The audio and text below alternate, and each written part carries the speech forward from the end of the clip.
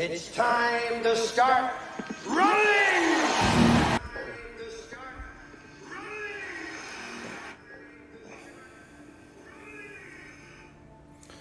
Hello.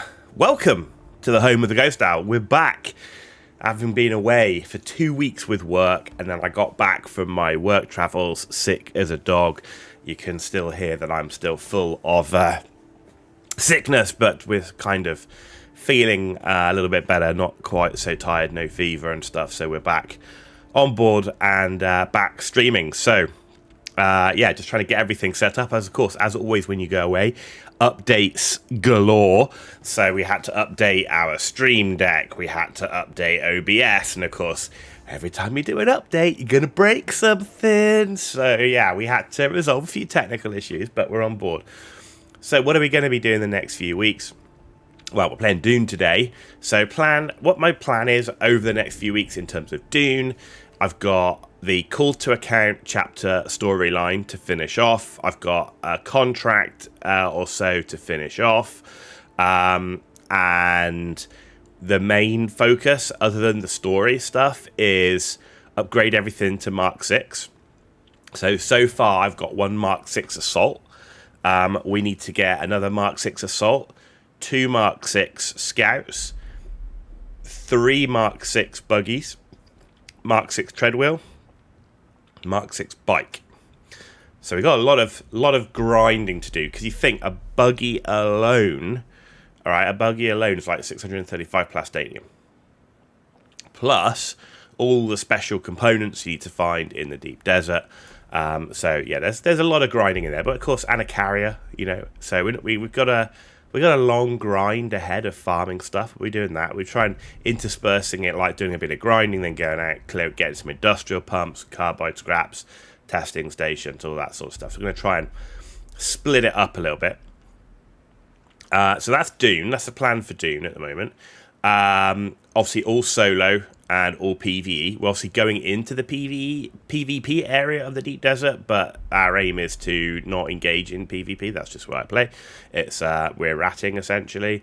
So that's Dune, and then the other plan is to play Path of Exile 2. So we've got the Witch that we're still working through in the Merc.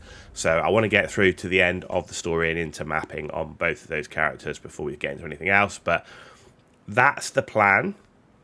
However, in 6 days' time, there is a release of a game that some may have heard of called Battlefield 6. And I do intend to be playing Battlefield 6. So we're going to give that a go as well. But the main focus is Dune and Path of Exile 2. And we got Mouse on board. Mouse, hello, finally able to catch on one of your live streams. Well, thanks very much for joining us. I don't normally stream on a Saturday, but it just so happens that my wife is away, so I'm home alone, and so my plan is to stream pretty much Saturday, Sunday, and every day I can for the next 5 or 6 weeks. So I'm going to have to go away for a few days of that. But Mouse, thanks for joining us. Much appreciated. Much appreciated.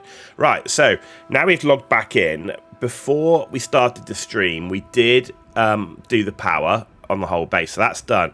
But what I found myself now is it's kind of like a daily routine that we have to go, which is do the power on both the bases, the main base and outpost, and then going and getting flower sand for silicon blocks, right? Just want to let you know that you really enjoy the videos and always use them when you need to do a testing station before heading in.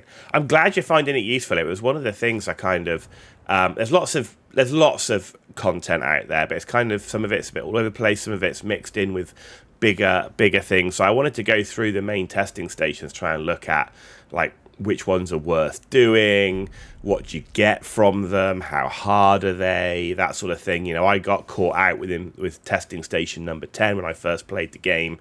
Went in there completely undergeared because a contract told me to go there, and I got my ass handed to me. So anything I can do to help out the community, and feel free to ask a question whenever you can. So, and if you've got any suggestions for content, let me know as well. I've tried to avoid doing specific content for Deep Desert because, of course, it resets every week. And we've seen the testing stations there. And the wrecks, as to that's the only thing that I've kind of got left that I kind of want to have a look at, which is doing dedicated videos for each wreck. So maybe we'll look at that in the future.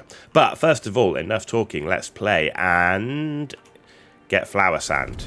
Not the most interesting thing in the world, but I'm finding silicon blocks are, as particularly where we are now, which is we've been having breaks from the game. We've been needing lots of fuel. And we're upgrading stuff right to Mark 6. So silicon blocks are kind of like life at the minute. We're going through them so fast, particularly with things like building the large water containers. You know, we've got 1.1 million water capacity right now.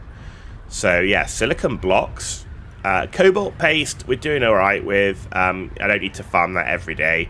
You can easily get enough because you only need it really for the vehicles. But silicon blocks, that is life at the minute for me, along obviously with spice and the usual stuff. But yeah, silicon blocks seem to be the main thing. And now of course they've moved the flower sand location, so there's none that are safe anymore, which kind of sucks a little bit, to be honest.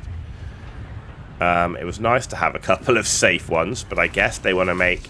The problem I have with it is it becomes a bit monotonous because you need a lot of this stuff. There's no super fast way of getting the flower sand.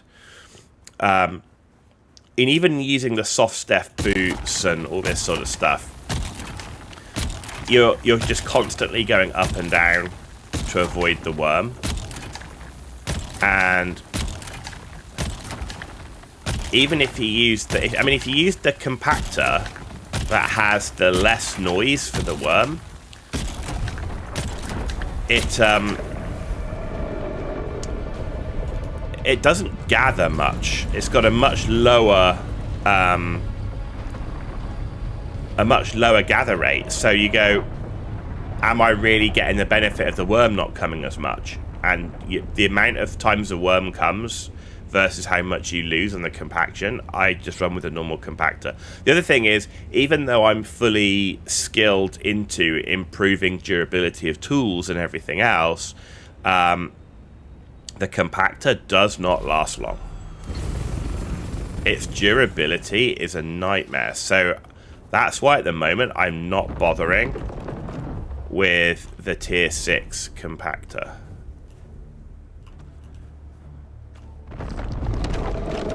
What the actual hell?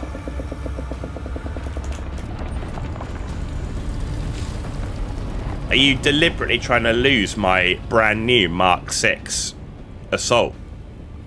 I literally just built this thing. I don't have a shield on or anything. I've got soft step boots. I didn't even do anything other than run out and try and pick up this stuff. Rudeness. The worm has clearly got an aggression towards me today, which I kind of feel is a bit rough. How rude. But you should be able to pick up about 1,000 to 1,100 flower sand each time. There we go, like so.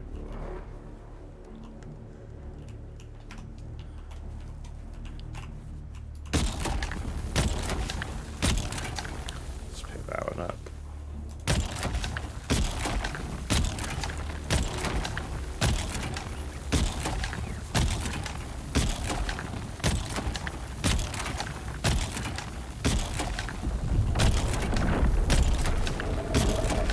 Wow, the worm is not happy today. And we're not on drum sand, are we? Like, I'm just going to check. We're not. I'm pretty sure we're not. There's no drum sand here. No, we're not. Look at that. Rude.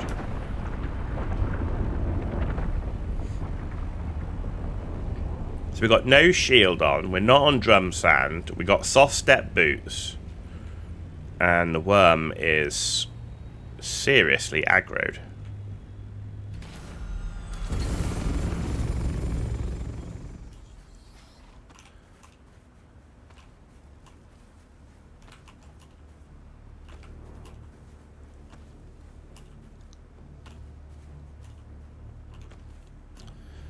But Yeah, flower sand. I'm using so many silicon blocks. You just got to be done.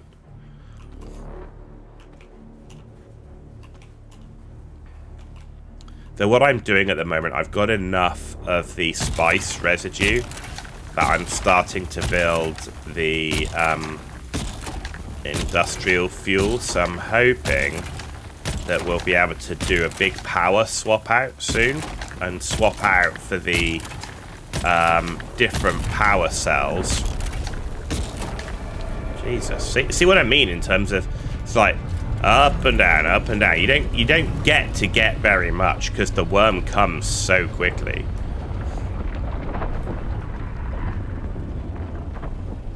But once we do a power swap over, you get 150 power for the ones we're currently using, or you can, the next level up is 350, right? Which is more than double, which means I'll need half the amount of power generators for the same amount of power. And I'm not short of power right now, but I'll need half the generators, which means I will go through half the amount of fuel.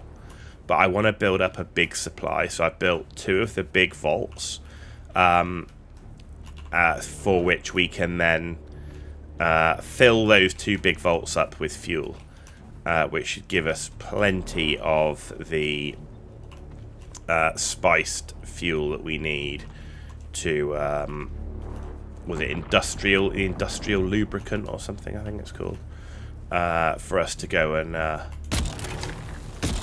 keep our base running.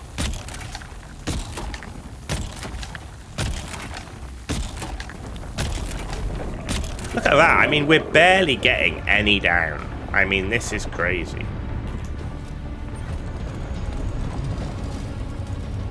I'll probably be having better luck in the deep desert. The only problem is, you go, okay, so you might be able to go to the deep desert and farm for longer, and you probably can. You probably can. But by the time I fly there, find the flower sand, which is not going to be close, and you fly in and out, it's just going to be a pain.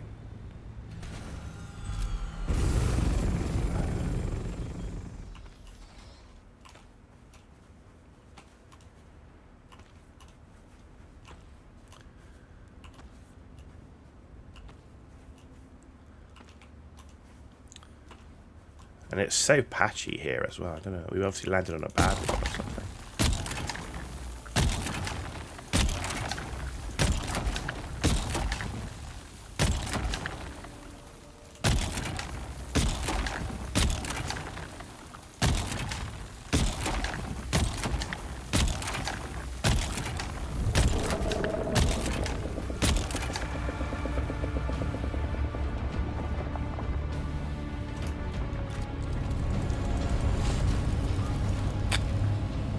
Up and down, up and down.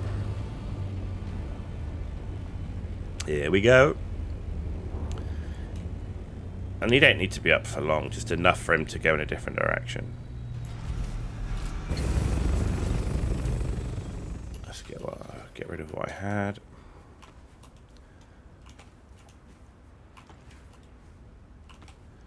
But I mean, we want to be...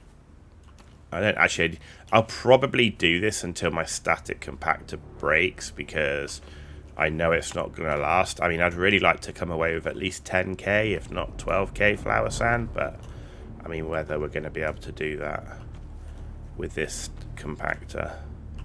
So you can see it's already been repaired a few times, mainly from farming spice, but that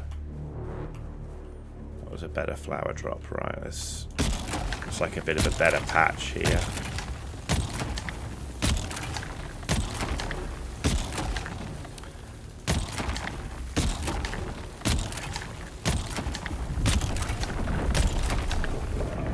That's crazy.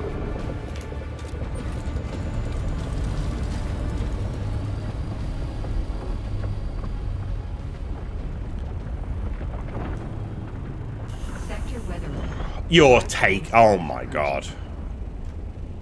Oh. Clearly it's not gonna be our day. Where's the sandstorm? Oh shit, it's over there. How are we gonna do this? Yeah, base is just there.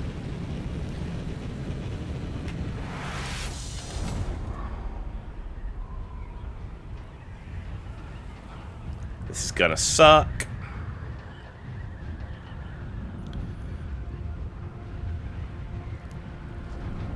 One minute sandstorm. Wormed to death. Ah, not a great start.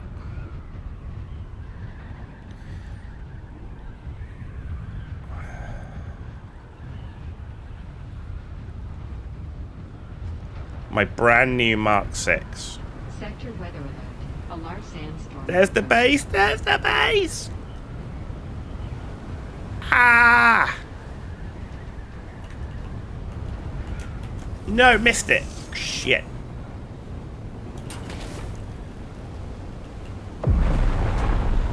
Get in, get in, get in.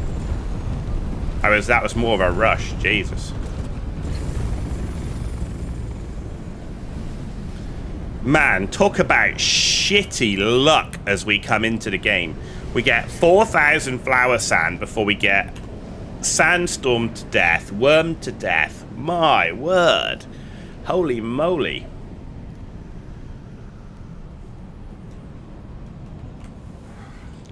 Well, now I've got to wait for this to pass. I might as well go and repair my compactor while I'm here. Get a little bit more and get some more water. The repair station is just down here. Man, that's... Oh, the power pack. There we go. And that bit of that. There we go. That's good. And water. Gotta love the frame rate drop. Oh, look, we need some more bodies to be put in here. Let's do that as well while we're here. Gotta love the frame rate drop during those sandstorms. That's how I blame it on my bad flying. I missed the landing pad because of the bad frames. Yeah, that's my excuse. Okay, we're gonna need to a body hunt as well. We need to fill up our body cache. So we do have quite a good amount of water at the minute. There we go. Right, let's go back out and farm some more of the flower sand.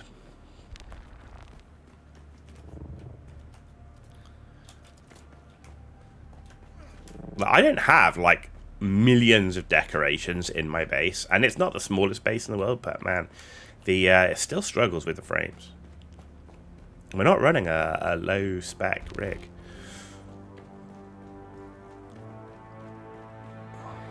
My poor Mark 6, man, literally fresh off the production line. How did it do? Oof. We did take some damage, but I know 2 of those. Actually, the 2 with the most damage, that was from they're Mark 5 components because I didn't have enough materials to build the thrusters or the storage. Brand new. So, and there's no Mark 6 storage.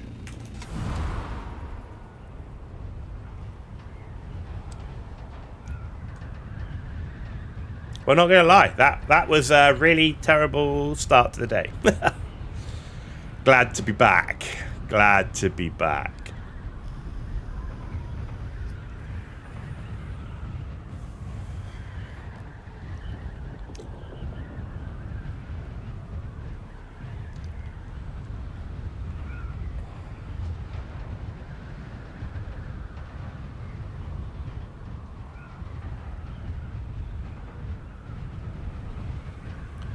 I wonder if my static compactor things are still there. Probably not. They don't last very long.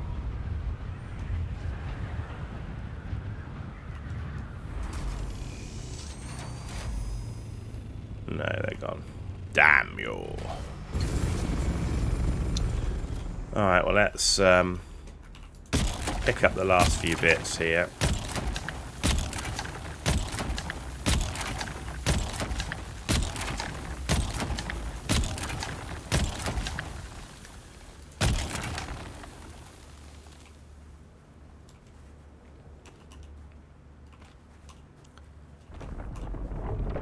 Come on.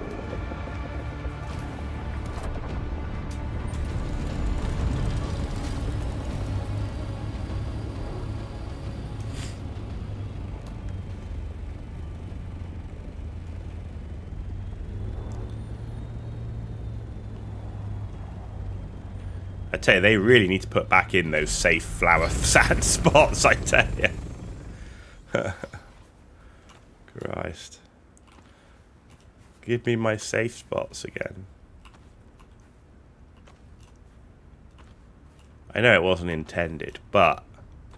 Intend it, please.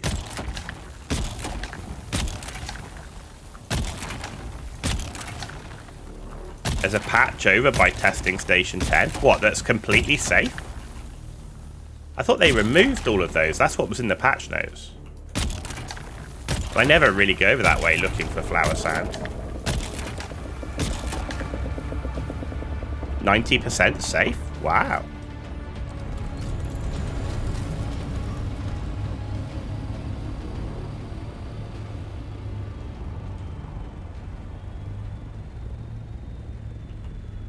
Yeah, I mean, where my outpost is, I just used to drive around in the buggy. I just used to fill my buggy up. I used to have so much flower sand. It was crazy.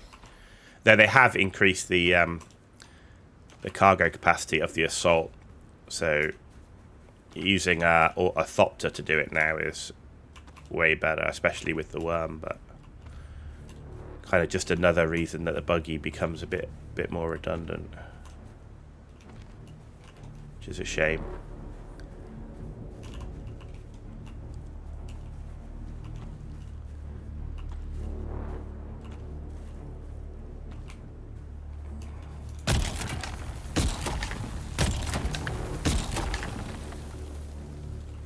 Last few bits here while we can. Let's not cook ourselves in the sun. Right, let's go and see if there is this 90% safe one.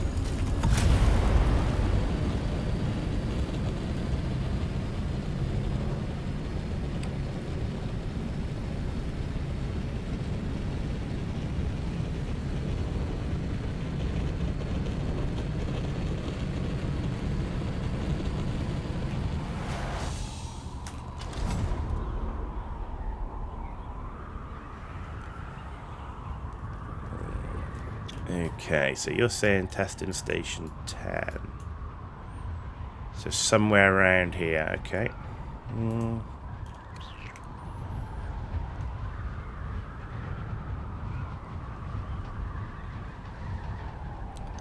Let's try and zip through that gap. So that's better. So if you look now, so we moved from the Mark 5 to the Mark 6. We've still got a Mark 5 thruster, but everything else is Mark 6. And we're basically getting 10 kilometers an hour more speed on the glide, right? So if we set the normal glide slope we have, which is about here, you're getting about 10 kilometers an hour more. There's a small island next to testing station 10. So it's one of these, I guess. Or testing, unless it's one of those, maybe. Okay.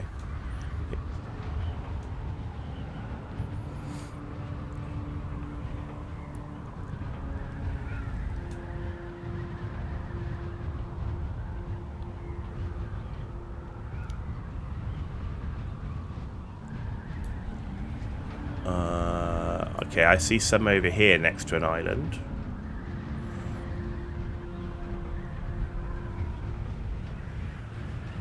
World map to travel home. I don't do my silicon refining at my main base. I do my silicon block. There it is. I do my silicon block stuff in my outpost, which is literally right next to where I am here, because I keep an outpost next to the trade post, which is just here, because I find that a really easy way to get into Hager Rift. Pick up plant fiber. Actually, it's quite easy to pick up fuel cells if you're driving around in your buggy.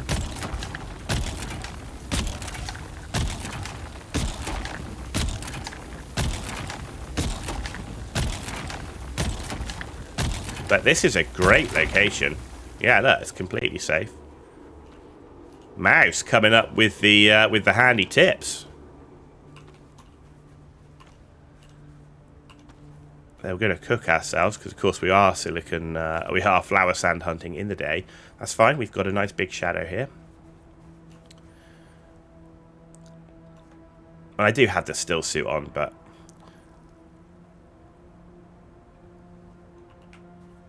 we're in no rush. We're not speed running anything. We're just gathering our flower sand. I do still find, though, that I took the skill to increase my tolerance to the sun, and I don't feel like I'm really seeing the benefit of it, to be honest. I mean, maybe I am. Maybe I'm just not noticing it because I've had that skill for so long, but that skill combined with a still suit, not sure if I want to keep those skill points, to be honest.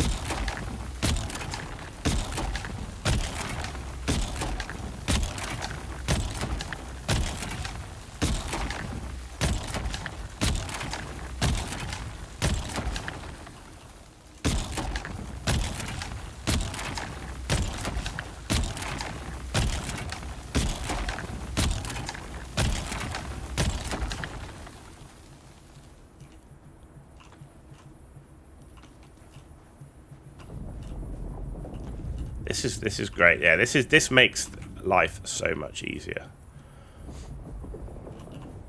There you go. How are we doing? Well, we're waiting for that to go down. Okay, we got 7k.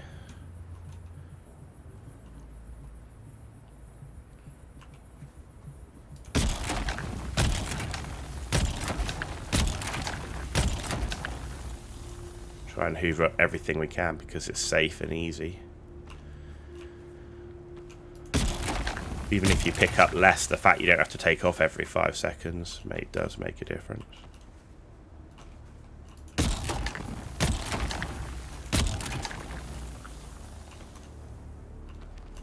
There we go.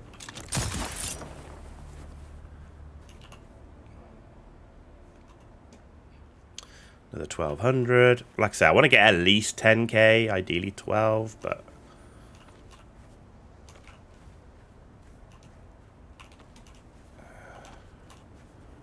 I mean, that at the moment lasts me about a day. 10k flower sand lasts me about a day. Which is how quickly we're going through silicon blocks. But also in terms of refining it.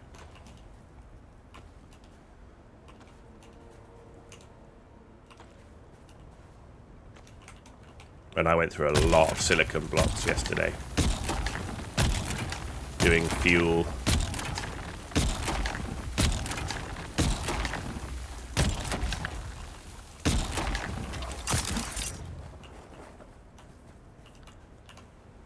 Look at that, we just didn't cook ourselves. So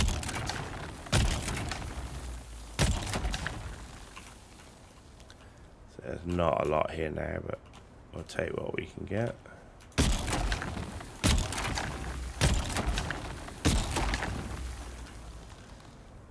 I actually prefer doing this at night because it's actually easier to see the flower sand. Like the extent of it and how condensed it is.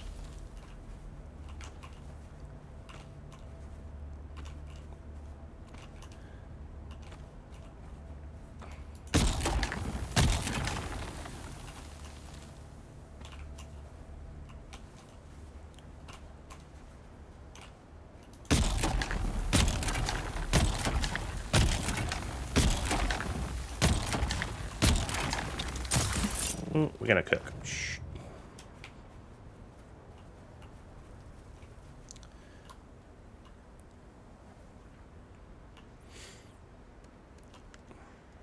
There we go. We nearly got 10k, so that's good.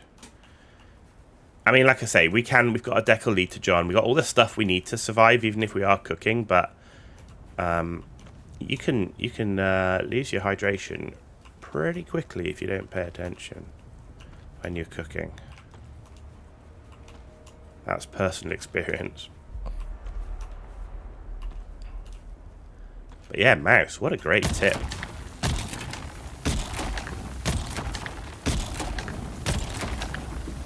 Okay, now we can see that our static compactor is not going to last too much longer.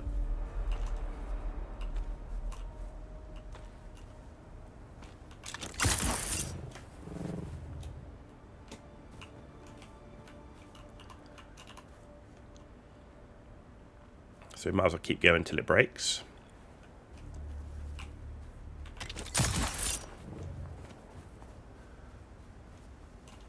Yeah, it's only this end bit here that really is in worm territory.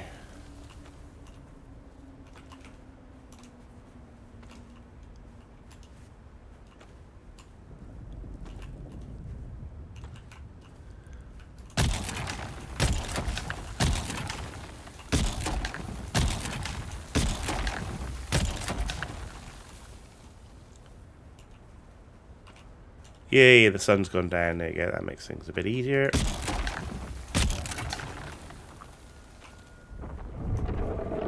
What? Go away.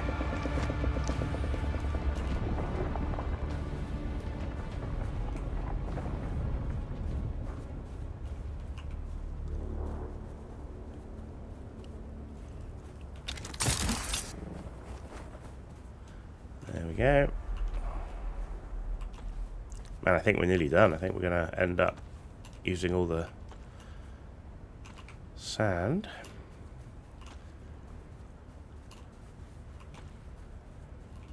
There's a little bit more over there, I see. I mean, these little piles, I mean, they don't give you very much.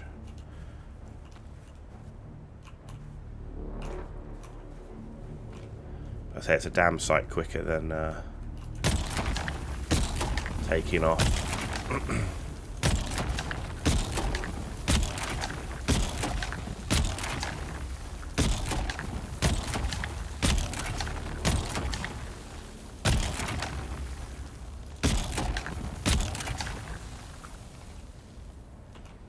Yeah, I think we're pretty much done now.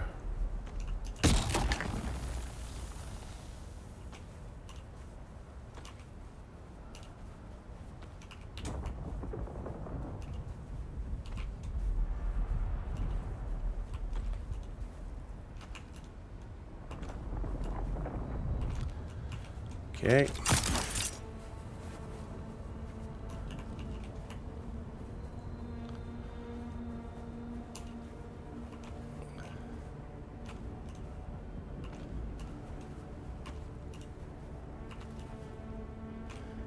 That'll do us. That'll do.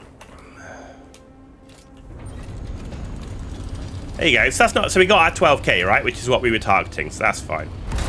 All right, let's head back to our base.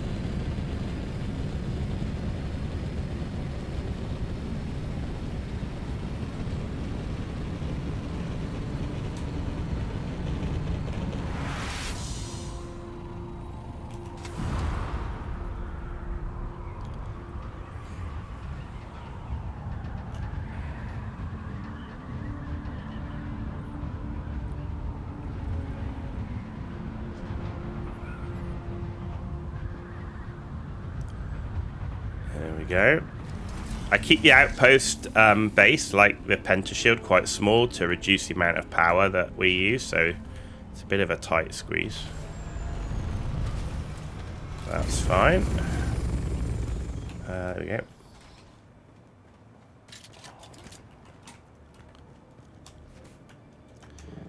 Let's just make sure we're fully powered up. There we go, yeah.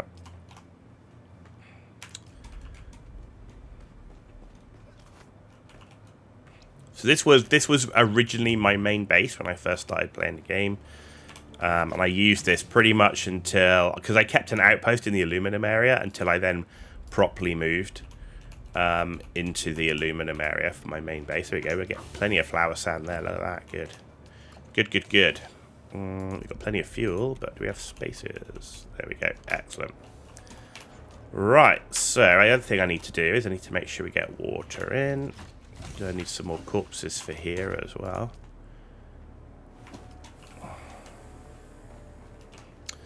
Right, storage, silicon block. We can craft 900. And there's some more of that. That's good. So, yeah, water. Let's go get some corpses just for there.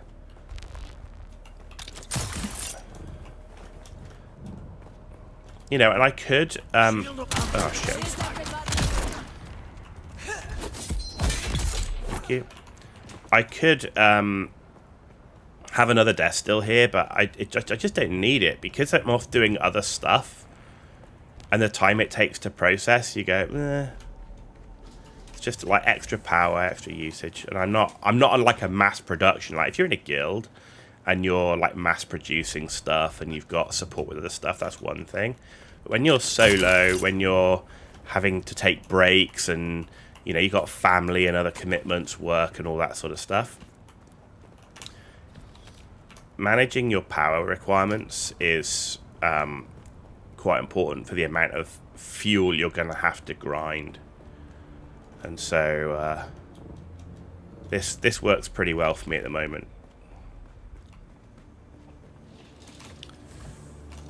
So a single death still, couple of chemical refineries. We've got all the crafting stuff, so should we have any major issues or we need to repair anything, we can do that, but it's... Oh, you cock. Just as we scope him up, he decides to...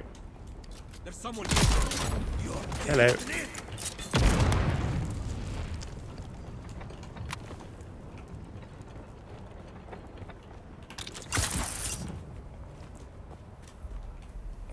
There you go, that should be fine. That'll give us 4... 4 corpses. There we go.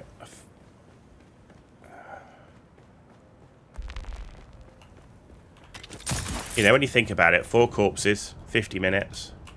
It's a reasonable amount of time, you know.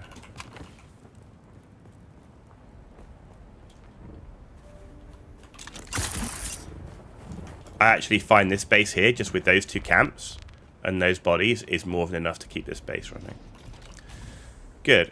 I don't need to do any more cobalt paste for now, so let's head back to our main base.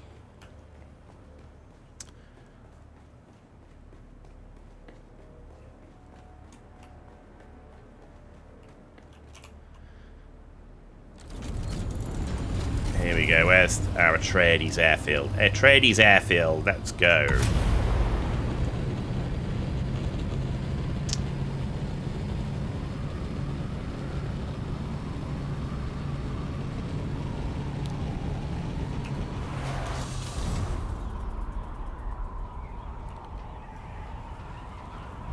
Cute.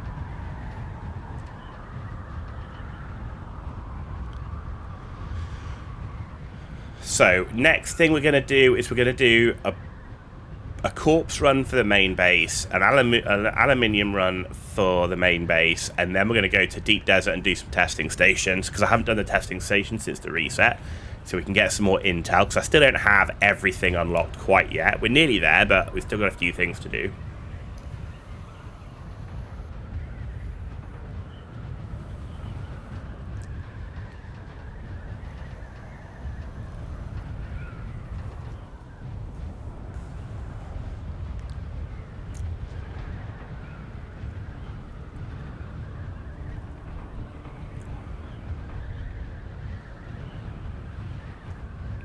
And the world map, it's interesting you mentioned about the world map, Mouse, and there's many occasions when the world map is the absolute quickest way of getting back. However, I'm a bit of a, like, role player, and one of the biggest things for me playing games is immersion, and I actually don't like it to go in and out of the map.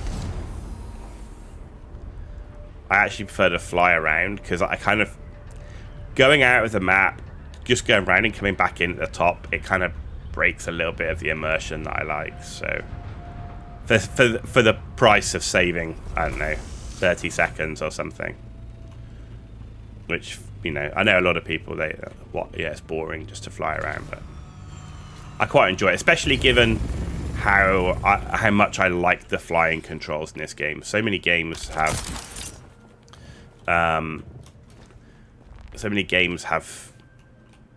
flying stuff in, but the controls can be a bit hit and miss. Well, that's still chugging away. Right.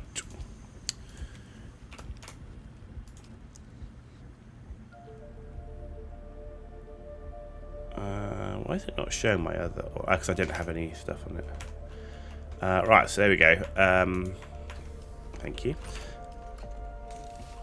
So we've got silicon blocks. Okay, we got close to 1500. We got cobalt paste. Okay, that's not bad. How are we doing for our industrial grade? I can make another 100 of those. Yeah, so we're going to need fuel. So we need to do a fuel cell run as well. Understood. There we go. Well, let's keep that chugging away because I'm trying to use all of my spice residue to make industrial grade. I'm not going for this. I don't, at the moment, have the best source of irradiated slag. And I could go and farm it, but to be honest, with, again, the fact I have to take breaks from the game, it's easier to build a ton of industrial grade lubricant than go straight for the top power generator. And I just don't need that much power as well. So, but we're filling up. Yeah, see, look, we're filling this up pretty nice. And you get 100 slots. So we'll be able to fill both of those up with a lot of fuel. That's good. Okay. What do I say we're doing now? We're going out to do corpse run. How's my buggy looking? 44% on the treads, engine, fuel. Okay, good enough to go do the corpse run.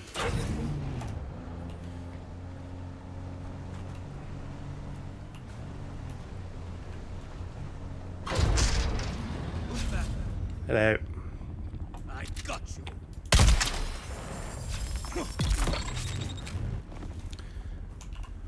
Well, see, the good thing there is I didn't actually have to go and get him. He just came to us. But I do want to go up here because I don't ever like to leave Solari hanging around. You know, and if I do like 5 of these camps, just a quick 1,000 Solari around.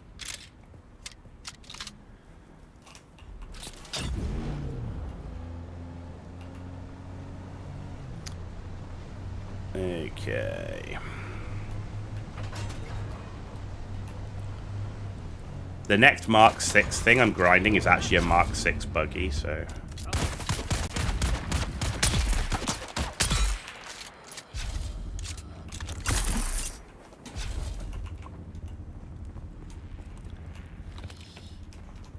Apparently being next to the body meant I couldn't pick it up, but there we go.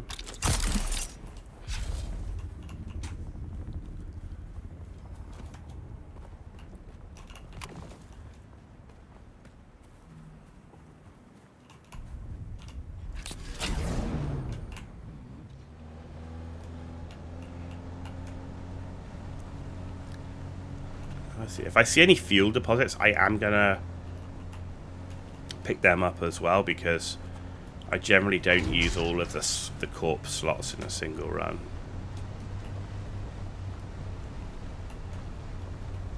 Oh, we got 2 here. Look at that.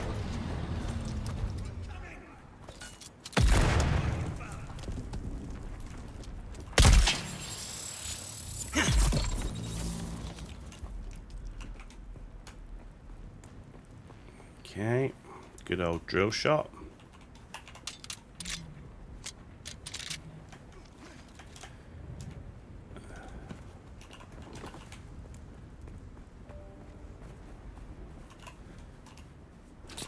Okay, nice, nice. Next camp. Not seeing any fuel. That's rubbish.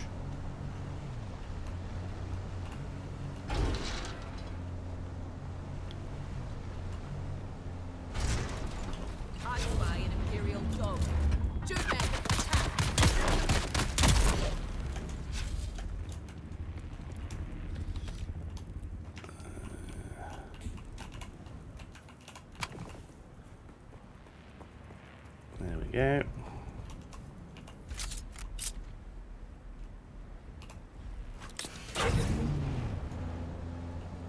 Next camp is over here. Still not seeing any fuel. Rubbish.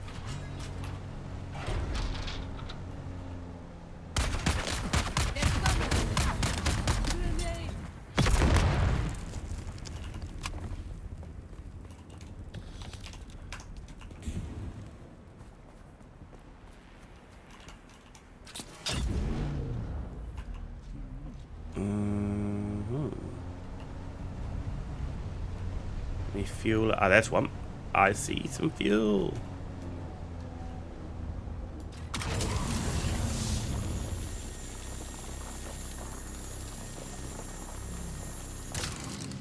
Hello. Thank you.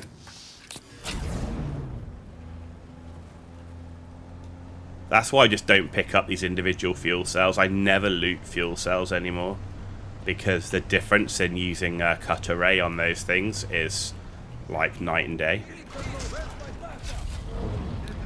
There's my backup. Oh, I missed him. There you go. Rude. I am in a still suit, and I'm not in an armored still suit either, so...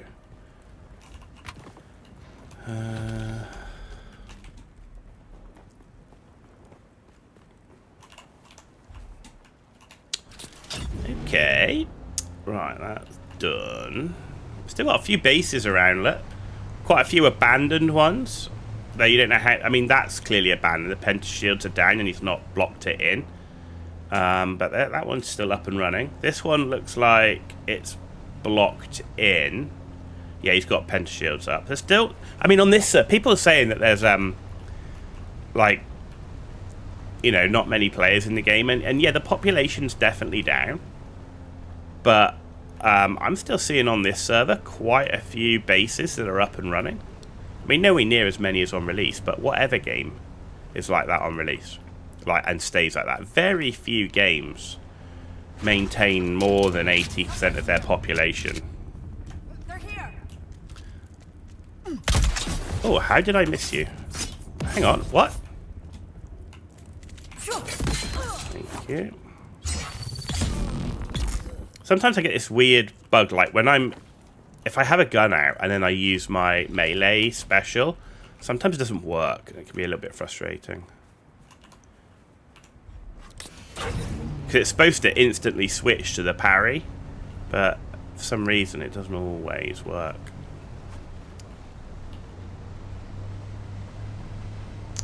Ah, fuel cells.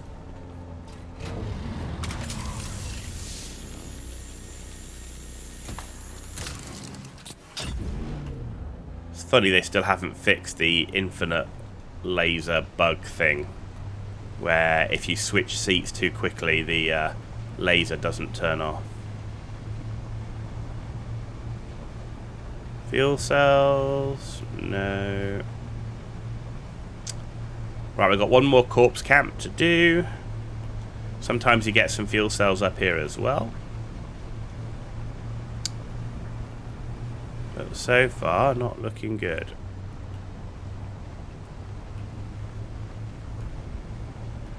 Not looking good at all. Okay.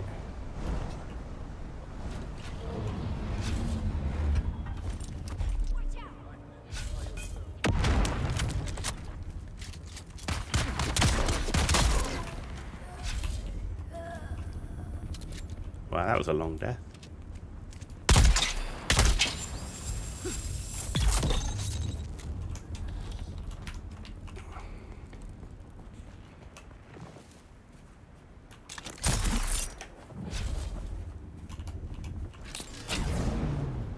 Actually stopped a bit too far away there. That was stupid.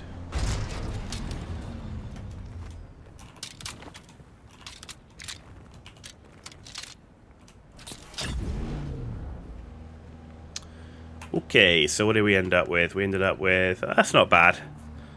I wish we'd had more fuel, but I mean, if it's not there, it's not there,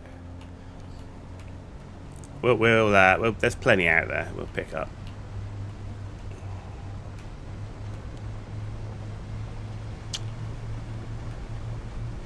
Anyway, that's my little corpse run in this area.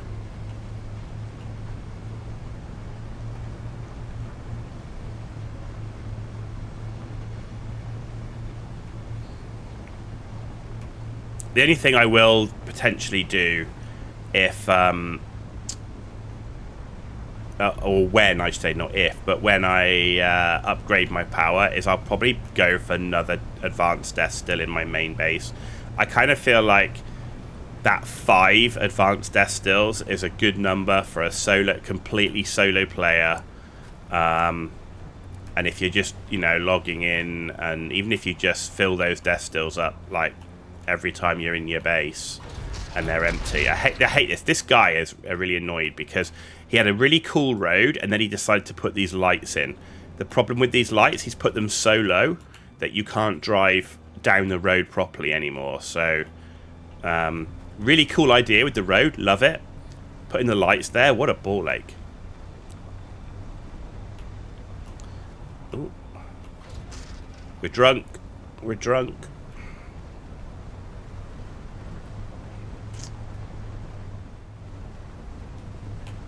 Seeing if there's any fuel areas we missed. We've got Joey Poole with the follow on Twitch. Joey, thank you very much for the follow. I hope I'm worth it. I hope you're enjoying the content. Has he respawned? No, he hasn't. You should have respawned, and you have.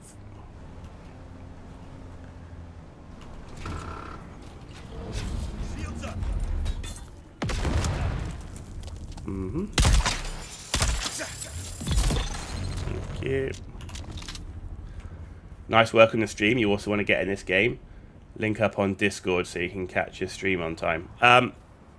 So I do have a Discord. It's linked in my channel below. But I mean, if you're following me on Twitch and you have the notifications turned on, then you'll know when I'm live because it'll come up. But especially if you've got the Twitch app on your phone as well. You don't need Discord for that, and I don't make announcements through my Discord that I'm started streaming. Mainly because of time. I do this for a hobby more than anything, and trying to manage a YouTube channel and a Twitch channel and make sure that everything is at a decent quality. I don't have time to really mess around with Discord and moderate a Discord channel.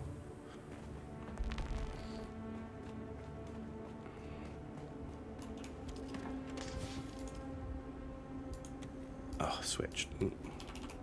Okay, not the best on fuel. Right. What else did I want to do? So, corpse run, aluminum run. Let's go back out and do aluminum.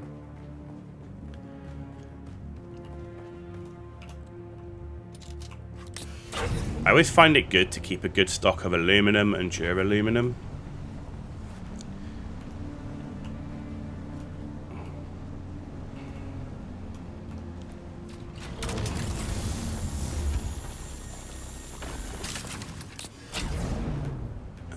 Anything down here? Sometimes there's a fuel cell thing down here, but there's not.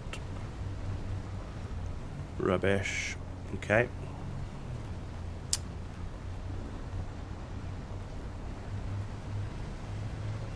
Alright, there's more aluminum around here.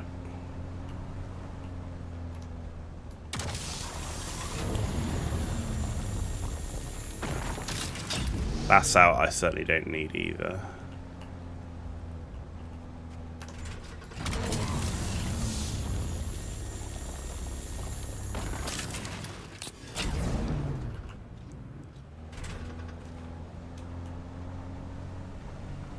Oh, you've respawned as well.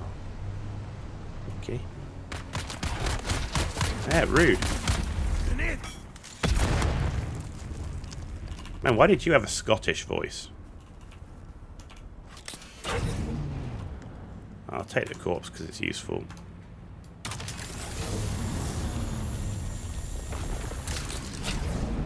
Got a Scottish grenade.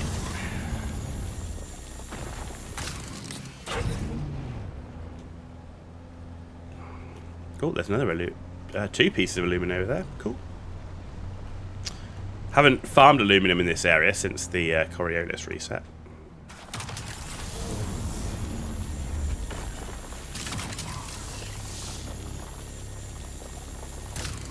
Okay, now it doesn't want to work. Hello. What is going on? Can someone tell me? There we go. How bizarre.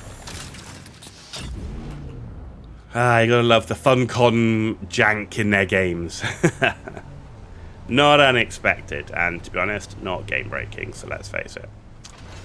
The only thing that we really care about getting fixed is game breaking bugs. Like, duping materials is one that needs to be, like, absolutely stopped.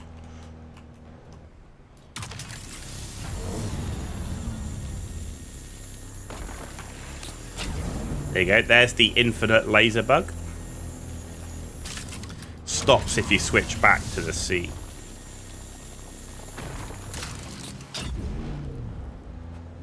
Hello, and you're back.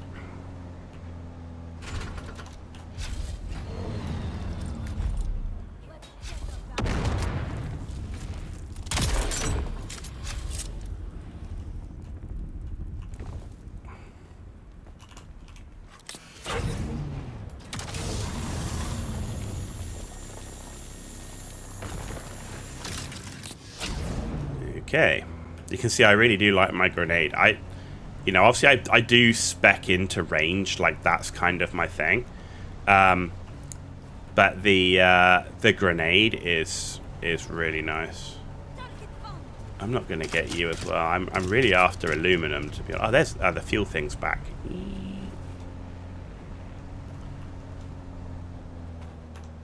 That I definitely want.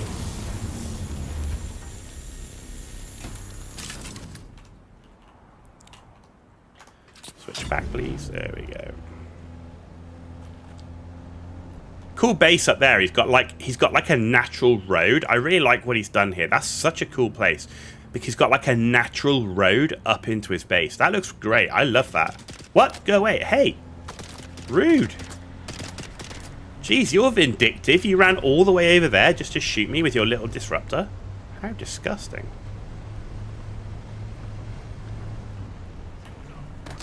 Oh man, they're all respawning. Okay, I'm gonna have to deal with you, aren't I?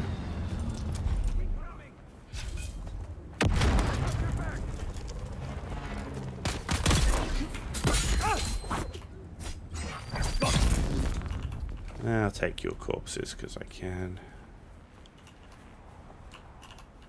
And this is the thing, it's like if you go do a corpse run, you go all the way back.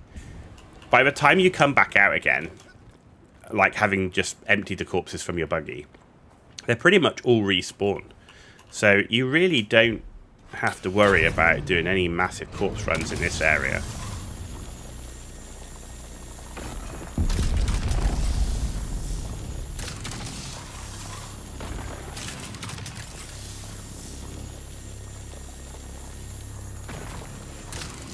How are we doing on space? Okay, we're not bad. Not bad at all.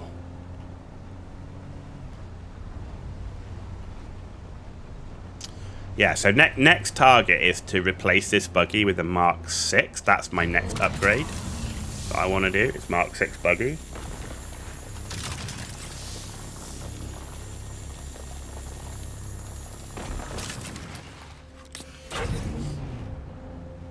Let's get the fuel.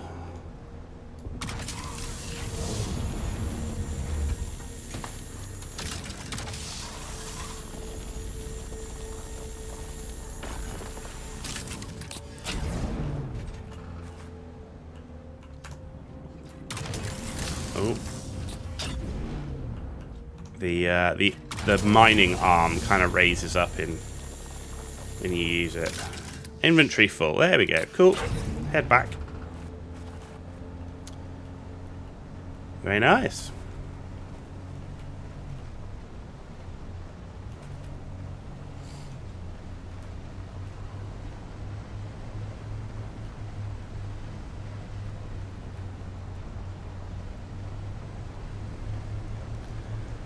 Back to the airbase.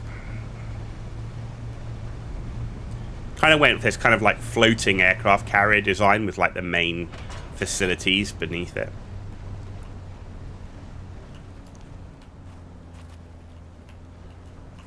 There we go.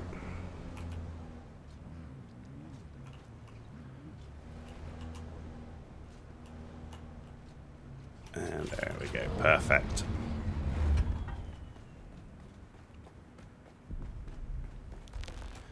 Right, so this is the right one. Oh, hang on. Oh, that's because we're in the wrong one. Wrong one. There we go. Bit more fuel cells. Oh, that's pretty full. Not gonna lie. Yeah, I need to make another some proper sized storage for all my ore stuff, because you actually fill up that storage really fast. There we go. But you're not making, so let's make aluminum, please. What we should, we can make 233. Okay. Let's do that because we've got tons of aluminum anyway. Copper, we can make 185. Let's do that. Copper is useful too. And I should name them really.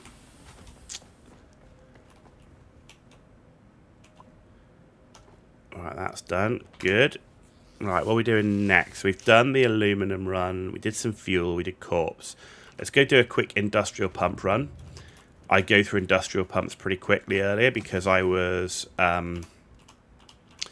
building water storage areas. Okay, we've got plenty of that. Let's get rid of that.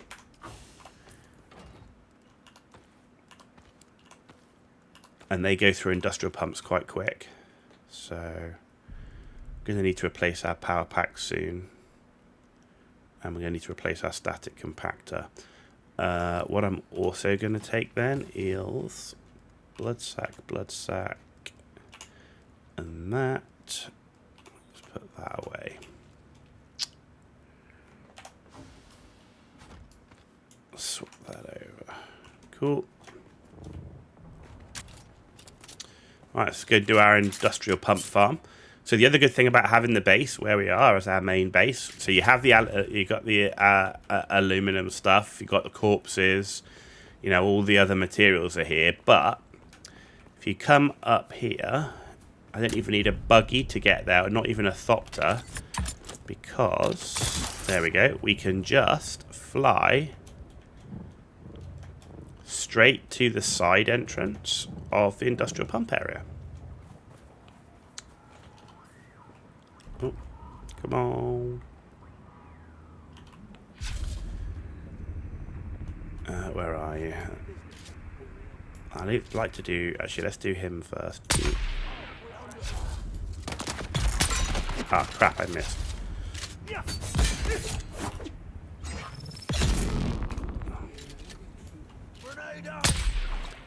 What? You're not supposed to throw grenades. Rude.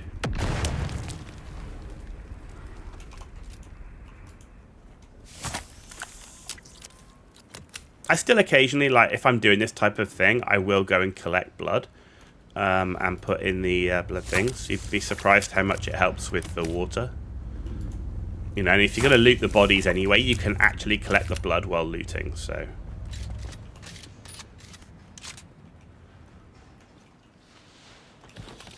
Nothing in that one. It's nothing in that one either. That sucks.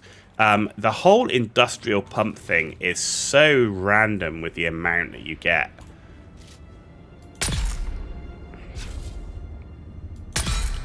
This is one of the weird things as well. Like if you shoot an enemy, like there's sometimes their movement is really weird. Like you shoot one. My God, we got one industrial pump. Wow. You shoot one, and then you go to shoot the other, and he like slides really fast across the screen, which makes your second shot sometimes better just to hold it. Sector weather alert. A large sandstorm is approaching. It's alright, we're in inside.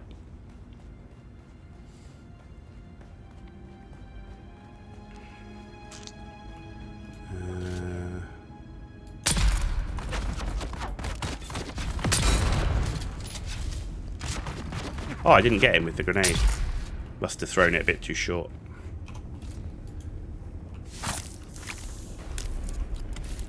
And I do loot all of this stuff because it can actually be useful for if you're doing Landsrad tasks. A lot of the Landsrad stuff, you know, requires like multiple weapons and things like that. So all of that stuff is useful. Plus, I really need the armor plates as well. But both our blood sacks are full now, so 2 large full blood sacks, which is about 1 1/4 of a large, you know, blood refinery thing. Oh, jeez.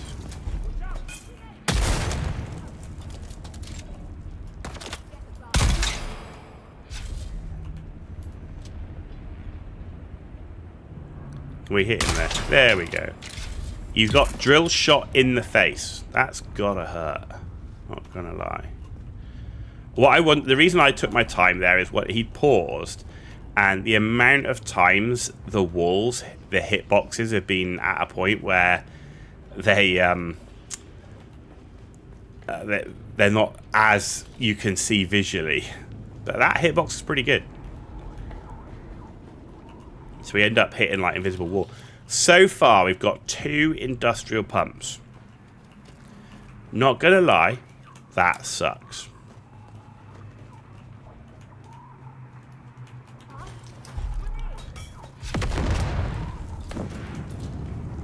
Rude. And again. Did I just shoot his grenade? Did I just shoot his grenade? Because I didn't hit him and his grenade didn't reach me. I'd be interested to see what that's like on a slow-mo replay, because that looks like I actually shot his grenade out the sky and it blew him up at the same time. Okay, we've got 10 industrial pumps. Quest gauntlets, some of that. Right, where's the dudes? Oh,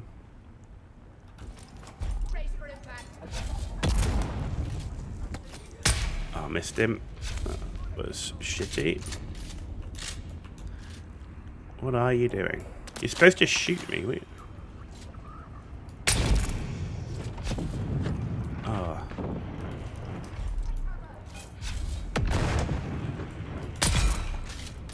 There we go. Oh, there's another one. Okay, clear. He ran all the way up, only to find that I jumped down.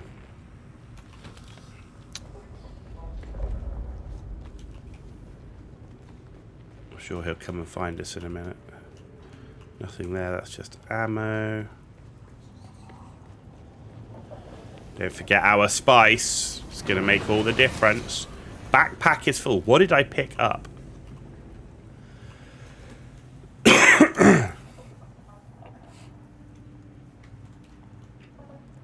Jesus, why do we have so many of those?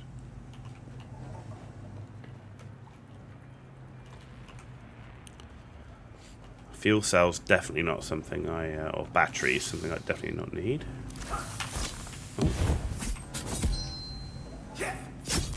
Oh, that was stupid. That was my mistake. I thought he was gonna attack straight away, but he didn't. He delayed. Never mind. 11 industrial pumps. That's really shit. Not gonna lie. 12? You need backup? No way. Where are you?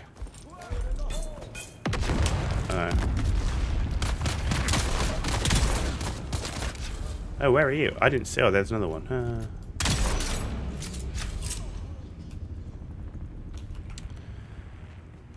And there should be another one up here.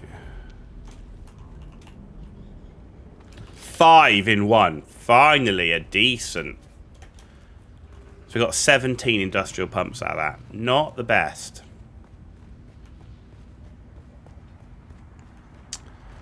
Not the best.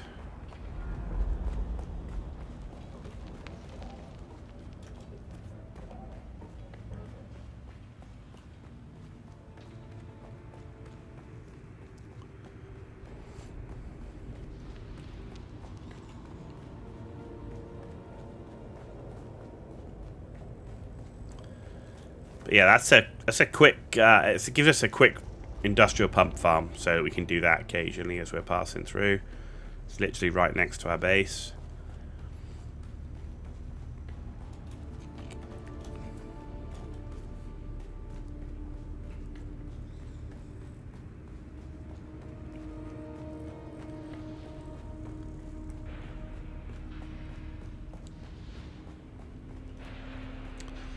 No respawns.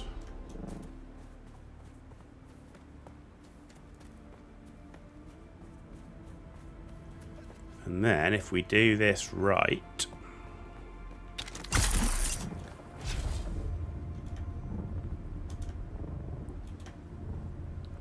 we can literally fly into our base.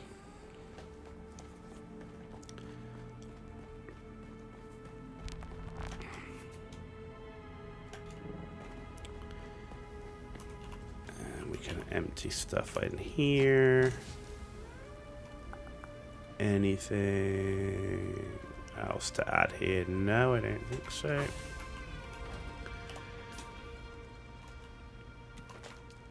Ooh. And repair. So what I'm going to do is that we're going to get rid of. In fact, I can sell that. So if you repair all of this stuff, can't repair that. It actually works out really well because you get way more credits when you repair it. And I'm selling it for Solari, so...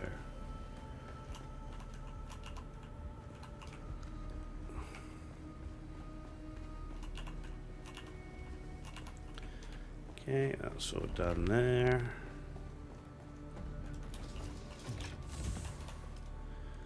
Deposit all. See, 2 large blood sacks is about 1 1/4. Yeah, but yeah, exactly 1 1/4. So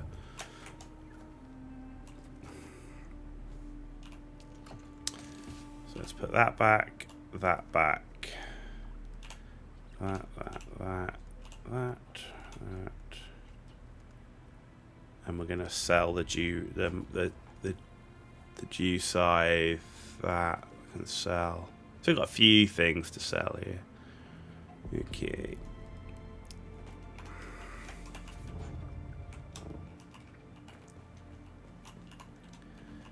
Okay, just deposit that. Alright, I'm going to do a quick carbide scrap farm.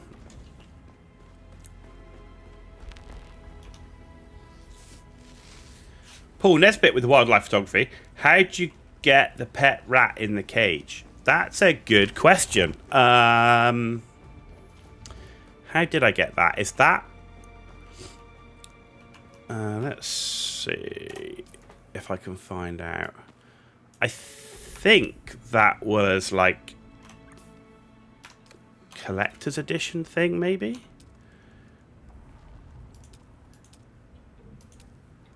Furniture.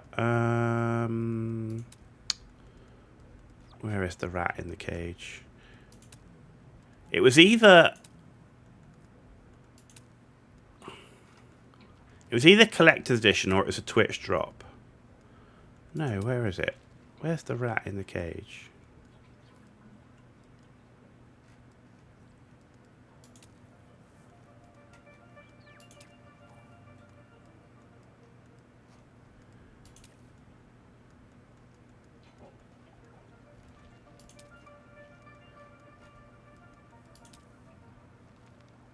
Okay. Huh. I wonder if it doesn't show, because I think you can only do one.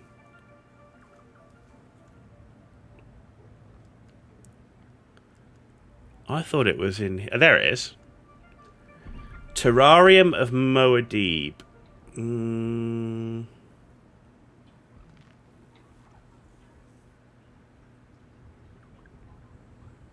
Placeable. Yeah, it doesn't say what it comes under. Yeah, it's in Deco. There you go. It's in Deco. I can't remember. It might come with the deluxe edition. I do have the deluxe edition, so it's either the deluxe edition or it's a Twitch drop. If you've got all the Twitch drops, then it definitely would be the deluxe edition. I do have the deluxe edition, so. But yeah, I don't remember where I 100% remember where I got it from.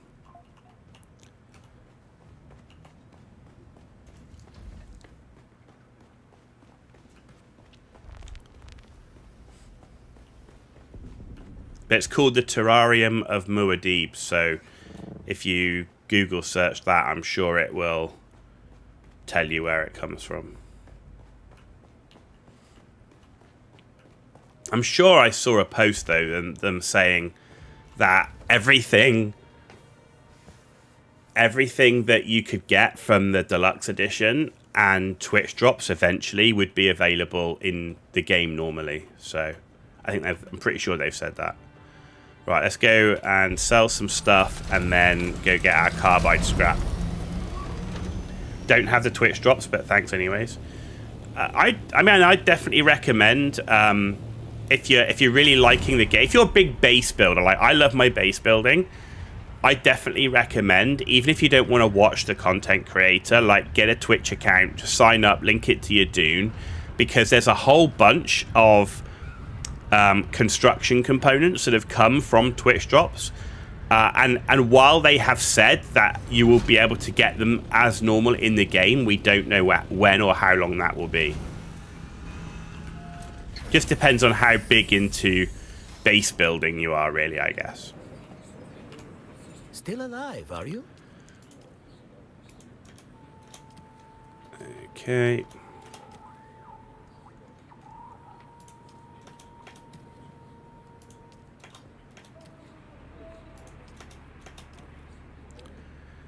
It's not much, but it's junk anyway, and I don't need the mats from melting it.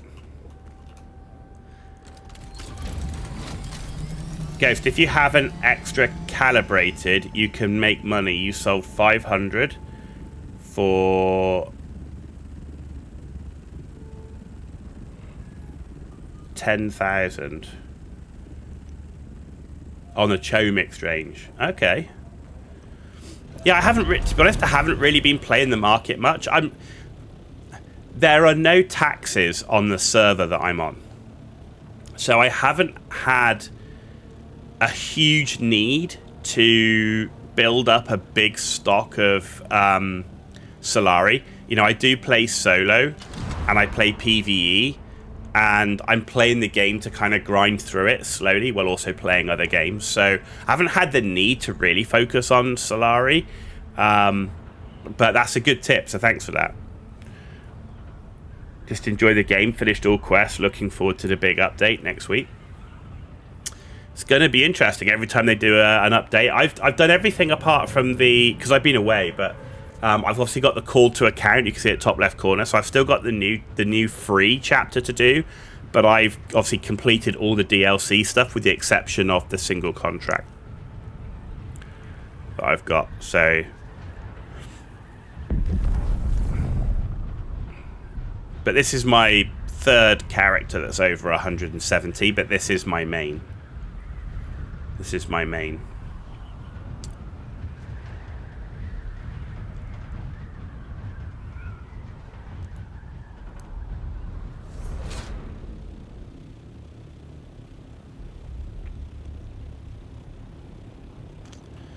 Let's go loot the corpse.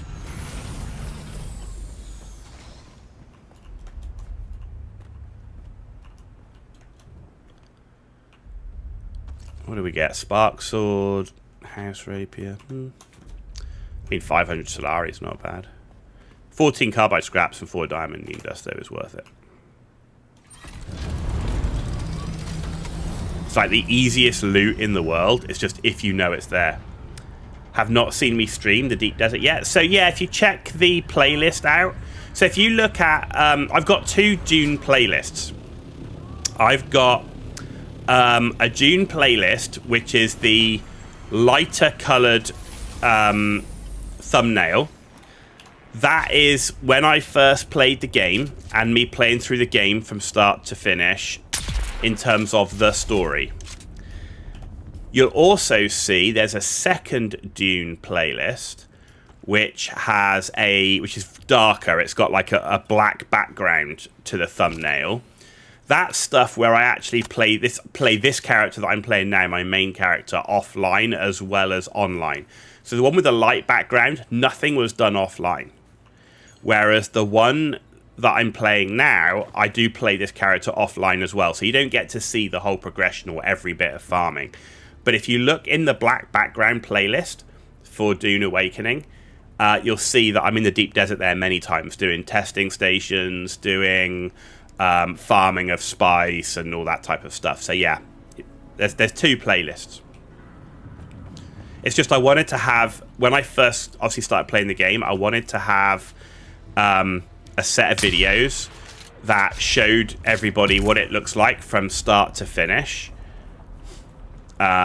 without, you know, doing stuff offline.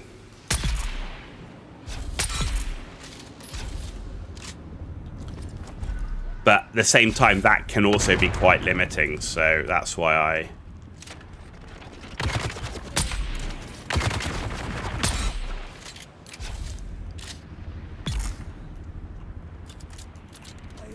Oh, cock.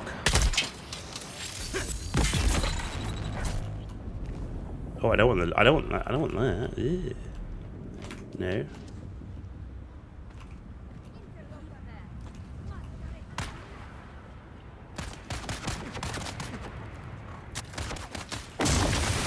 Oh, you asshole.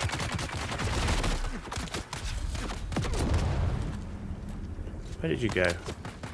Oh, there you are. My god, my aim sucks today. There we go.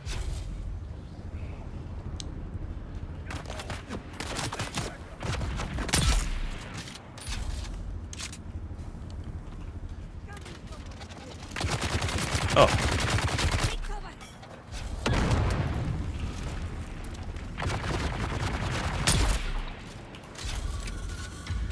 Just have to wait for them to start firing and their shield goes down.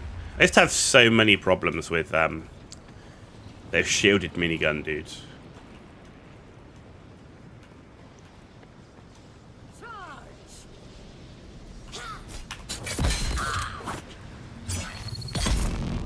I like the fact that that special parry ability does work even when they're behind you.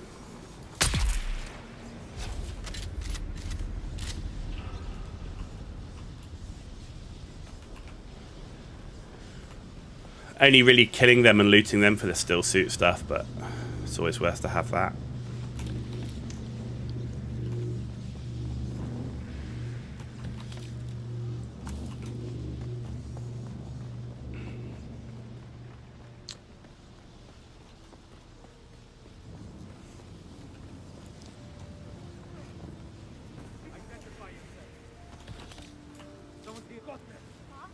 Where did the other one? Oh.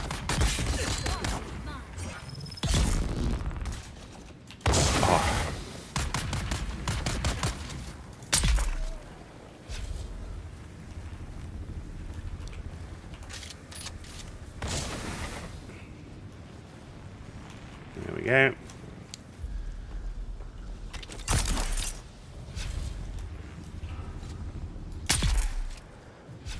I actually have to be careful, like, doing the jumps around here, because one time I, where are you? One time I actually jumped and I hit the electric worm and I instantly died. Don't touch the electrocated worm. It will kill you. Instantly.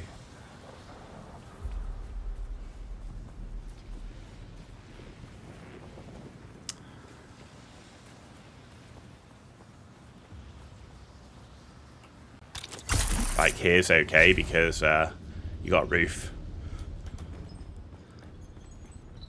Okay. Who goes there?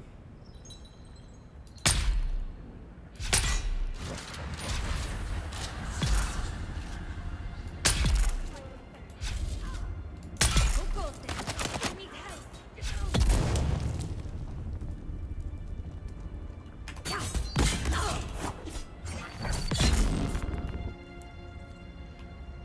Okay.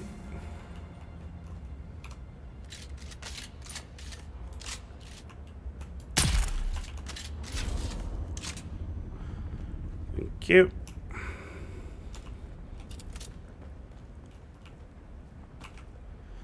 Whenever I switch to pistol to run faster, it just reminds me of Counter-Strike. Literally, it's like, oh my god, I'm playing Counter-Strike again.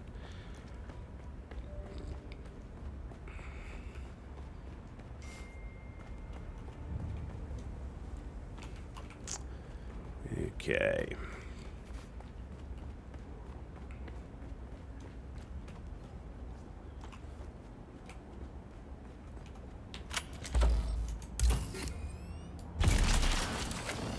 Oh, what? Why am I so full? What have I got in here? Another battery? Why do I keep getting those things?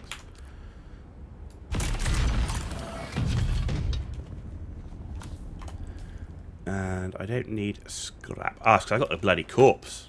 I did pick up a corpse. I'll pick that up then. I didn't realise I picked a corpse up. I'm wondering why it's so bloody heavy. But apparently carrying whole bodies in your backpack does weigh a lot. Who'd have thought? Oh, garbage. Right, cool. We've got 18 diamondine dust from that, 31 spice fused enemy. We've got another poisoned mist, which is my favourite. Which is my favourite of the just basic swords.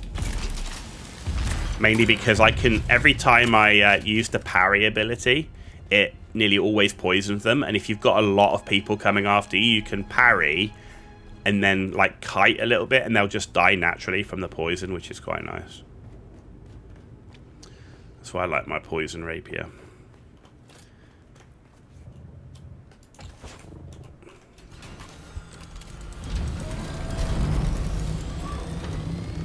Alright, let's go.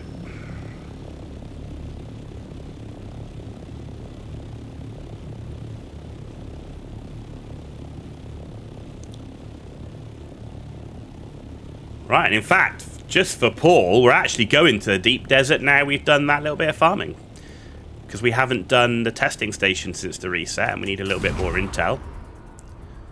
So we're going to do some intel farming.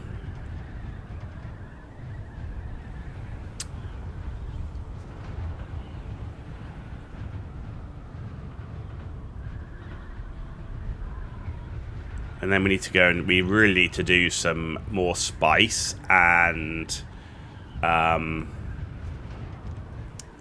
we need to do a lot of plastanium farming. Yeah, 635 plastanium for a buggy.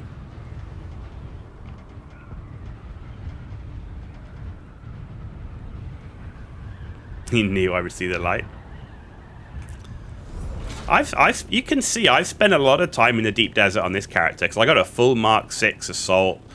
You know, I've got all of the I'm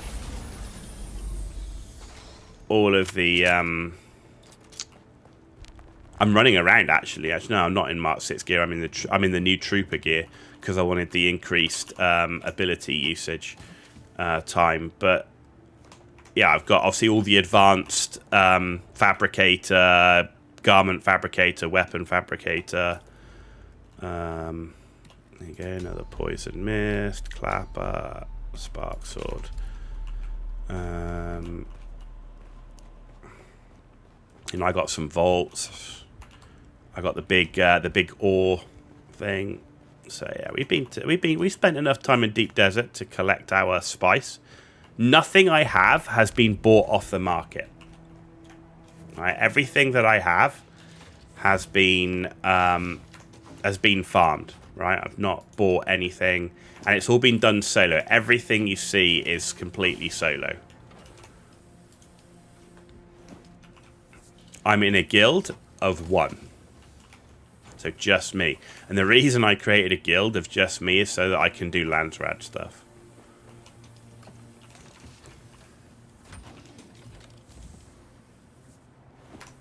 Okay, so that's done.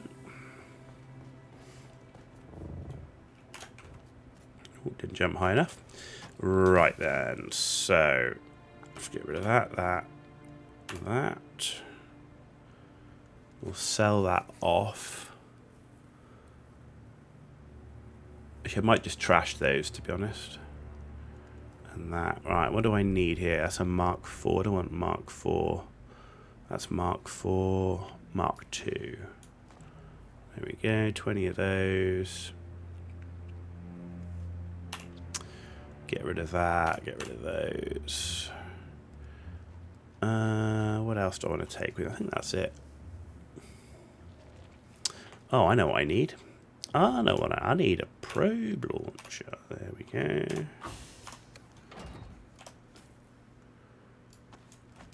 And I don't need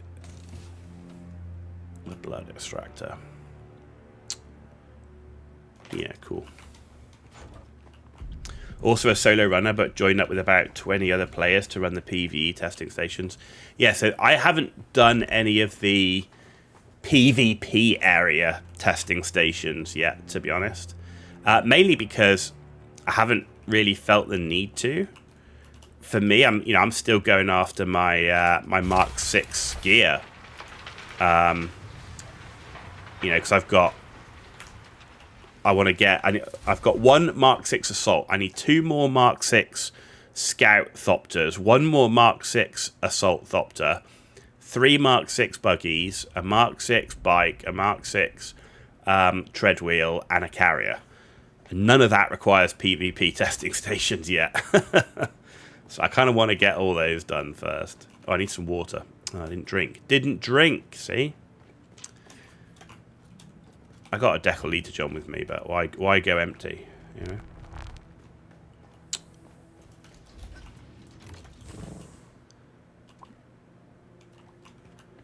So yeah, I'll eventually get to them, but yeah, I haven't done them yet.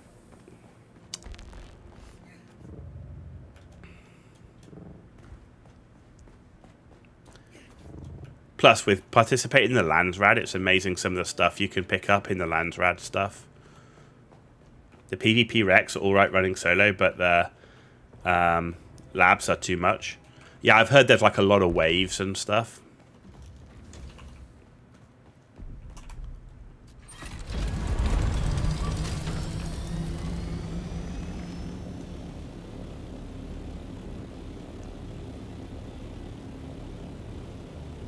I'm sure there's somebody running them solo. I haven't looked, actually. But it's like with all these games, right? There's always somebody that's running solo or doing no-hit runs, whatever. 52% on the wings, okay.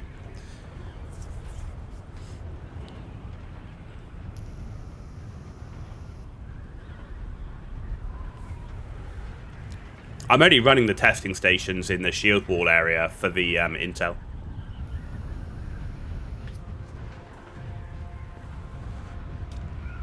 And I'm not desperate to unlock anything with the intel, but it's just a once-a-week thing, right? And they're pretty quick. So do it once a week, you unlock a few more bits, eventually unlock everything for when and if you need it. You put a small water system in your hangar. It's probably a good idea, actually. Especially given that I've created like an airfield thing, a floating airfield, so... But then, you know, given the way my base is laid out, I also have to go down to the bottom to empty all my bags and stuff. So I think it was just me making a mistake of not drinking. Normally I drink when I'm down there. Yes, and it's also PvP. Sometimes get to the end and you have a group rob you on the way out. That's also true. That's also true.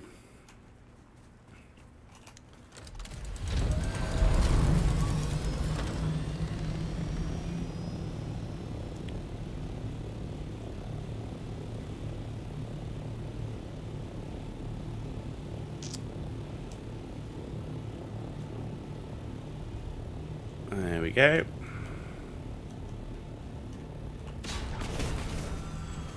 Come on, why are you not... There you go, just sitting weird.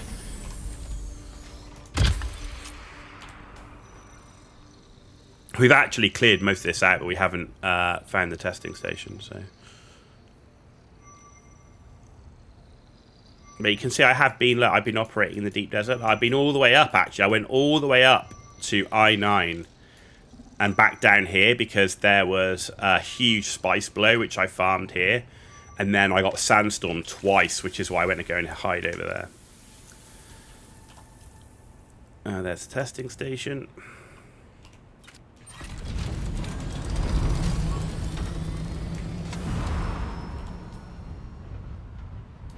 That one.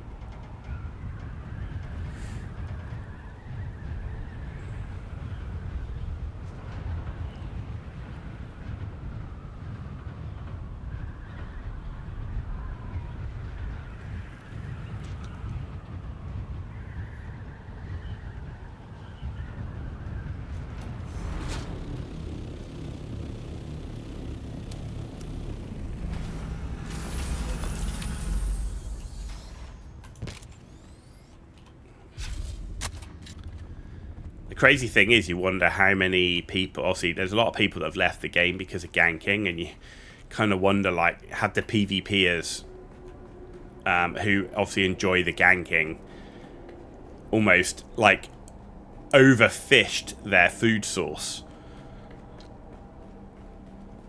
because they've driven people out the game with the repeatedness of the ganking sort of thing, but, you know... Everybody plays the game differently. That's what makes games, right?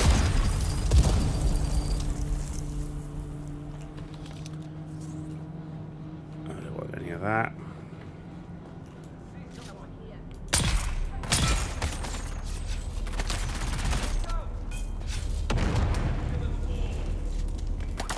Ah, crap.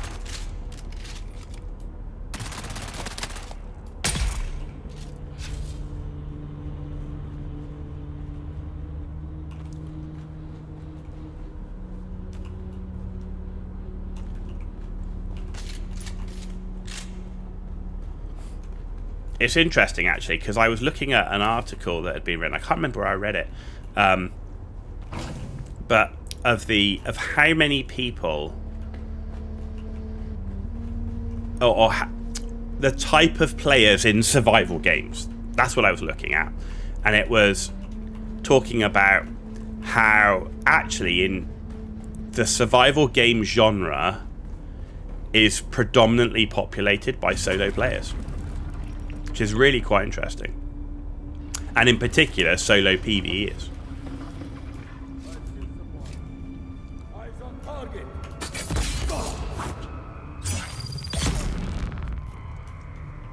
So it's kind of an interesting pathway that Funcom have chosen, because if you were to put out a game for you always want the biggest customer base you can, but without diluting the game, right? There's a fine line where if you try and cater to everybody, you end up with garbage, and we've seen that on numerous games. They're trying to cater to everybody, and then nobody likes the game.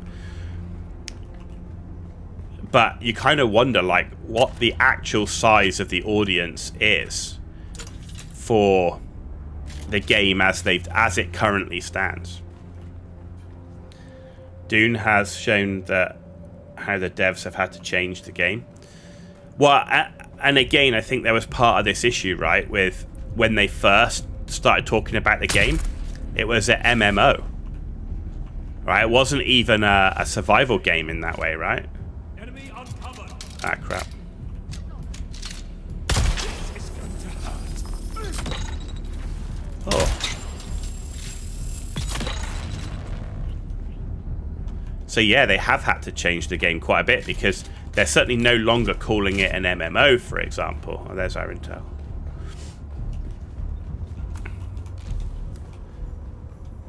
And also, I was reading a description of the game on Steam, and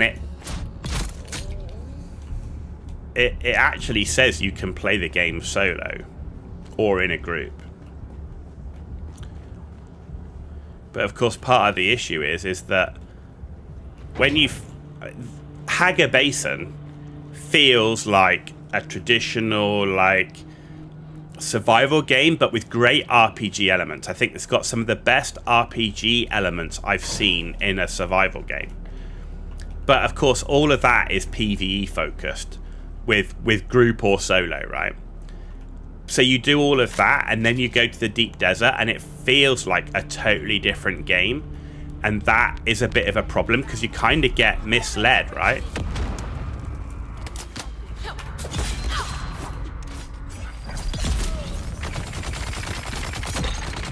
Ow. Who's got... Someone's got a drill shot. Oh, you're shooting me through that. Okay.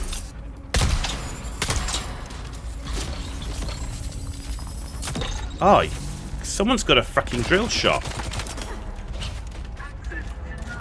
I know that. Oh my god. Oh, you cock. Oh, this has really fucked me up. This whole this whole cover not working. What is going on with the fucking... did they reset some of the fucking controls? Like, what the fuck?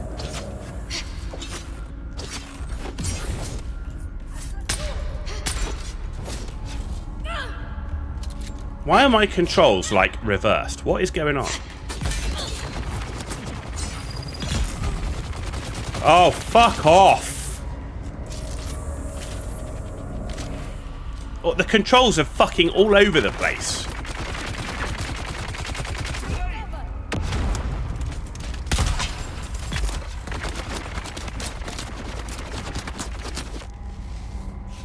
Jesus.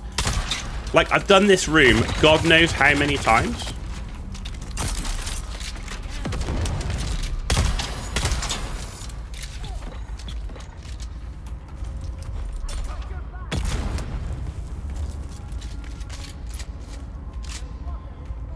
What is going on? Like, I've got maps coming up and, like, map is the M key. I have nothing even remotely targeted for the M key.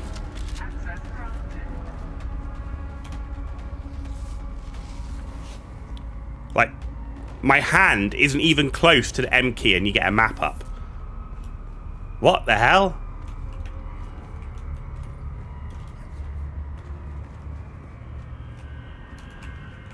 Oh, let's just loot all this quickly.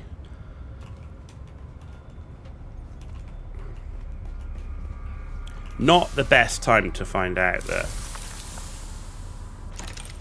keys aren't quite what they thought. Right. Keybinds. Controls. No, that's keybinds.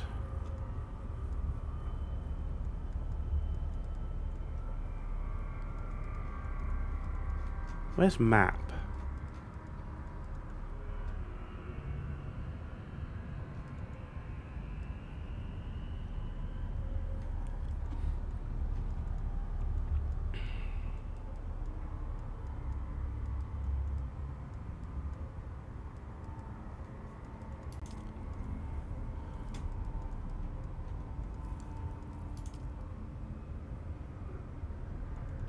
That's vehicles. HUD map.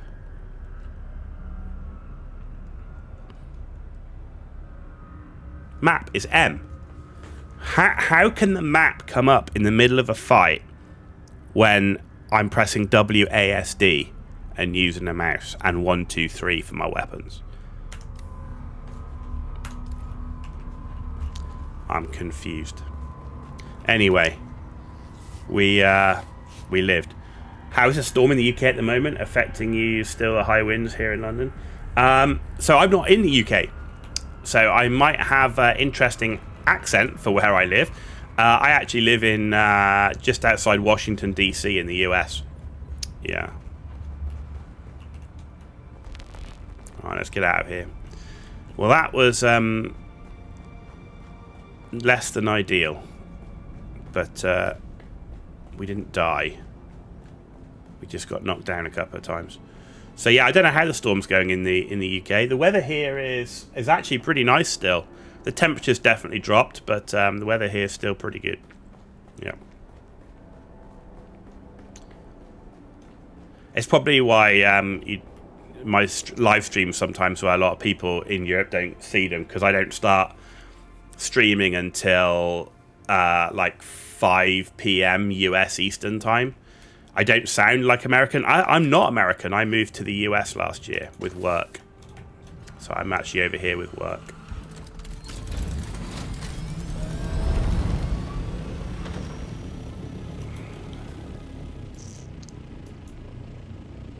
Yeah, somewhere over here.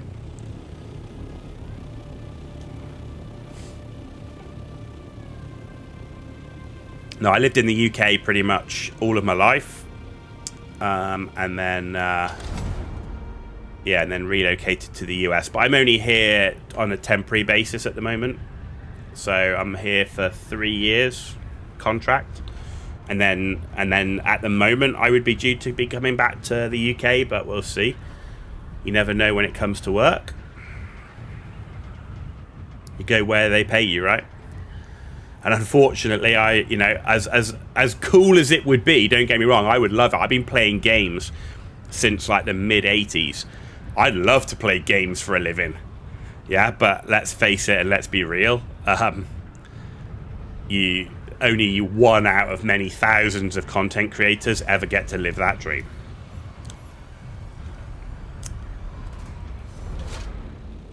Especially when you've got, it's one thing when you're a student or you're living with your family or your mum and dad or whatever. I've got a mortgage and a family that I need to feed as well, so I would need to be earning quite a lot of money to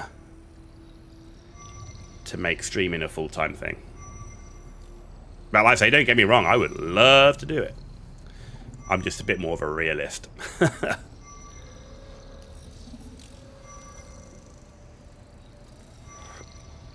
It's also why none of my content is monetized.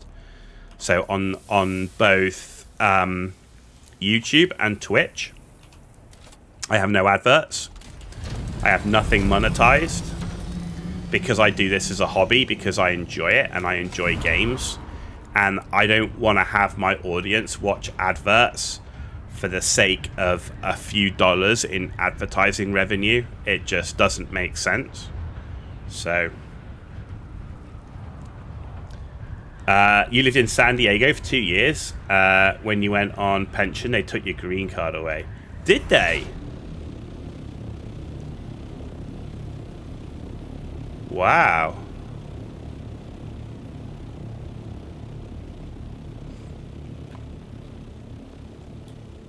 Yeah, getting a green card is... I mean, getting a green card full stop in the US is not easy, right? And it's only got more difficult, right? With the way things currently are here in the US. Like, getting a green card or anything is, like, really hard. I mean, the best way to do it is if you're on, the H-1B visa, but they're clamping down on that now. That H-1B visa... I mean, if I look at where I currently live, which is an apartment complex... which the company get, nearly everybody in the entire apartment complex are from India, and they're all like computer programmers and all that sort of stuff. So, and they're all on H-1B visas. So, whereas I'm not on an H-1B, I'm on a different visa, which is all to do with intercompany transfers, but it has a much more limited time. And to get a green card, would have to have a local US contract. And in my industry, not very easy to get a local US contract.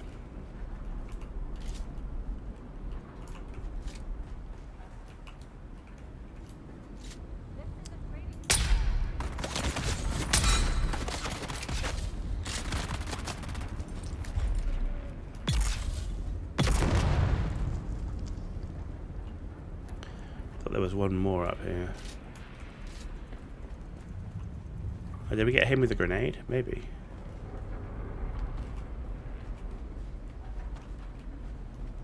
Oh no, there he is. Oh, we got level up. Look at that. Way 186. Difficult to get permanent res in America and also have dual nationality.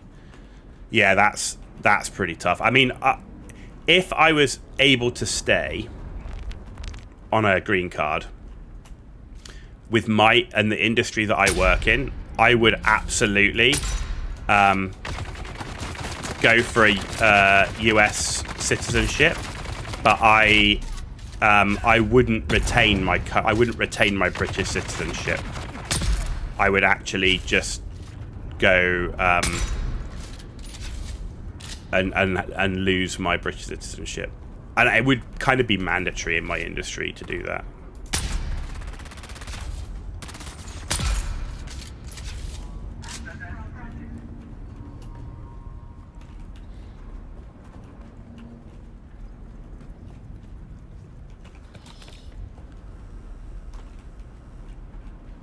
But it's something I would like to do, but I mean, again, it's about being realistic and the difficulties, particularly with the challenge now of the current administration in the US, which I get why they're doing it, and I, you know, that's what they're doing. It just means it's harder, right?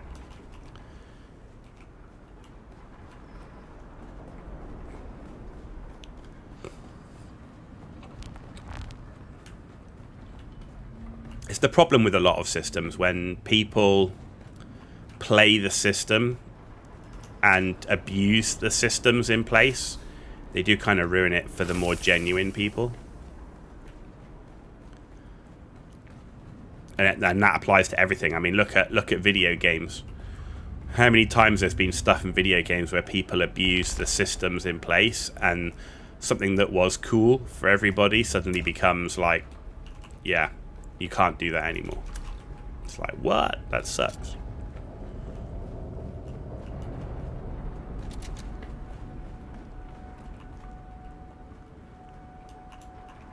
Man, garbage.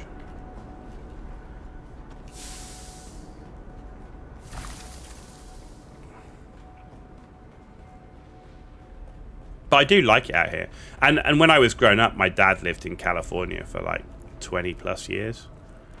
So I have spent a lot of time here in the US. Growing up and stuff, so.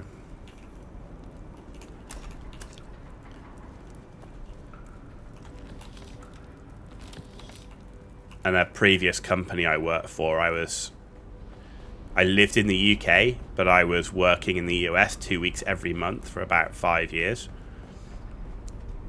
So it's actually definitely easier to live here. I was flying so much, it was crazy. And it really does take a toll on you. When you're doing long haul flying that much, eventually it does take a toll on you. Particularly with the time zone change. You know, the night flights on the way home, all that sort of thing. Anyway, there's 2 testing stations done. That's 2 zones that we've surveyed in the shield wall area. And we need to go back and empty our stuff.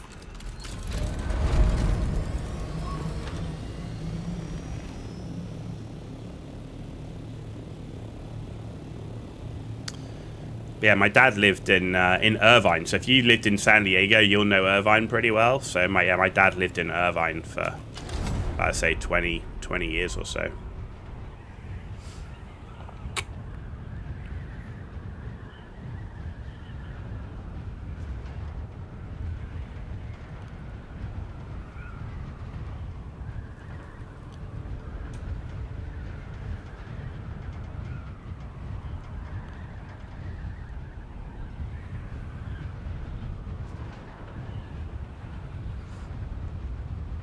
And just to clarify, when you say dual nationality for SA, I'm assuming you mean South Africa?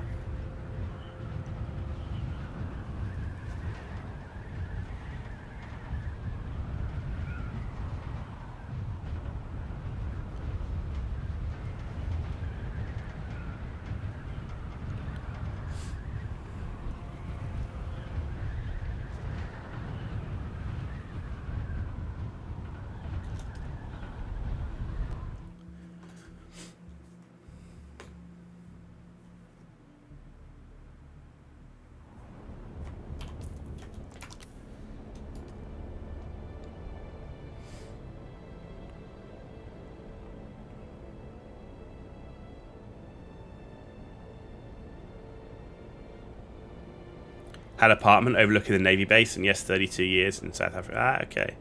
I haven't been to South Africa in a long time. My aunt used to live in Cape Town. Fortunately, she's no longer with us. In fact, last time I was in South Africa, though, was a couple of years ago, but I was just passing through because I was actually flying into Botswana. So I did actually finished my honeymoon in San Diego on Coronado Island. So just on literally the hotel was the other side of the bridge that goes over to Coronado Island.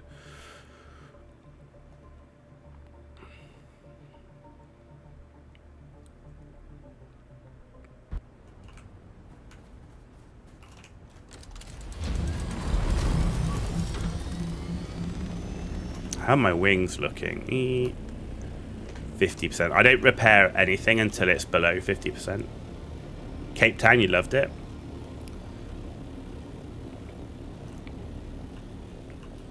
Yeah, I had a good time when I was there, but I know it's like South Africa as a whole has changed a lot. I mean, when I say years ago, I'm talking like I haven't been to South Africa and stayed there for any period of time for like 15, 20 years. So it's been a while, let's say.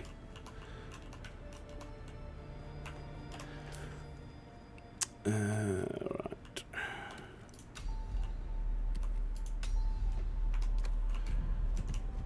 What's full? That's not full.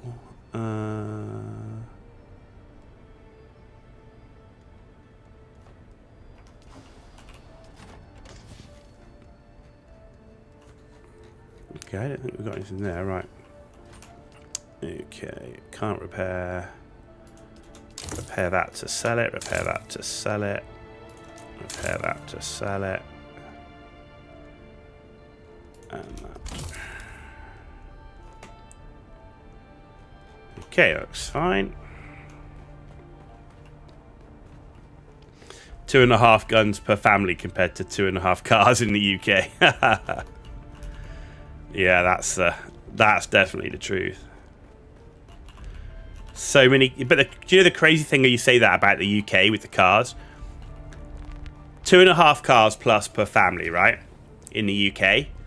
Now look at how much space there is to park those cars, right? Most houses, driveway, like my driveway in the UK, I can get 2 cars, and that's one behind the other. So if one person wants to get, if my wife wants to get out, and I came home last, I have to get up in the morning, move my car, so that she can get out, right? And that's not uncommon because they have these long driveways rather than wide, and either that or it's parking on the street. Like so many houses don't even have parking for cars. So you got all these people with all these cars, and they got literally nowhere to park them.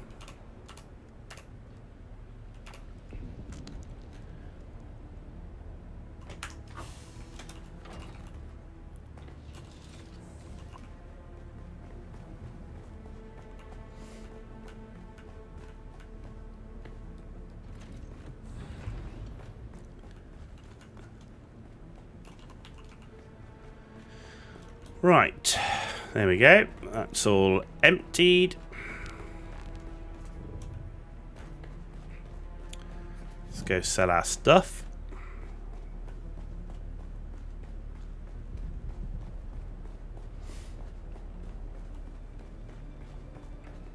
And then I compare that to here in the US, and like literally here in the US, I look around at everybody's place. They've got like space for like 4 cars.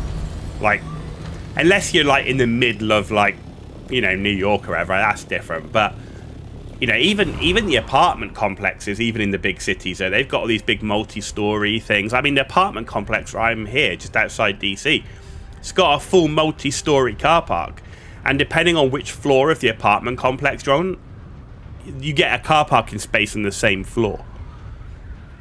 I mean, it's only a 5-story place, right? But it's still,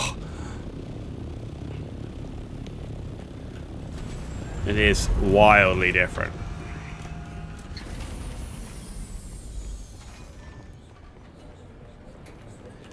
And tax in the UK now is getting insane.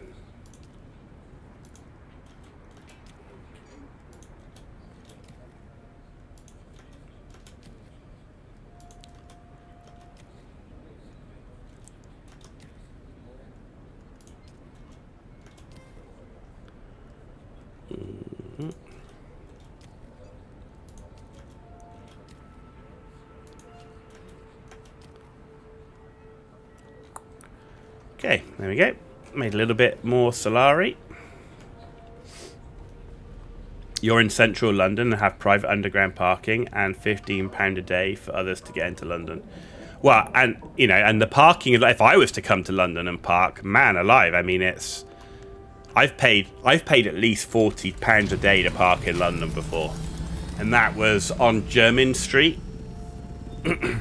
at the what's the big hotel there? Because I used to park in the hotel car park. Can't think. There's a nice hotel just on Jermyn Street there where I park the car. but I mean, whenever I go to London these days, like my place in the UK, I can get to Waterloo in an hour on the train, and then I just use the tube everywhere.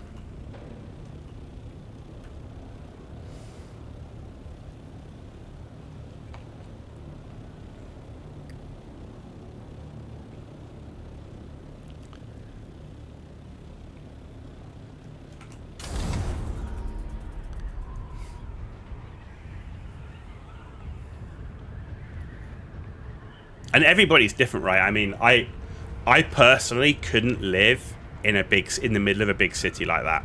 It's just not me. I've always grown up I grew up in a village. I've lived in small towns. I've never I like to be close enough that I can visit the cities, but I don't want to live in a city. You know, I know loads of people, they grew up in the city and they come out to the countryside and they're like, man, I hate out here. There's just nothing here. So, everybody's so different. And it does, I think, depend a lot on how you grew up, right? I say I like to visit the cities. I'm just not one for living there full time. And even where my apartment complex is, it's not in Washington, D.C. It's, out on the edge.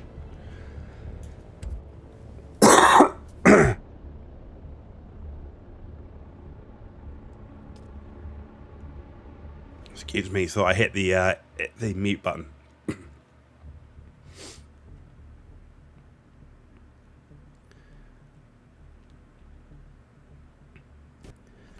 Still recovering.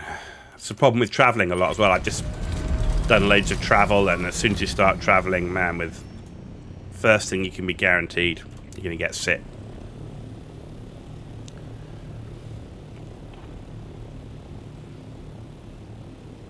Oh, the Air and Space Museum, the Smithsonian, yeah. Because there's two. There's the one that's in DC and the one that's by the airport.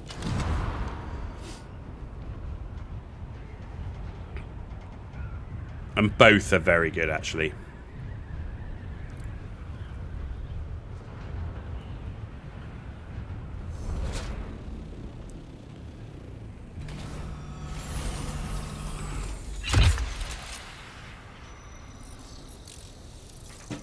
Survey, I'm going to have a bit of water.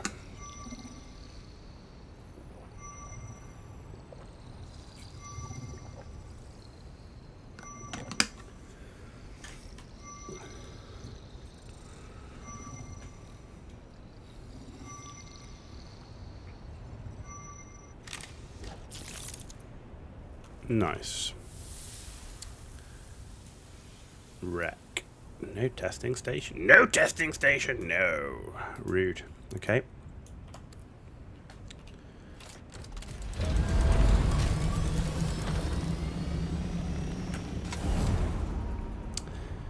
You say it's all bigger and better in the States. I think the big thing for me of why I really like living here, and don't get me wrong, the US is not a panacea. It's not like a total paradise where everything is perfect, right? It's got its share of problems. But there's just places in the world where you feel more comfortable. I feel more comfortable and more at home in the US than I do back in the UK, right? But for me, there's lots of things lots of things they do seem more logical. Turning right on a red light. Why can't I turn left on a red light in the UK? rather than sitting there for 2 minutes waiting for the light to turn and there's not a single other car on the road, but you're still stuck at the red light. Whereas here in the US, you can turn right. You can do a U-turn anywhere in the US, unless it says you can't. The fact that, you know, you've got things like drive-through banking and stuff like that. Just, you know, in the UK, you're lucky if you can actually get to a bank because they're only open during the time when you're actually working.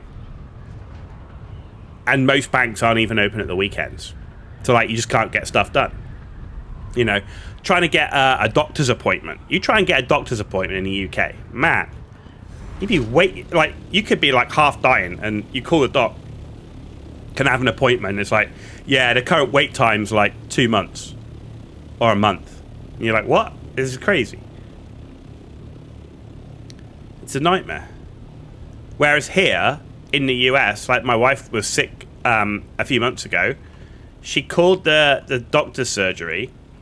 They said, I can see you in 15 minutes.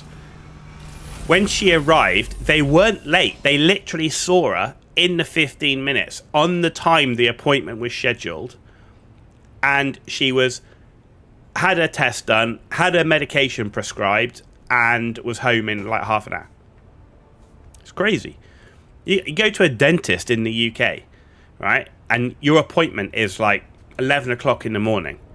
You're probably not going to see the dentist until half 11, 12 o'clock because they're always late. Always, always, always. There's stuff like that for me that really gets quite annoying. But at the same time, you know, you can say, well, the UK's got NHS, right? Yeah, but I still pay my national insurance. A lot of people go, the NHS is free. And don't get me wrong, it's not anywhere close to the cost of healthcare in the US. Like, it's night and day. But the NHS isn't free because you are paying national insurance tax on your salary every single month.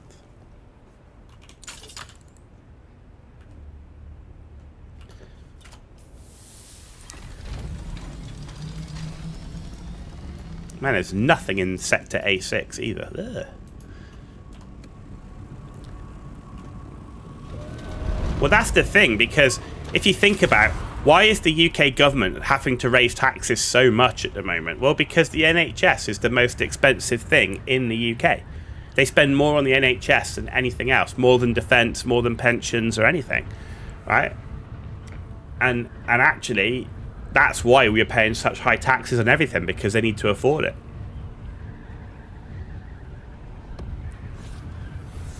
You know, and the those national insurance tax that I pay every month would go to paying my medical insurance here in the US. So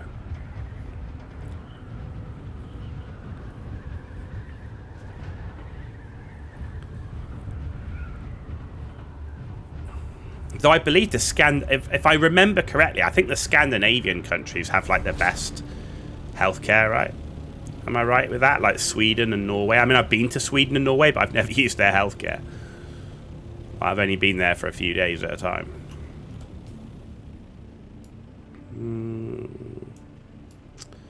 That was A6. Come over here.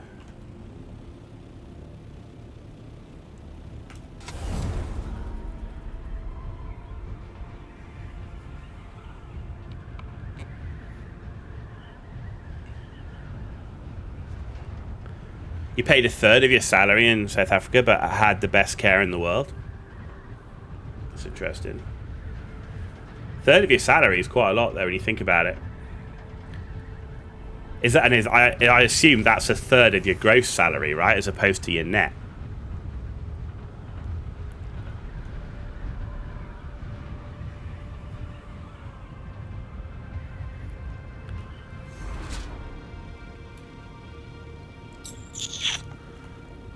Give me somewhere cool to land. Over here, maybe? Don't want to be too high. Perfect.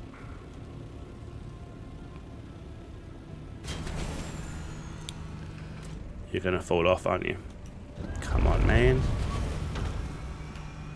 There we go.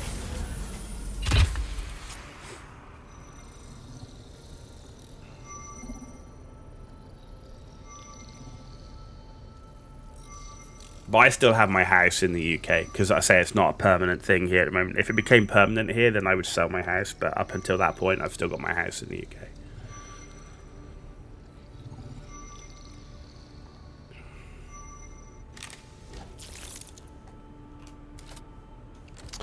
Alright, can we find a testing station, please? There we go. There's one. Look at that. Neat.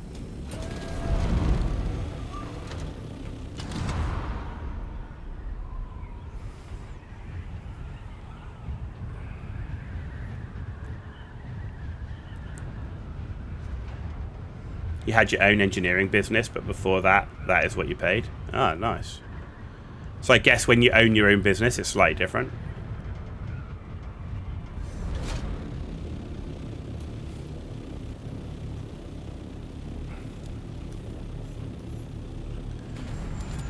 Nice position to be in, to own your own business, no doubt about that.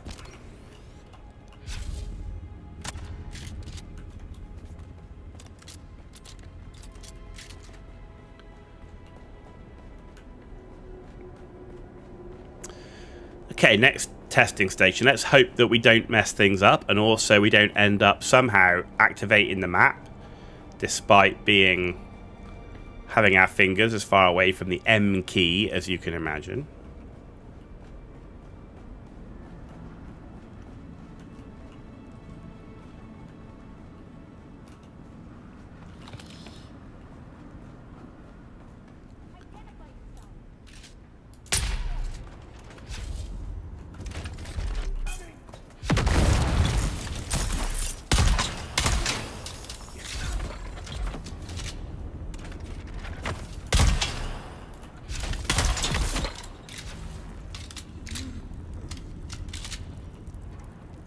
There we go. Man, I really wish these testing stations in the deep desert gave you better med packs. At least give me Mark IIs.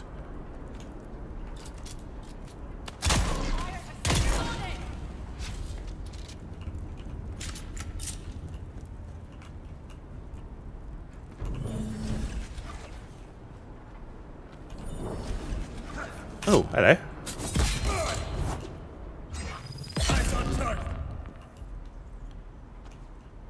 Where'd you come from? You're originally from Germany, but living in the US. Reason you're not going back is because you couldn't afford the way of life. Wow. So, I was born in Germany, but that's because my dad was in the Air Force. But I lived in Germany for 3 years. So, I know where you're coming from.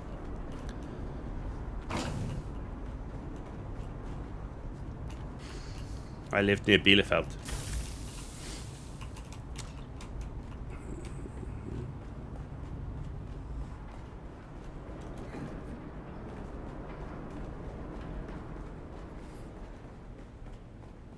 So whereabouts in the US are you now, Mouse?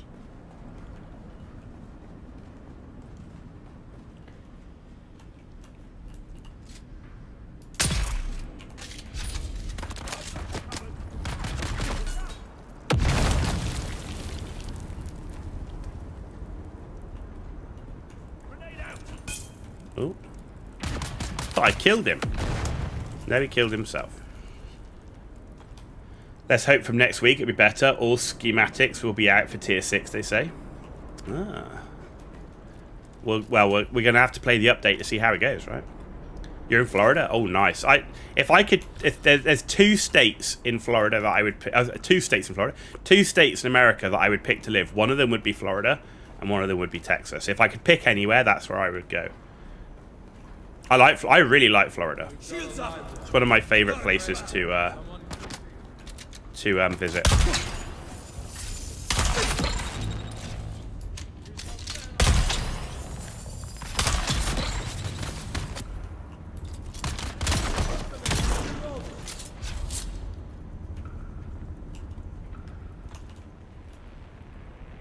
I like the weather in Florida because I like the heat, but I don't like it dry heat, like desert heat.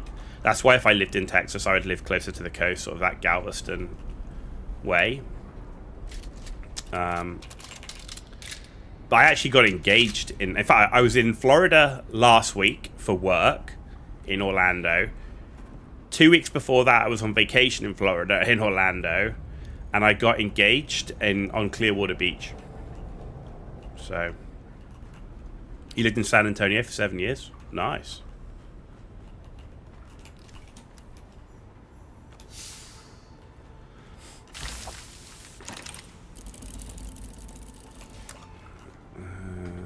Okay, I think that's everything there. I think we're done, aren't we?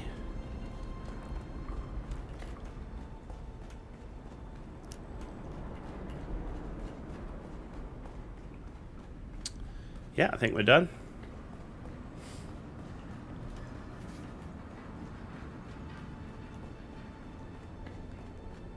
I've been about a bit. Oh yeah, I've been about quite a bit. So I'm born in Germany.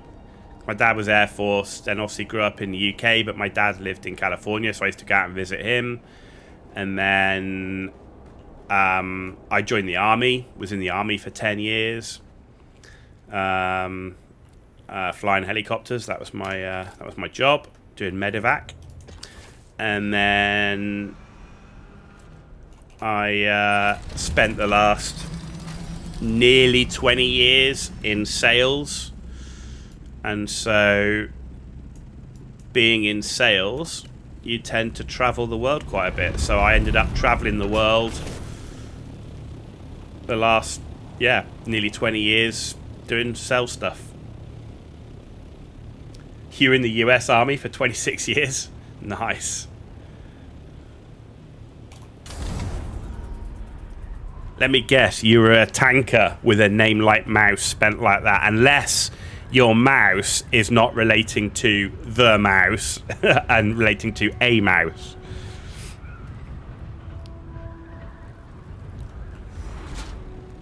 So many never been out of the M25. Oh yeah. You have to think that the UK is not very big, and a lot of people in the UK, the families don't tend to move very far. They just stay in the same place. Because it's easier to commute, right? You can get a job because the UK is so squashed together. You can get a job, and most people can still commute to that job. So you don't tend to find people move around for work as much as I see in other countries. You're a female and no tanker network engineer. Okay, cool. Yeah, sorry, obviously you don't know. I mean, you see names, you don't know what the names are, and especially being in the military, I mean, you'll get that. I mean, how much did you find it was a male-dominated environment in the military? And bearing in mind, I'm speaking from this because my sister was in the Royal Navy for 17 years. So yeah. So my dad was Air Force, my sister was Navy, and I was in the Army. So you can imagine Christmas dinners are really quite interesting. Especially given that both my sister and I were deployed at the same time to the same conflict area.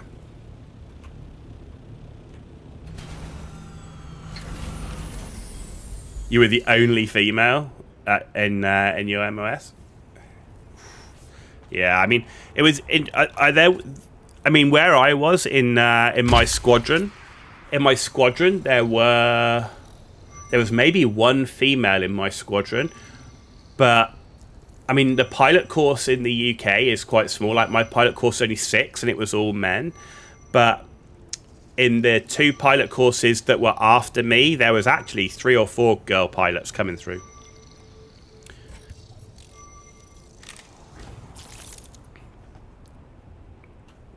I mean, there's way more these days that are serving in the army than certainly when I was in. I mean, it was obviously a long time ago. But 26 years, I mean, that's a long time. I only did 10. But then I went into industry, right? So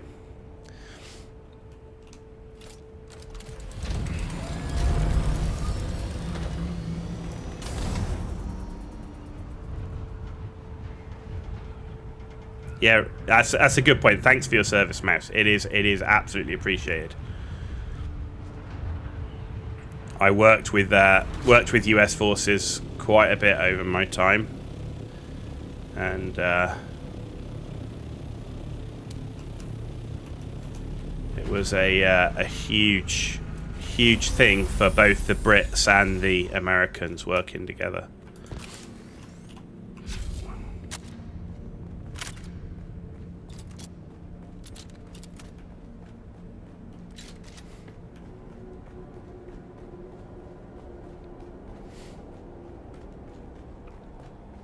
But I always forget that, like, here in the US, like, obviously, thank you for your service is like a natural thing. Like, everybody does it, everybody says it.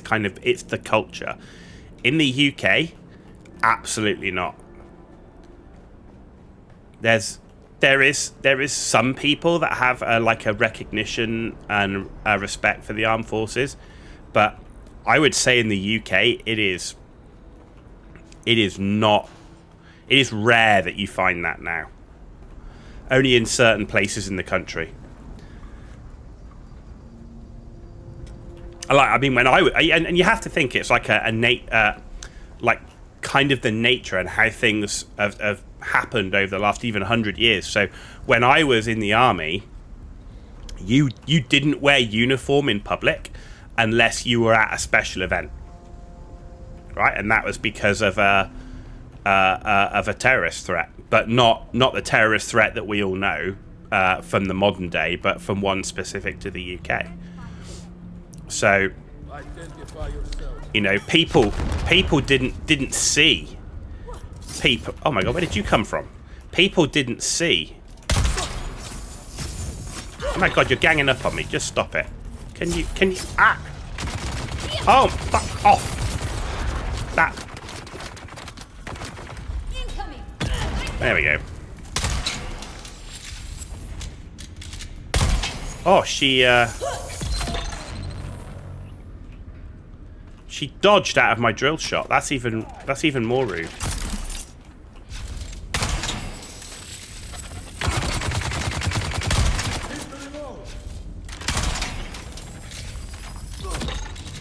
Are you gonna die? Like, what? How much HP have you suddenly got? Holy moly! Sorry about that, but yeah, as I was saying, it's a very different thing being in the military in the UK compared to being here in the US. Like, here in the US, like, you know, you get on an airplane and you know, active military board first. You would never see anything like that in the UK. Never, never, never.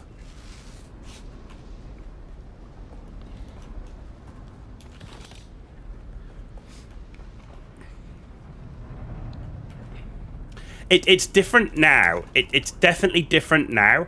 Like even when I was in Germany and we had our cars, we had to have special number plates to make you look like that you weren't part of the military, even though everybody knew you were. But it's definitely different. You'll definitely see more people out and about in their uniform, but you still wouldn't go out of your way to wear it. But I mean, obviously, the worst of the troubles, as they were called, are over. So I don't, you know, we're not seeing any of that specific terrorist threat in the in England, Wales, Scotland anymore. There are still issues, obviously, in Northern Ireland, but yeah, that was just one of the unique things about the UK. But I think as a result, there was less of a public awareness and interaction with people that they knew were in the military.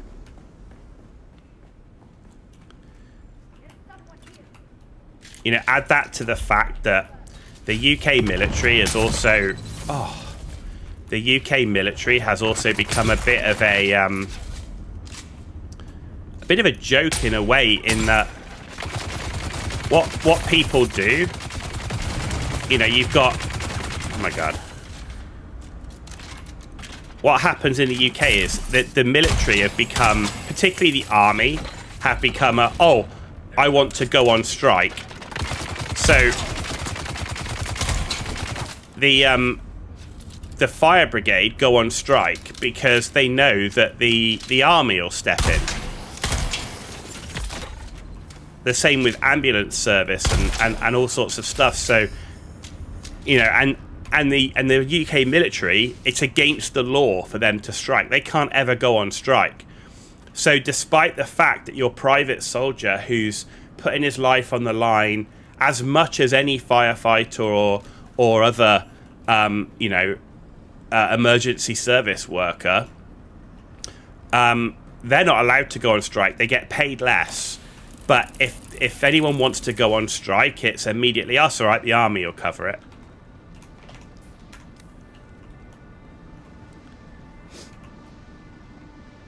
You were born on a US military base to American parents? Ah. You moved back to London 5 years ago from America and can't believe how UK is run. You're leaving as soon as possible. UK has almost no military left, 65k troops. It's not good.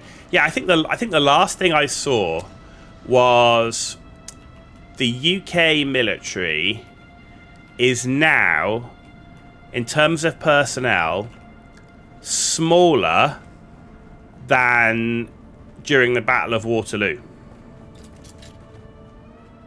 against Napoleon, which is kind of a crazy thing when you think about it.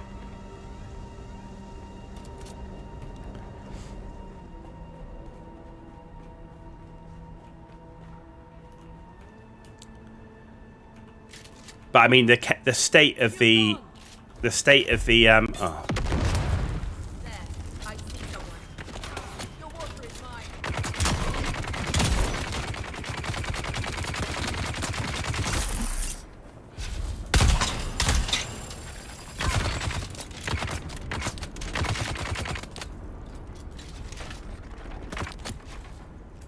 Oh my god, I was waiting for him to shoot to break his shield and he didn't. Now he will. Is one of the reasons why my sister left the Navy. Like, the number of people to be able to actually man the ships and stuff, it was not in a good place. So that's why she left.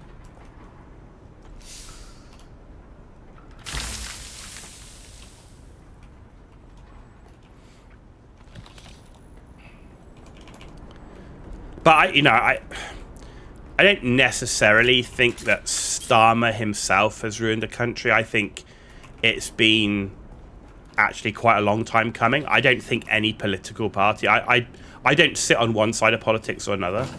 But I think it's been a combination of things over the last 20 years, both Labour and Conservative.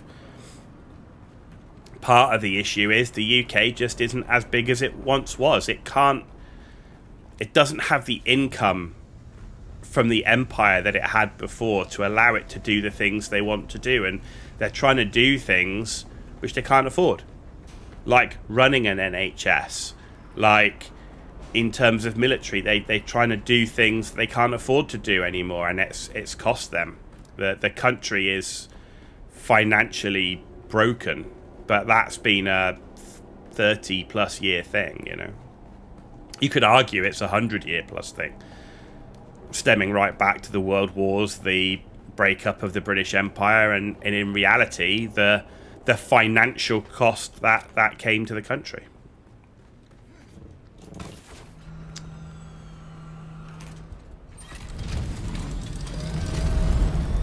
The one thing that I don't like is I don't like when you've got, every government and every country has a responsibility to look after its people. But I don't like the fact that you can earn more money by getting welfare sitting at home doing nothing than you can by going to work. If you're able to work. Like, if you're not able to work, that's different. And you can't always find a job straight away. I've lost a job before. I nearly lost my house. When I lost my job, and I couldn't find a job for 9 months, nearly lost my house and everything, and then I got lucky. But, there comes a point where you go, oh, rubbish. There comes a point when you have to go,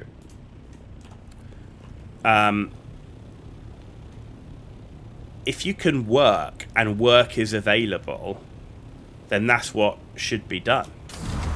Whereas I know it, I see it.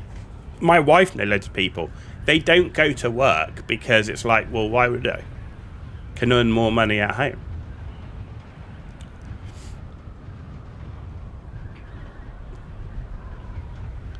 And that's why the UK's attractive for immigration. You know, you've got lots of people, you know, this big talk about immigration right now, and I don't think immigration is bad overall as long as it's done in the right way. Australia, I think, is a good example of that. But when you look at it, why do people travel all the way through Europe? You know, they've come from the Middle East, or they've come from Africa or wherever. They go all the way through Europe. They travel through Italy and Spain and France and all these other countries to go to the UK. Not to go to those other European countries. So it's not just about a better life, it's about a better type of life. And it does make me wonder what the UK is doing to get to the point where it's like that. And is that right? You know, if you're coming out of a war-torn country, I get it. I mean, I wouldn't want to stay in a country where people are getting, you know, killed and murdered and you've got no food and everything else. Absolutely, I would do the best for my family. But a better life isn't leaving your country and going to Europe. It's a lot of them are passing through Europe to get to the UK. And you have to ask, like, why is that? And is that right? It's both Labour and Conservative, because Conservatives over here aren't actually Conservatives, they're Liberals. That's why Reform just won. And it's going to be interesting with Reform because, you know, is the UK for the first time ever really going to lose or go away from what is a two-party government? Because let's face it, Liberal Democrats have never been a significant, other than occasionally, you know, joining forces for a collaborative government, but can't have open borders. It's a free ride. Oh, I agree. I mean, and that's why I say, you know, I quite like Australia's system. My uncle went to live in Australia, and he lives in Australia now. And the system they have for allowing people into the country, it seems like it's a good system. And a fair system.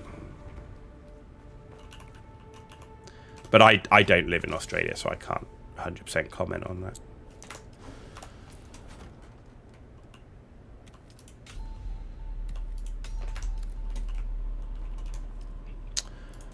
Let's repair that.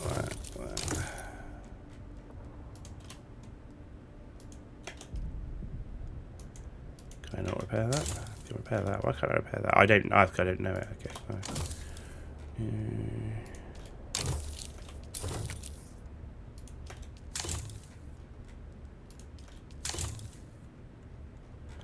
Okay. How this game, they don't like that they stick to the source material. They didn't stick to... But they have, haven't they? They have kind of stuck to the source material, because isn't the whole point... And I'm, you know, bearing in mind, I am not an uber Dune lore person. I have watched the movies. I've read the first book. But I'm not like a major Dune lore person. If it became to like Warhammer lore, like 40k or fantasy, that's a different ballgame, or Star Wars lore. But isn't the point in the game that this is one of Paul's visions? So kind of like Paul himself isn't in the game like that, but this is one of his visions of one of the possibilities. And isn't there the potential that you could end up meeting or communicating with Paul because you're essentially in his vision or in his mind? I don't know. I'm just throwing that out there. When you go to the city in Germany, you hardly hear anyone speaking German these days. It really sucks. Really, that's interesting. I haven't experienced that. I guess it isn't that dependent on where you go in Germany. Like, obviously, I lived in Bielefeld. That was a long time ago. But the most recently, I spent time in Dortmund. And I spent time in Cologne and in Nuremberg. And I didn't notice it was as kind of that bad. But again, you know, very small parts or specific areas of Germany. to get to Australia is better with the point system. You're from Stuttgart and it's bad? Okay. Do you know, I don't ever remember having been to Stuttgart.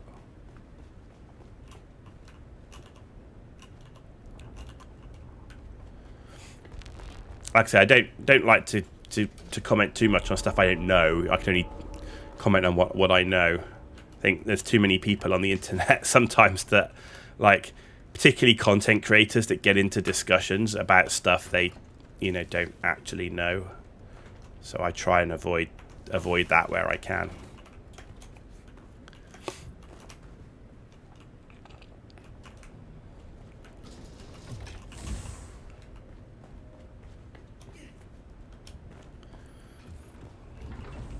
You know, if I don't know something, I just say I don't know it.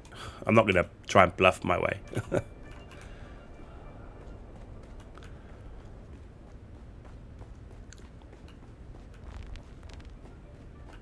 Oh, you're still ticking along, right?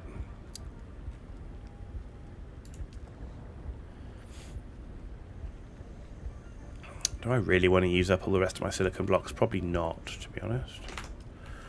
Let's go finish these testing stations.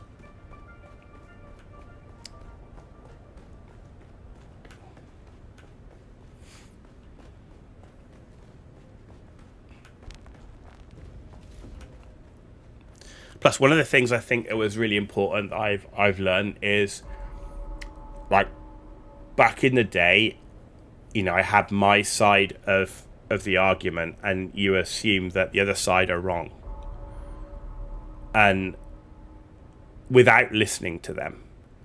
And I think what I've learned over the time is that how important it is to listen to the other side of the argument, and then particularly realize how both sides are wrong and both sides are right. You know, there's so many occasions where something that one side says is right and something is wrong, and the same on the other side. So that's again why I don't really fall down one side of the political divide, because you know, some things I agree with on one side and some things I don't, and vice versa. Actually, how are my wings doing? 46.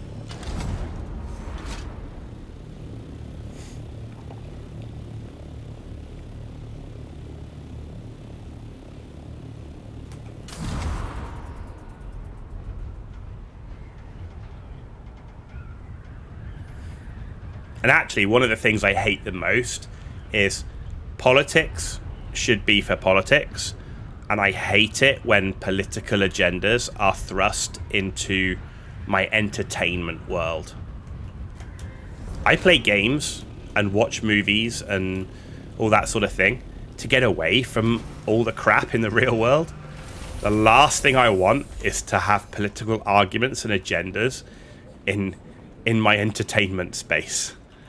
I hate that so much. Why can't I talk to you? Hello? Jesus. Still alive, are you?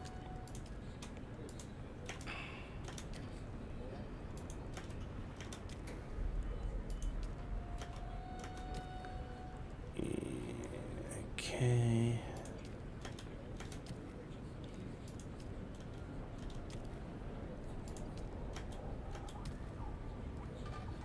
I got too well now.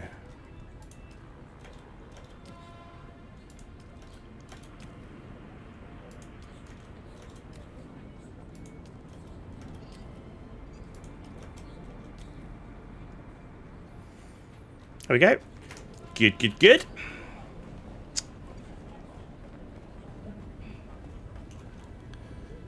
And some refuel. Alright, let's go back.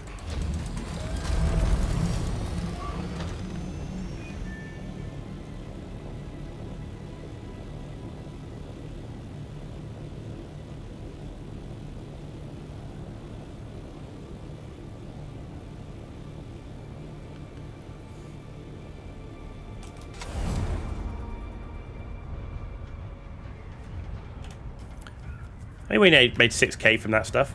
What other games do I play? So what am I playing? So in terms of streaming right now, I'm streaming Dune and Path of Exile 2. I did want to dip into the last Epoch new season, but I'm just not sure I'm going to have time for it.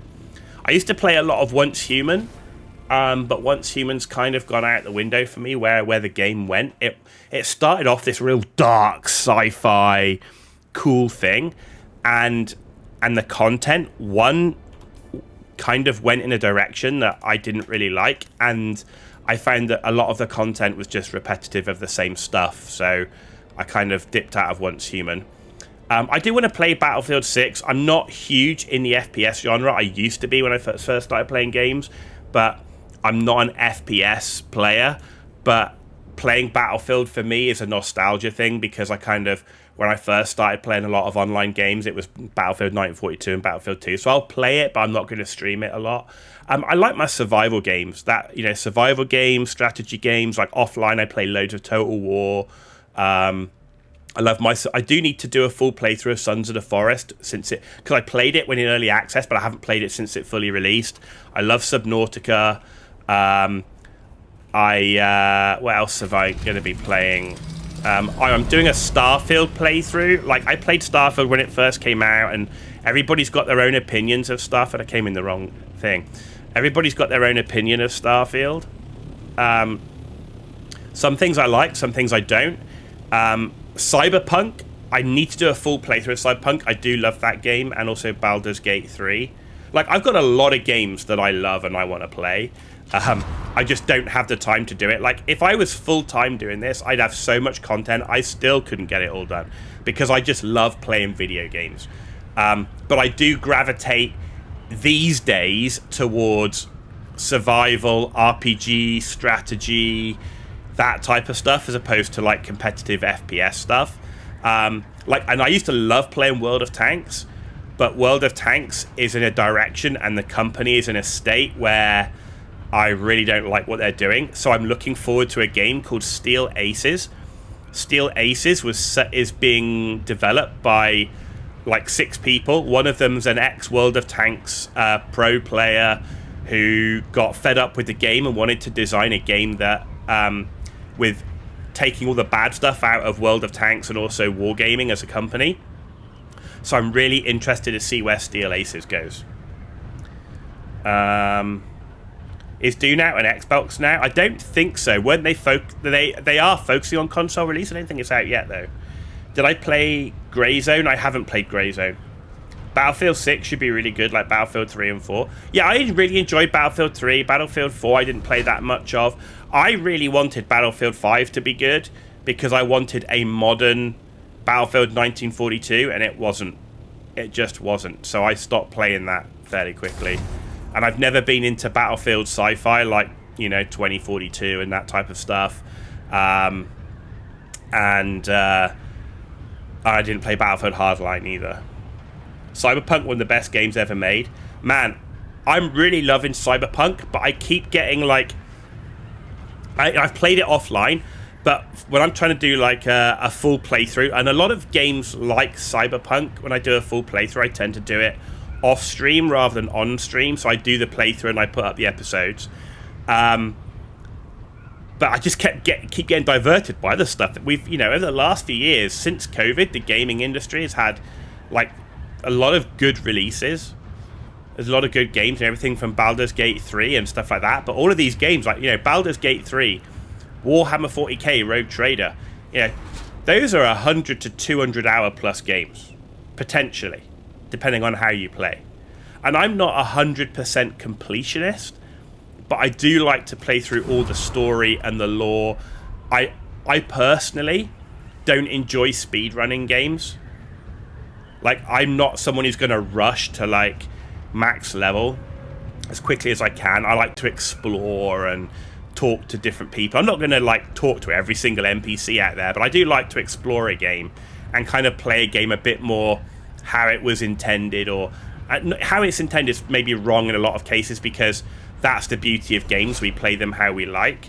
But I do like to, like, play the game how I kind of think the game is meant to be played from my point of view, and maybe how I think the developers wanted it to be played. I have no problem with people doing speedruns, it's just not my thing. But I just love playing video games overall, and there are a lot of good games out there, right? And I see the potential in Dune, but there are definitely issues with it at the moment from a long-term endgame standpoint. But I'm really hopeful for future DLCs. And if there's one thing that you can say by Funcom, right, a lot of game companies, you sit there and go, they overpromise, they promise this, they promise that, and then you go back and look at what they've done in the past, and you can see they don't deliver. I mean, if you look at Conan Exiles when it released, and look at Conan Exiles now, Funcom did stick with the game, right? They stuck to what they said, and they did everything they can to make it as good as it is today. So whatever we say about Dune and Funcom, I think we should definitely have confidence. It's not just going to be abandonware, right?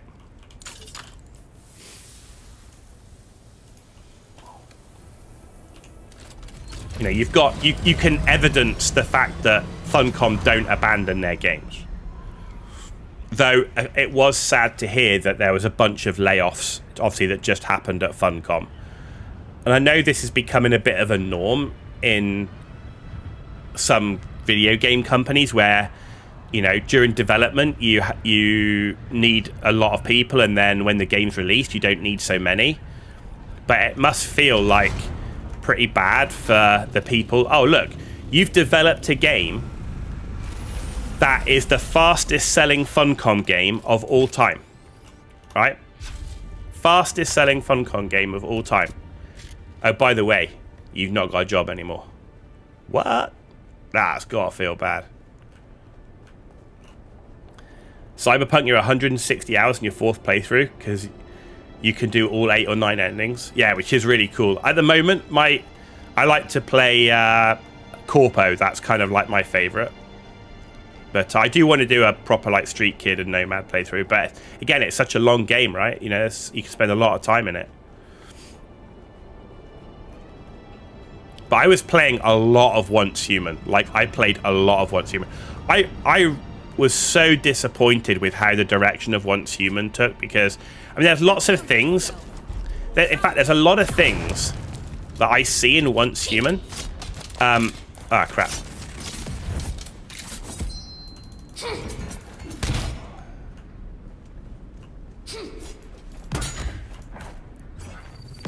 Thanks.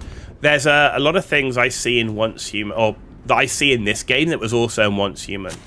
You know, the base building elements, the just the kind of the survival, the looter shooter, and it just kind of went like they didn't really do the new content. The new content was just the same old content with a new like mechanic, and the mechanics weren't always that great.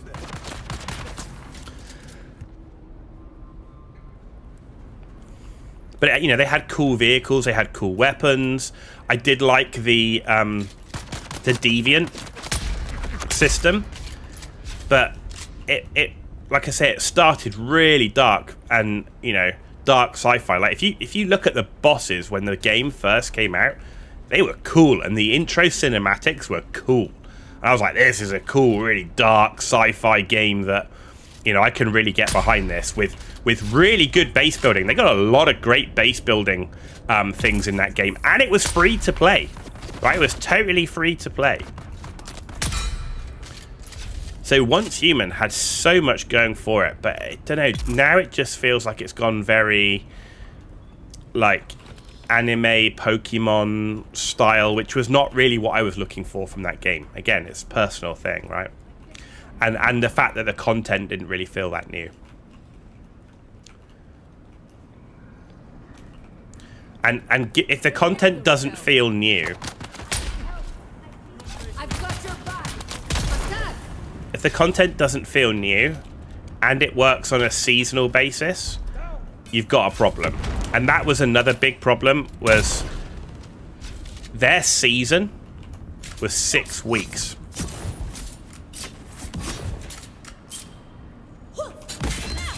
So every 6 weeks, all your progress was reset. The only thing that you kept was weapons that you'd researched.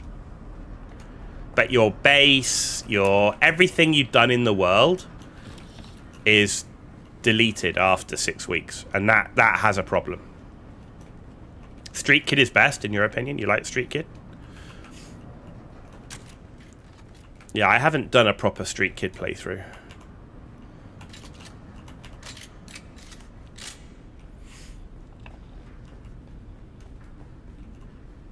But if you've never played Once Human and you like Dune, I would definitely give it a go. There's a lot of similarities there. And they have gone away, they have gone away from the whole seasonal thing. So apparently there are now permanent servers. So you're not going to lose everything after 6 weeks if you don't want to. And given it's free, I think playing through it once, doing all the lore and the story stuff is absolutely 100% worth doing.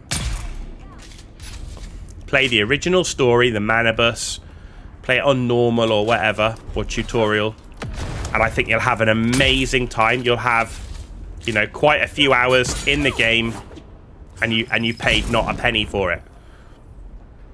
I just don't think it's, at the moment, there's just nothing to keep me playing it from a long-term perspective. And it's free to play. There's no pay to win. But man, the cosmetics. And it's all, they try and make money on the cosmetics so you get it. But my word, the cosmetics are expensive. Oh.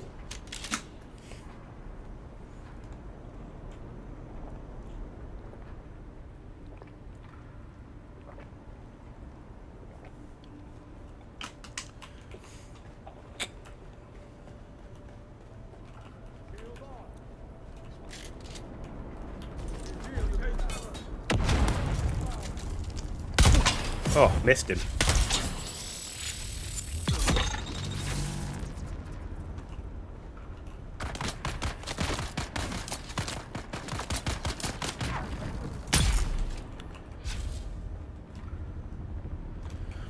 Okay.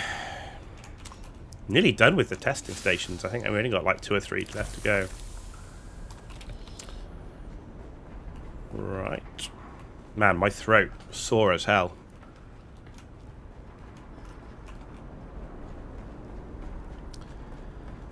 Traveling on aeroplanes. Whew. Oh, wrong way.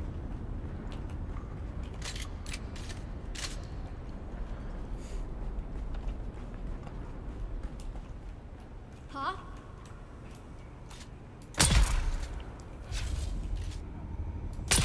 I used to play a lot of MMOs too. That's one of the things I do want to go back and do. Like I played a lot of World of Warcraft and EVE Online, and I have no intention of ever going back to World of Warcraft or EVE Online. But do you know what? One MMO that I would really love to do some more playthroughs of with a character is Guild Wars 2. I really feel like I never did enough in Guild Wars 2 to really explore the game. And being a big Star Wars fan, and I am a massive Star Wars fan, you can tell from all the tattoos I have, but Star Wars The Old Republic is also super fun and also free to play. And I think what you get in that game, Star Wars The Old Republic isn't really an MMO for me.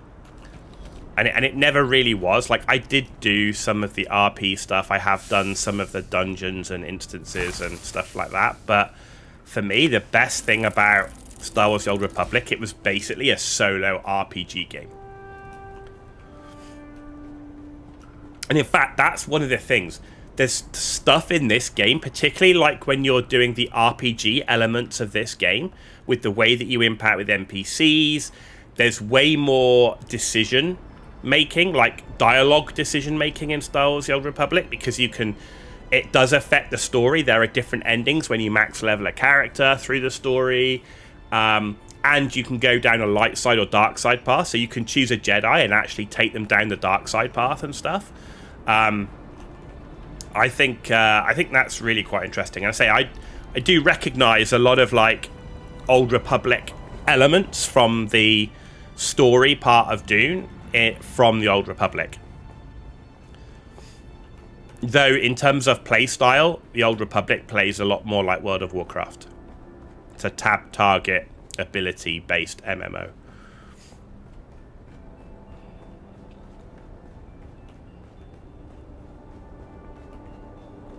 That's another game that I wanted to do some like story playthroughs with the different classes. As you can see, I've got so many games that I actually wanted to play and do playthroughs of, and I have so little time to do it.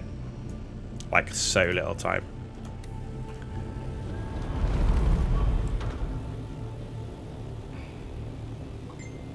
Like, I've no idea how I'm going to, you know, how long it's going to take me to get a Starfield playthrough through. And, you know, the story part of Starfield, I'm not that into so much. And there are definitely issues, like you compare that to like some of the stuff with No Man's Sky and all of that. But I do like the gunplay and the combat aspects in Starfield. Like I like the customization on the guns and the armor. The ship building is great. I love the ship building in Starfield. But when you compare Starfield's like RPG, already done, Starfield's RPG and story elements compared to Cyberpunk, missed opportunity. But, you know, I kind of feel like they went too big in Starfield too early. Like, they tried to make this massive game on day one. Kind of wished they had made the solar system significantly smaller and filled it better, and then expanded the solar system through DLC.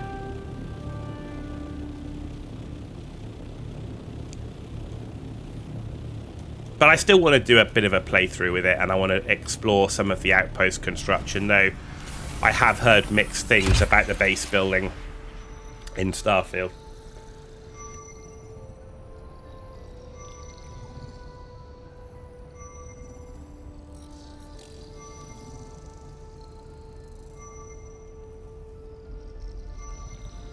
The thing for me is I'm not someone that just would jump on every new game.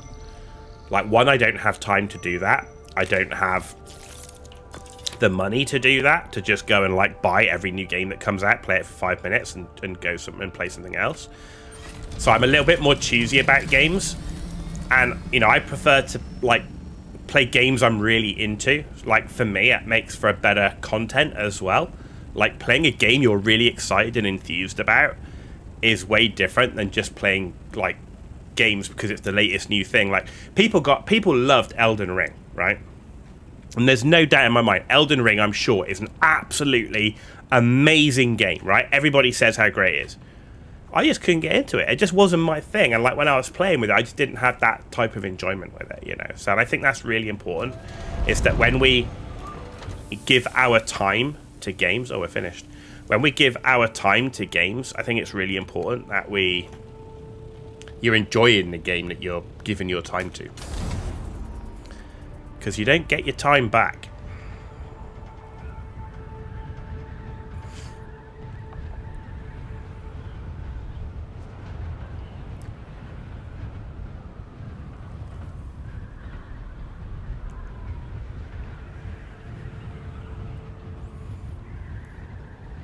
So yeah, I don't mind playing a game that's 10 years old if I'm having fun playing it.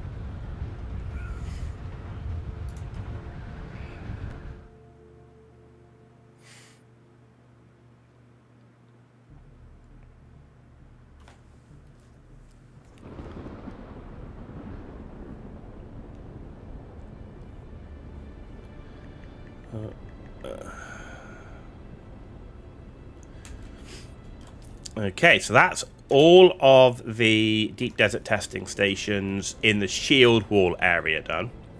We only did that because we wanted to get the intel, so...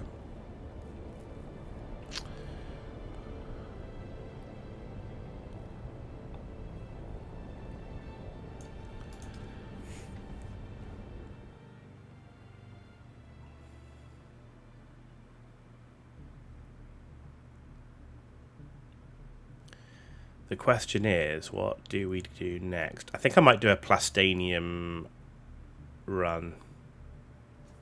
Because we need 635, which is a lot from to build just one Mark 6 buggy.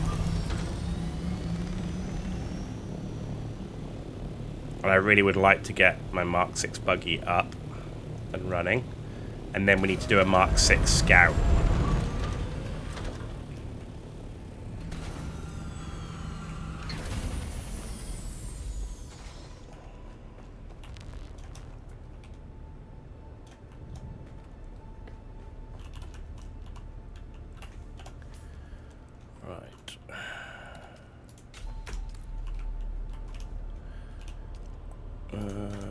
Okay.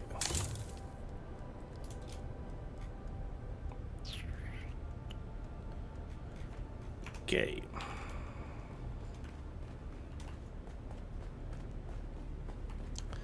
Still churning away at our fuel. How are we doing? There we go. We're building up a ton of fuel because at some point we are going to replace all the power in the base for the new power stations.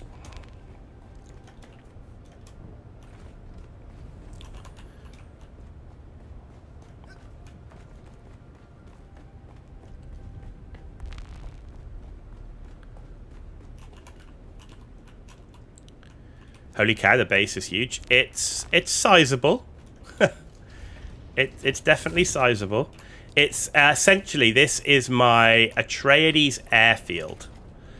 And the way I designed it was, my initial part of the design was I wanted to build the top of the base a bit like an aircraft, floating aircraft carrier design. I'll take you around it actually. A bit like a floating aircraft carrier design, and then have like all of the stuff to make the base run underneath. So let me just empty my bags, which is up here. Right, let's get rid of that, and that. Let's get rid of that. I need to get rid of the probe launcher as well. So yeah, I can do a little bit of a base tour from you. So we've got up here is my kind of control room, well, kind of living area control room element. So we've got our nice dining table here for when we have our meetings, and we've got my subfief. So you can see on here we've got 3,300 building pieces, 53 production, 60 lights. Need more lights, please, Funcom.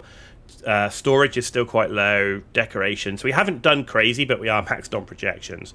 Got 1.1 million of water. That's how things currently look. But the sub-thief is on a rock. That means I can never mistakenly delete a floor, destroy my sub-thief, and cause myself lots of problems. Okay.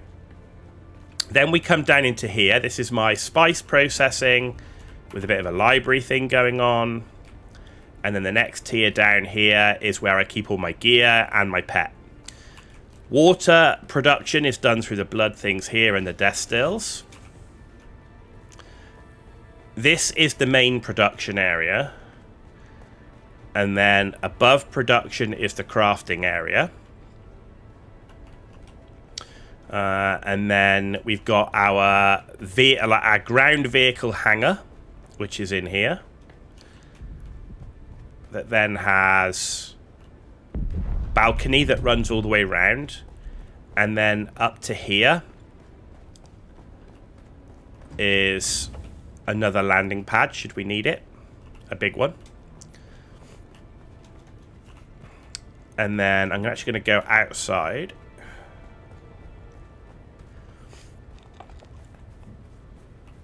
So you can see that's how tall it is. That's the actual airfield at the top. The main base entrance is here. So we come in the main base entrance. And this is what you see. So we've got our water storage here. We've got balconies up here. So like if you were defending the base, you've got windows so that you can look out, defend the base from there. You can also look back over the interior of the base as well. and that's on both sides. There's my main water storage, and here's the main sort of like grand hallway, if you like. So we've got our worm statue, of course, stairs, another entrance to my ground vehicle area, and then steps that lead up to water processing. And then through here is my bedroom. Got a nice bedroom with a nice little door that leads out onto the sand should we need. Also provides easy access to some of my power. As you can see, I'm running the basic power. We do need to change that power. So that's one of my next big projects, is to replace all of the power once we've got enough of the spice residue. And then we go up to the airfield itself. So this is just all of the production area. But then we go up to the airfield. They really need elevators in the game. That would make this so much easier of a base to manage. So into the main airfield area. So we've got scout hangar in here. And each area has a landing light so that I know when I'm coming in, like, as long as I'm in front of that light, I'm roughly in the middle of the actual landing pad itself. We've got... This area will be where my carrier goes with landing lights. We've got another scout hangar here with landing light. We've got an assault hangar here. We've got essentially the air traffic control tower in here.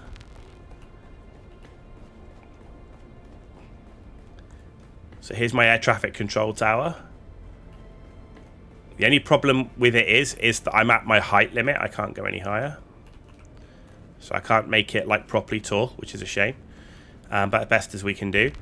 And then we've got one more assault hangar, which is over here. Which is where my current Mark 6 assault aircraft lives. But what I did is I created like a little... area down here, which can be expanded, but it's got a buggy in it right now, because the aim is that I can take the buggy and I can drive up to here and I can just pick it up with my carrier. Well, the aim would be to also, I could, if I wanted to, and I'm probably not going to do it, but I could build a sandcrawler, keep a sandcrawler in there, and it just drives up out of its storage, and then my carrier, which is based in here, can just pick it straight up. So This eventually will be where that goes. But yeah, so that's kind of my Atreides airfield base.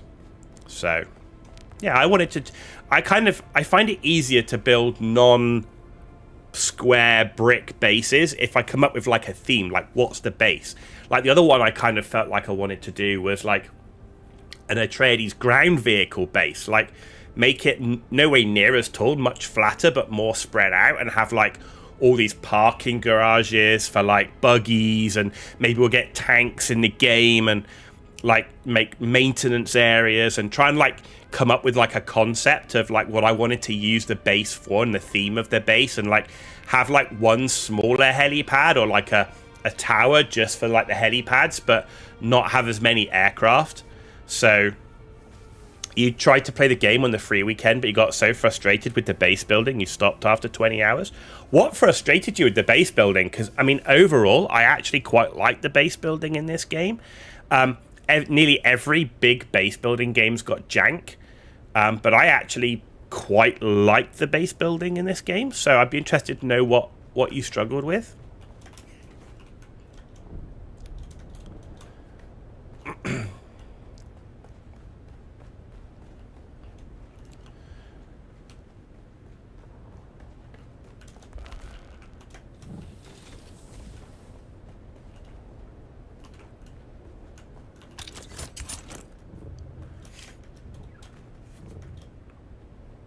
I mean, the base building can definitely be grindy as well in terms of materials, and unless this is the only game you play, you know, as with any game that can be grindy, having other games to play does help out on that massively.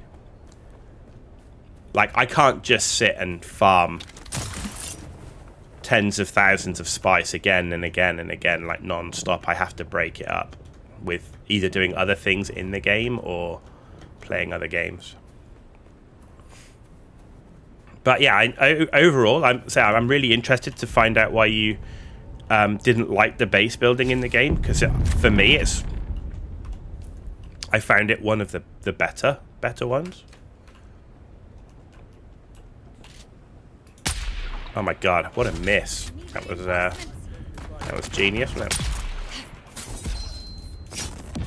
Oh my god, I hate melee. That's the one. This is my most hated bit in the game is melee. I really. How did I not? She was stunned. Did she come out as a stun?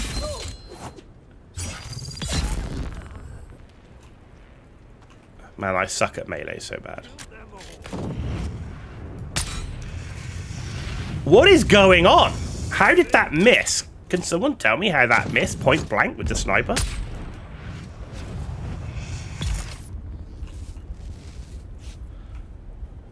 I'm point blank and I'm like, shit, I need to watch that. I think it's probably me just being a moron, but there you go. Sometimes I talk too much and don't focus. But yeah, I think this is one of the better base building games I played. Like, I really enjoyed the base building in Once Human, but man, that had some jank. But a lot less grind. Like, Once Human, definitely less grindy from the base building compared to this. I mean, building a big base on this, you build it a bit at a time. Like,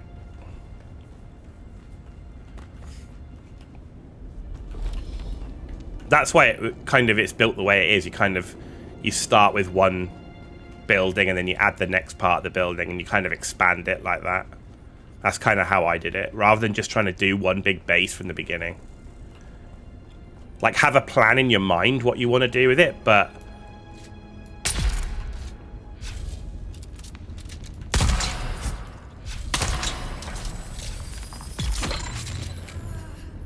could have sworn I hit with that.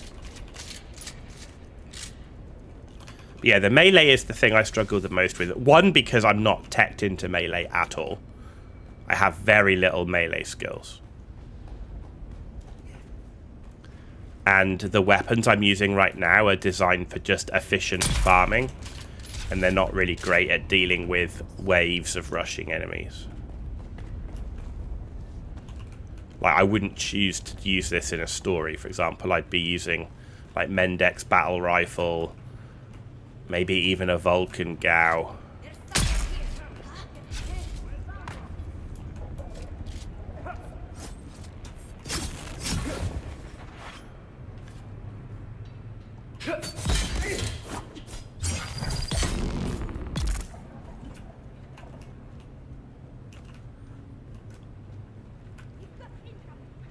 Where did that other melee dude come from? I could have sworn I only saw this one.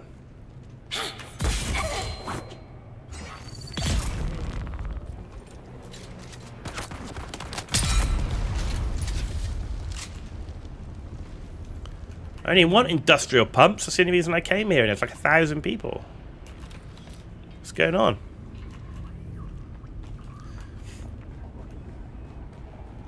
But yeah, I do enjoy doing base builds. I mean, if you look at my YouTube channel, you'll see, like, the base build I did for the early access Sons of the Forest was like this massive, like, wooden castle with multiple ringed wood walls and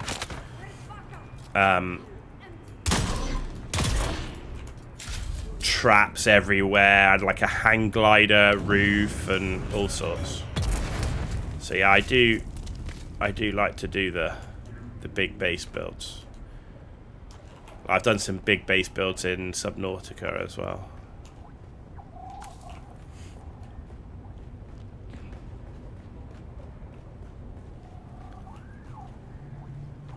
And I've done some big ones in Once Human. I did some big base builds in Once Human.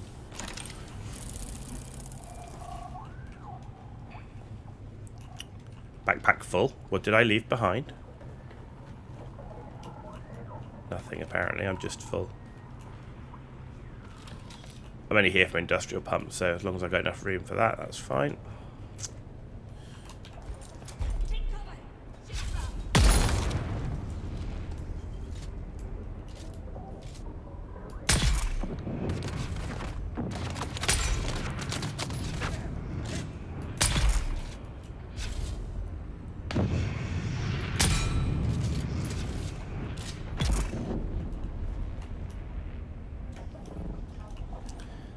we go.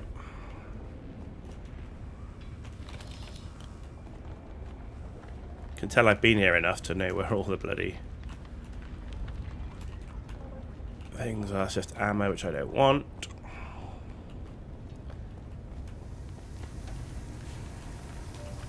Oh man, I got no room for spice? That can't be real. Such a little amount of spice that you guys don't really need it. But you can't leave spice behind. It's kind of like sacrilege, right? We have a visitor. Who are you?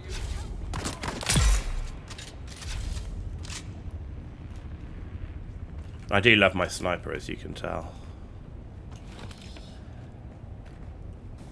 We've got 35 industrial pumps on this run. 35. It's so hit and miss. Like, so many times I've been here and, like, come out with, like, 11. Like, the one we did when we first started streaming today, we came in here, we got 17. Oh, blood sack. No, what am I doing? Oh my god, literally, I'm out of control. There we go. So having 35, that's really good. I'm really happy. That's been a good run. And I just use a lot of the industrial pumps. Obviously, you need them on, particularly on the water storage stuff.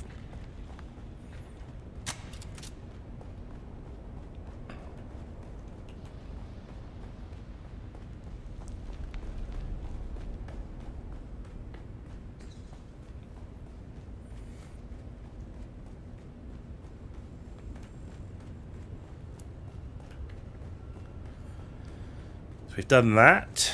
What do I need to do? Oh, so we're going to do plastanium farming. That's what we're doing next. We're in the grind area. I mean, this part of the game is the grind part, right? So back to the deep desert.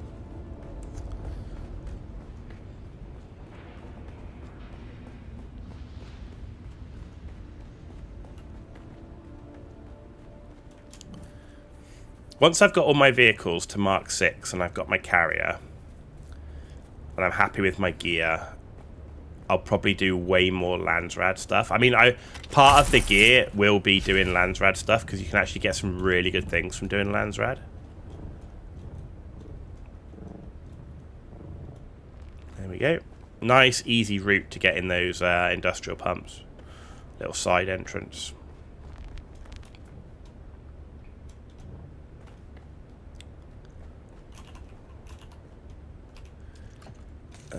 Anything else? No.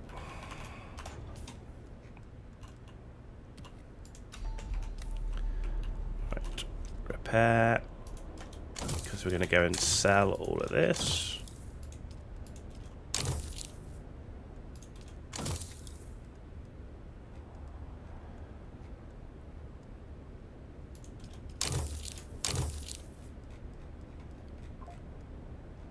Okay.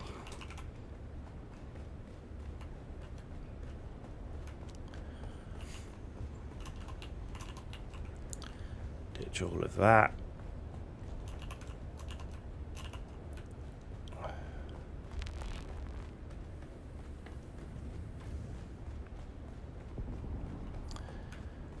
Excellent. Right, so just that, and pick up my still suit.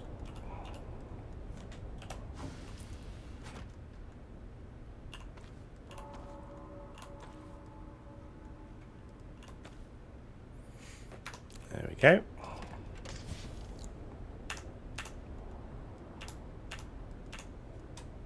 Good, that's done. Make sure we're full on water.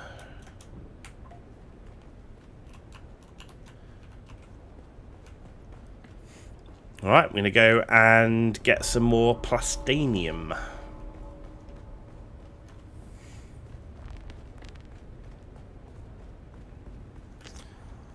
Like I say, 635 of it, that's a lot. It's going to take us a while. And that's just for one buggy, and we need 3.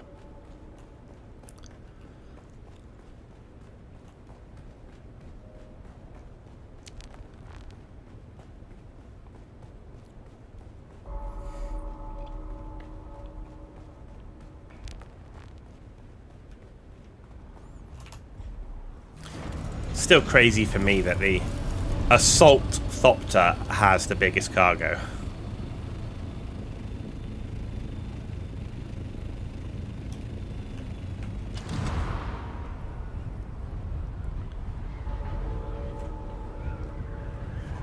But this is a Mark 6 one now, so we get a bit more speed out of it, which is nice.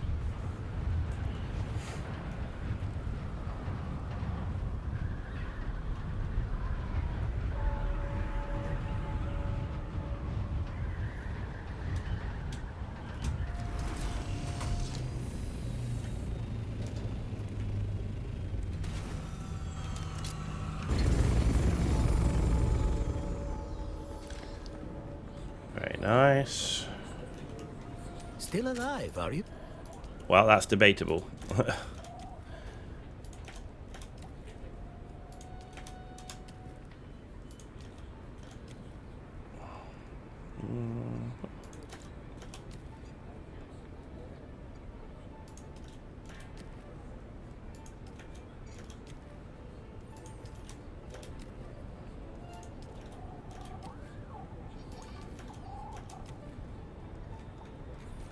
Okay, good.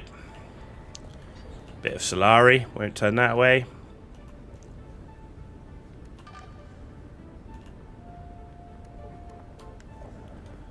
There we go, fully fueled. Let's go. Let's go mining.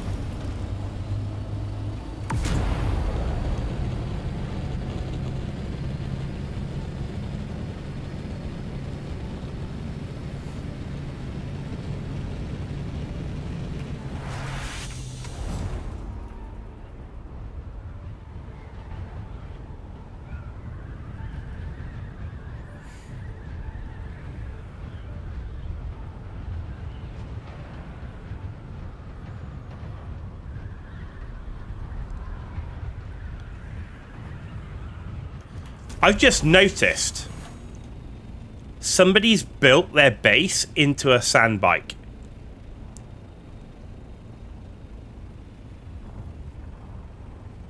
Somebody has actually made their base in the shape of a sand bike. That's fucking crazy. Look at that. That's so well done as well. I wonder how long it took them. That's wild.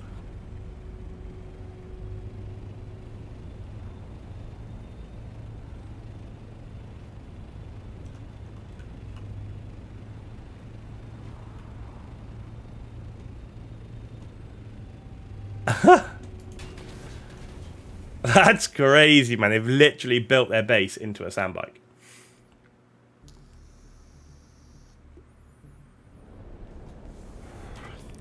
Right, the deep desert.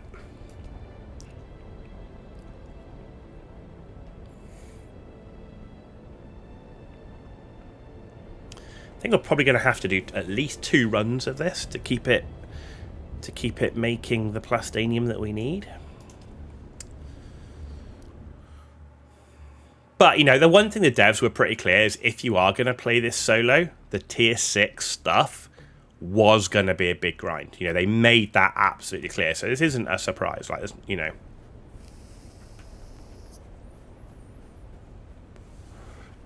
They weren't misleading about that. Oh, hang on a minute. Straight away. Look at that. Titanium.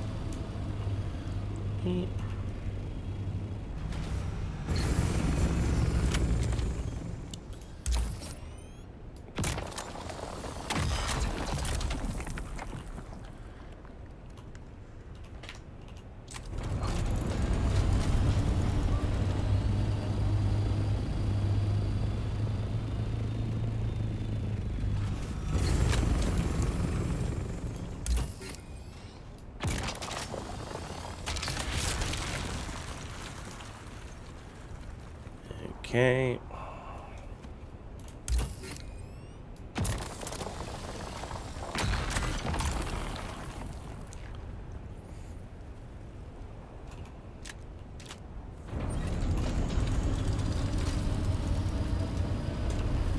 Any more for any more here? No? Okay.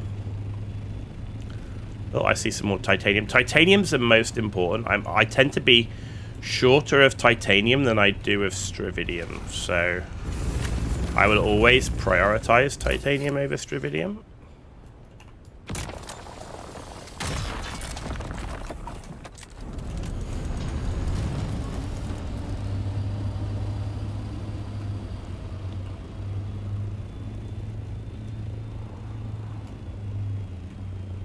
Sector weather alert. A large sandstorm is approaching. Really? Every time I have been to the deep desert today, I have been sandstormed. At least I'm in the A line.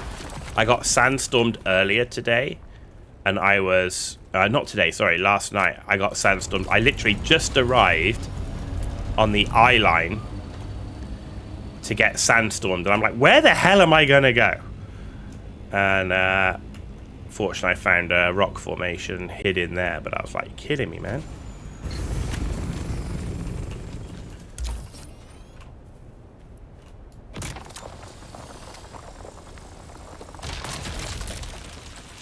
Catch you next time. Enjoy the stream. Hey, look, buddy, thanks for joining us. Appreciate it. I hope I can entertain you just a little bit, and hope you have a great rest of your day. But yeah, thanks for joining, and yeah, hopefully we'll see you again.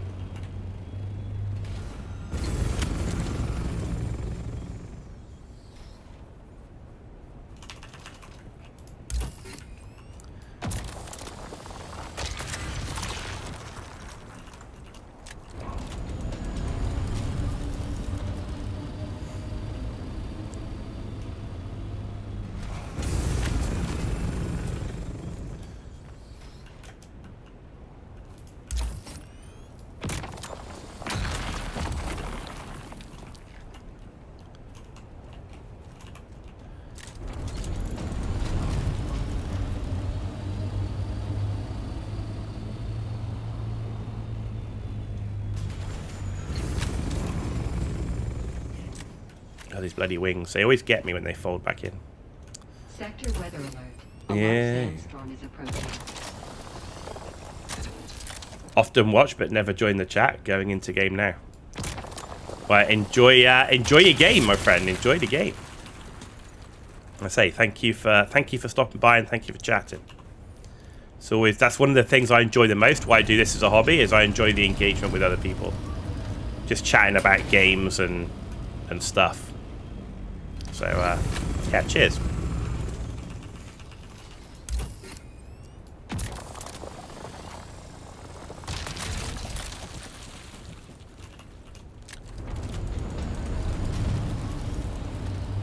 All right.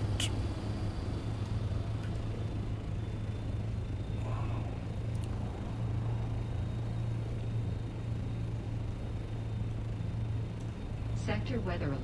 A large sandstorm is approaching.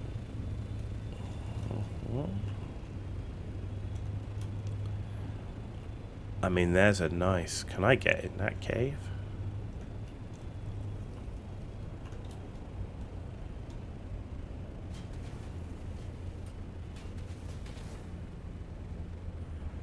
Yeah, I mean, I should be able to get in there, right?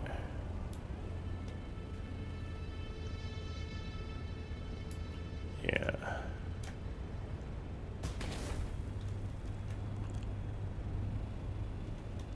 Can ride out. I mean, there's plenty of caves actually here. I can ride the storm out in.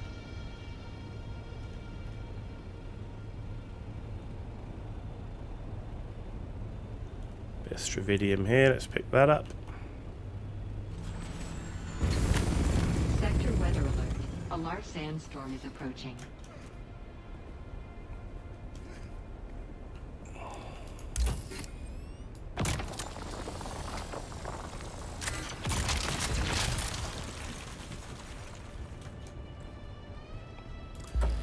There we go.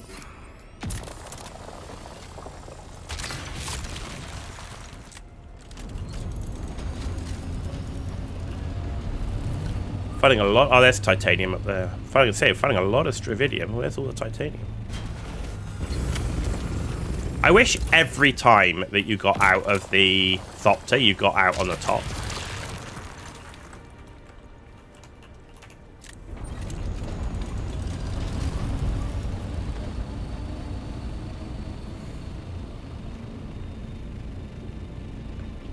Oh, look at that for titanium nodes. Yeah, man. Oh, and struvidium. Whoa. Sector weather alert. A large sandstorm is approaching.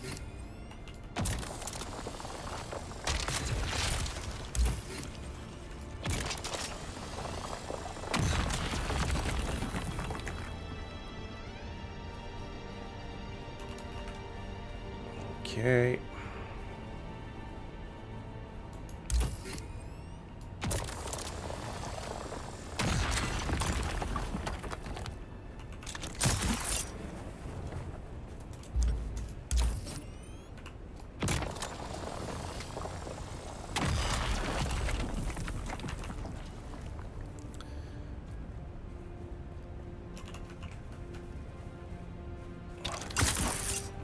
Oh.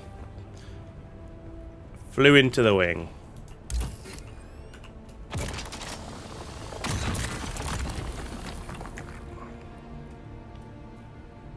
Sector weather alert. A large sandstorm is approaching. 4 minutes. It's amazing how quickly 4 minutes can actually go. And then other times you're playing the game and it's like, oh my god, like 4 minutes taking forever.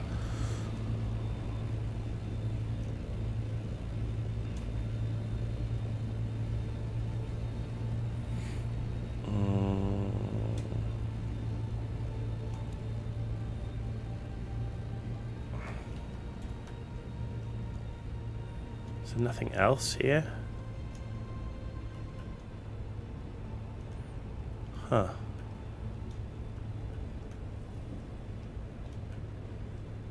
See, I think we cleared all of that out.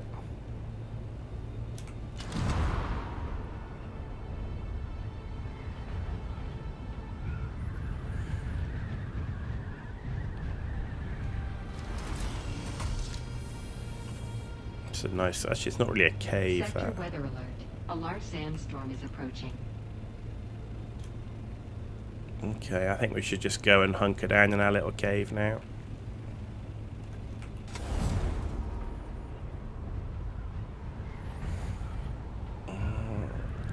I don't want the repair bill on this thing.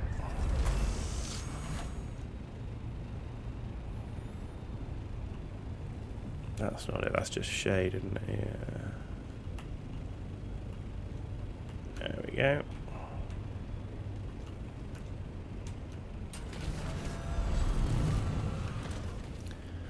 Get right in there.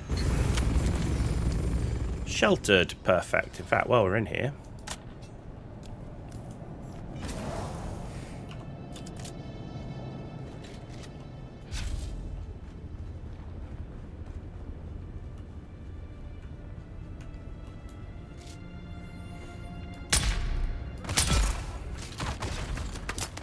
Sector weather alert. A large sandstorm is approaching.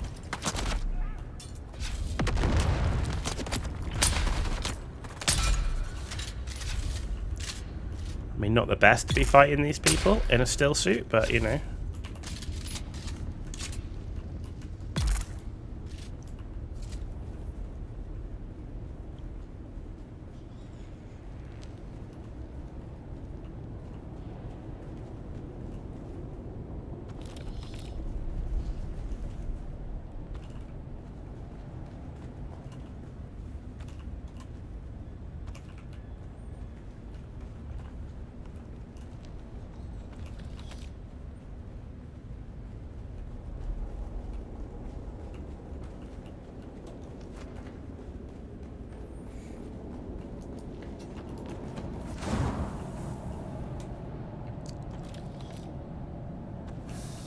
Okay. Sector weather alert. A large sandstorm is approaching.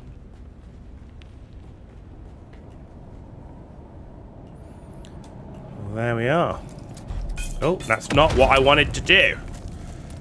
I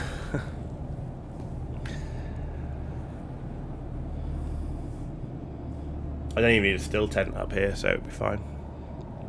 Let's wait for it to pass.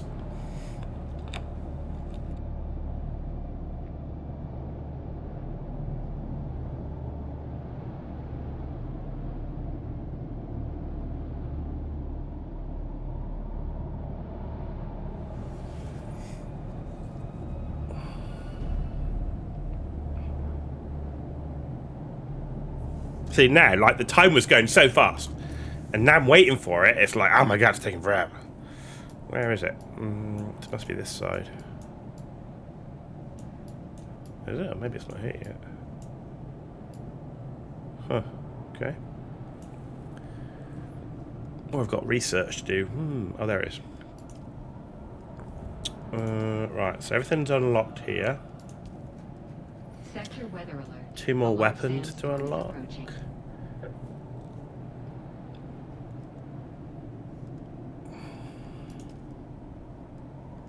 Okay.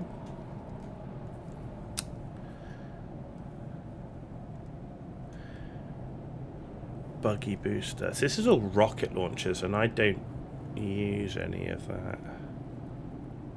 Let's take the treadwheel boost.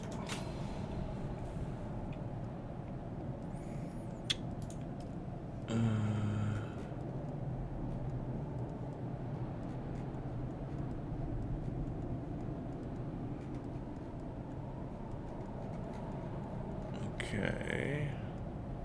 Maybe I'll just finish off these weapons, because we can. Alright, so that's all of that done. I think I'm going to do this one.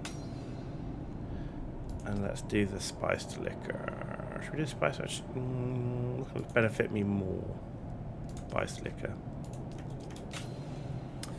There you go. So we're nearly done. We're nearly done. We've got the spiced wine to do. We've got all the weapons unlocked. So it's just spiced wine, and then basically the rocket pods.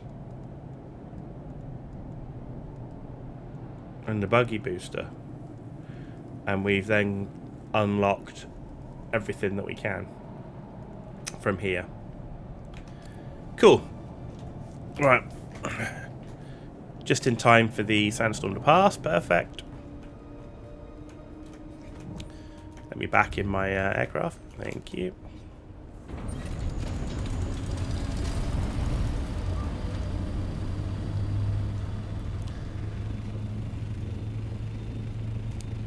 Alright, let's see if we can start finding some more ore.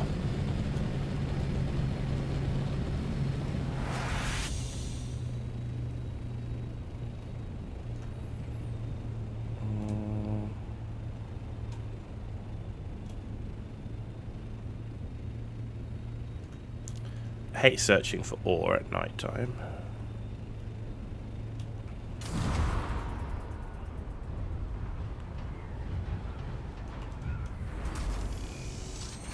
There's a spice blow for you.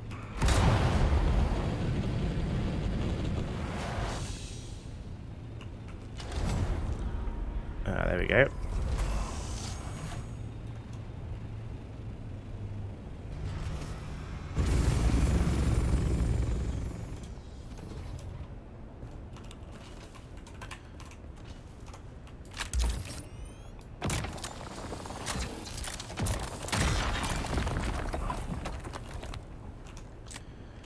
How are we doing? We haven't got much, have we? Not got much.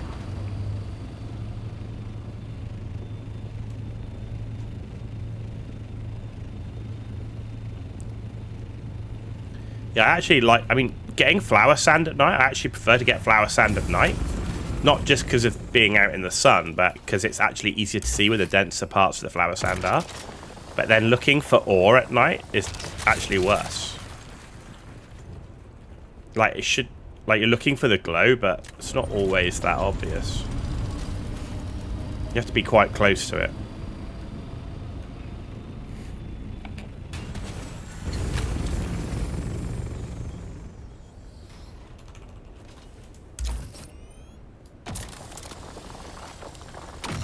But, ladies and gentlemen, this grinding, this is solo life.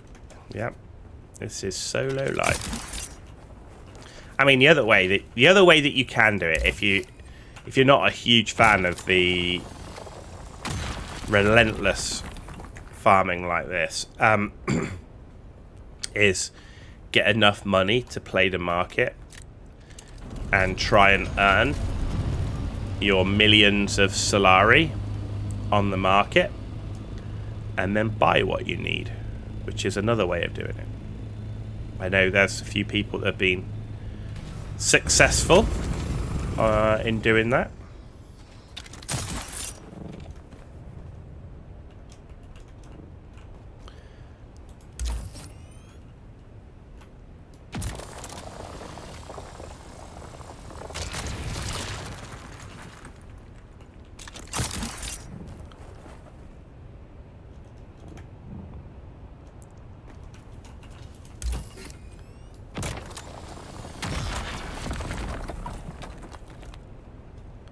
So you could never farm spice or plastanium or anything like that, but you would need a lot of Solari to buy what you need to make Mark 6 vehicles.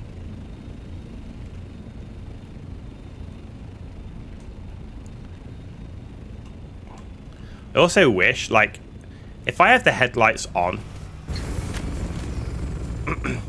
when I get out the aircraft, I wish they automatically came back on when I got back in it.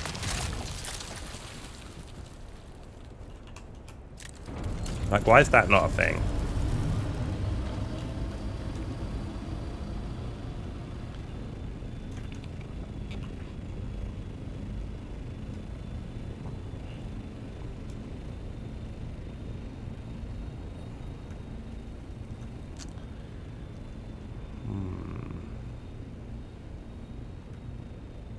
Someone been farming through here already, maybe? Definitely feels like there's less here than there has been in the past.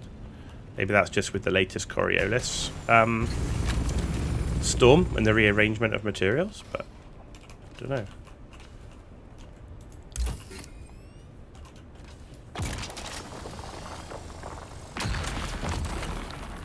There we go.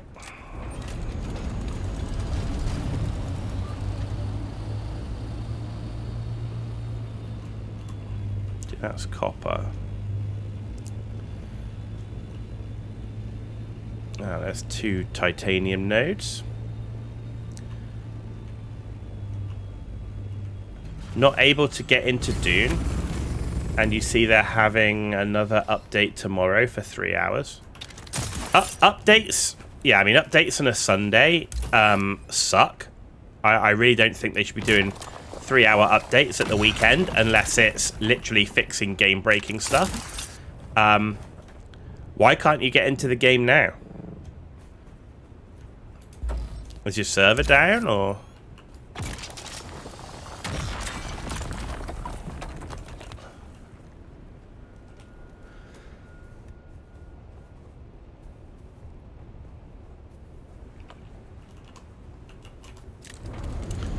Well, I'm on a private server, so that might be a little bit different. They had one this morning for 3 hours. Ah. Which, again, on the weekend sucks. Like, they shouldn't be doing that on the weekend unless it's absolutely fixing major exploits or game-breaking stuff, but...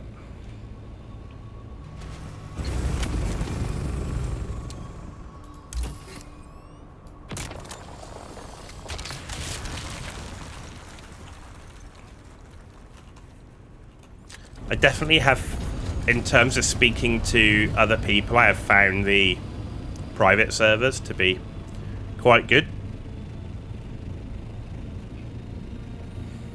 The only thing is sometimes you can get the server updates a little bit later than the main server, but not enough to worry about.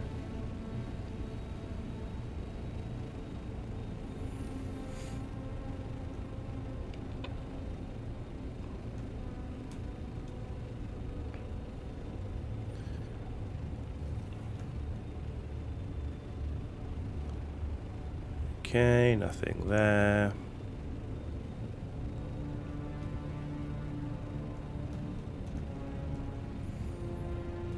There's some Stravidium.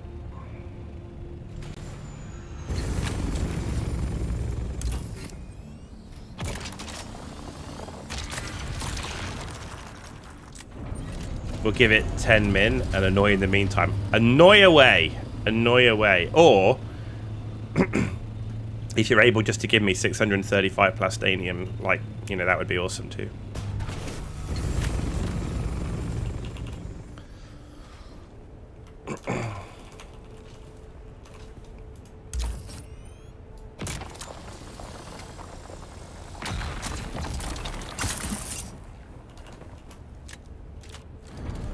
How are we doing now? We're getting there. Still seems pretty slow. I'm definitely feeling like there's less in this area than there has been.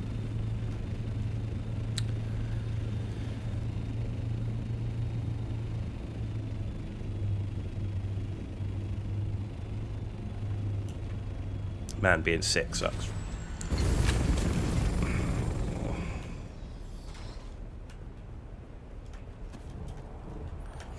Oh my god, don't fall off. There we go.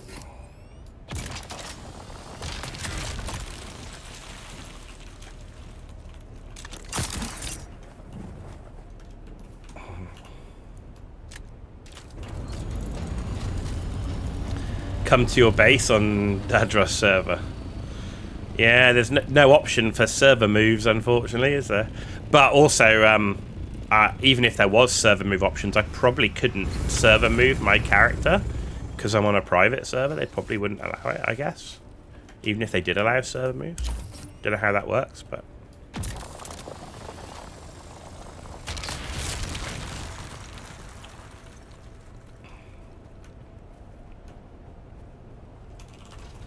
And it's not my private server. It's another content creator's.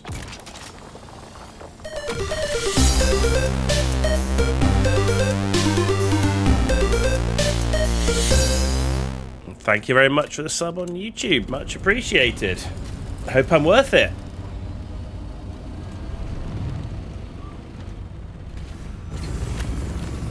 Hope you're enjoying. Oh, that's copper.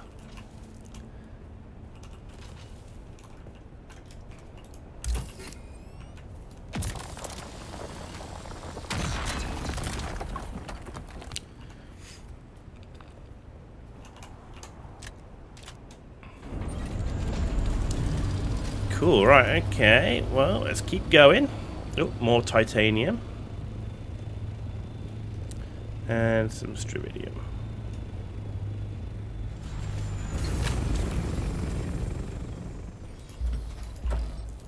Yeah, it's crazy. We're like, given I do this as a hobby, normally, when my family are here, I get to stream 3 days a week. And... in between that, I try and produce YouTube videos when I can. We're just over 900 subs now on YouTube, which is wild for me. Like, it's just crazy. I was never expecting that. This was just done for fun, you know, and just because I enjoy playing games and engaging with people, not for anything else. But yeah, it's crazy. I appreciate the support. It's wild.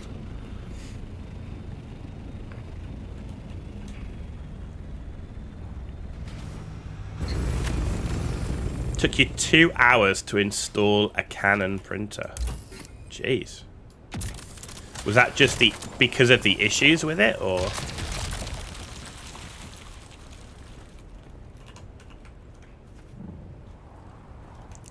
Where did that titanium node go? I've lost it. I've lost it. No. Okay. Personally, I like HP. I've always enjoyed the HP printers, and I found the HP Smart app to be, for me, pretty reliable. Plus, I've got one of these HP Tank printer. Like, it's 3-in-1, like printer, scanner, you know, photocopier. But rather than having individual printer cartridges to replace the ink, you basically get these bottles and you just refill the tank, which is really good because you don't end up with all this wastage, which is really nice. And it's actually overall cheaper for the refills.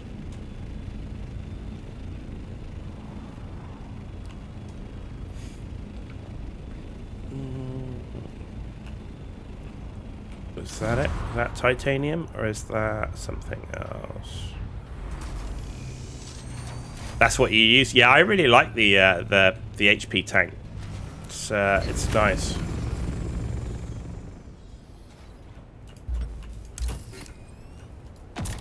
When I say their HP software, I've never touched wood, like every bit of wood I can find. I've never had any major issues with it. It's always been pretty reliable. Now I've said that, I'm going to have numerous issues the next time I'm in a hurry to urgently print a document, but, you know.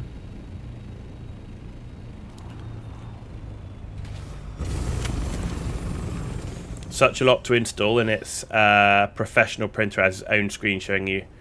Ah, okay.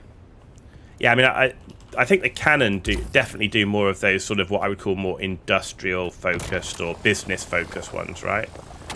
Mine's obviously very much more for personal use.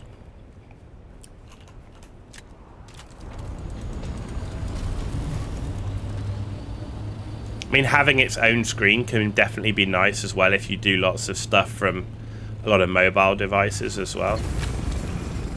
Doing like lots of airdrop stuff and things.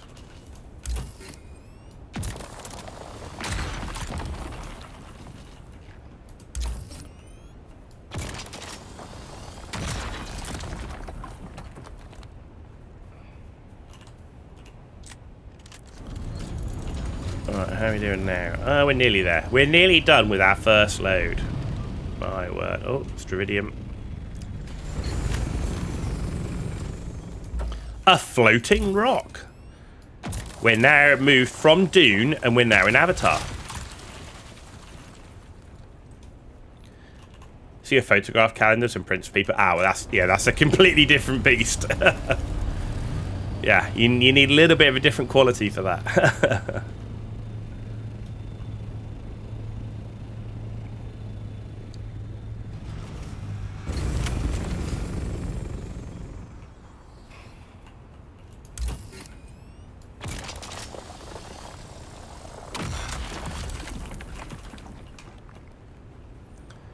Though I do love, given your username being wildlife photography, I do love a good wildlife calendar. As you can tell by my name, actually one of my favourite animals is the owl. I have a particular affinity for owls, and I've raised money for them in the past. Where I used to live in the UK, there was like a bird of prey hospital, but also like you could go visit as well. And yeah, I do love the owls. Very good at keeping up with chat. Sometimes it depends on the game. Like I get very tunnel visioned. Like sometimes I get so into a game, like I'm like so into it, and I just tunnel vision completely. But, well, I do have 3 monitors, which helps. So I've got, on my OBS, I've got both my YouTube and my Twitch chat up on the same thing. And I make sure it's on the edge of the screen closest to the main game screen. So that helps me a little bit, try and keep up with chat. But, yeah, sometimes I have been known to get like really tunnel visioned into a game, like I'm really into a story or something. I'm like, oh, I haven't checked the chat for an hour. But I like to think I can multitask a little bit, having been a pilot. But it's not as easy as you think when you get into a good story, right?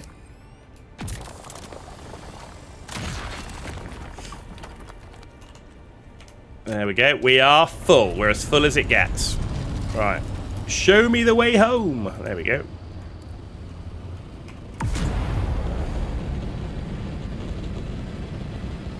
I didn't change the color on my Mark 6.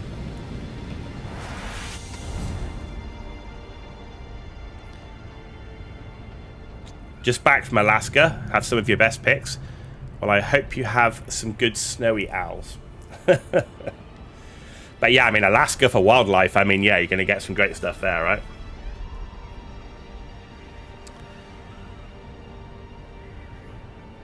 Yeah, I do really love snowy owls. And I love the great grey owls. Great grey owls just have the...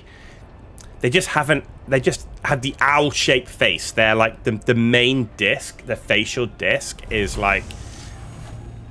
That is... like such a traditional owl, but my favorite is the barn owl, particularly coming from the UK. and that is why my channel is the Ghost Owl, because in medieval times, the barn owl was known as the Ghost Owl because they traditionally have quite a limited diet. They do hunt a lot of rodents and stuff like that, which were often found around graveyards. The barn owls in medieval times as well, they also don't have the normal twit-twoo type call. It's like more of a piercing screech. And of course, they're white underneath. So people being superstitious back in the day, seeing the owls in the graveyards, referred to them then as ghost owls. And of course, didn't have this nice call. They like screeched at you, a bit like a banshee sort of thing. So that's why they became the Ghost Owl. And hence my channel is the Ghost Owl. Had a few there on snow-covered fences and killer whales. Oh, you got some of the orcas. Very nice.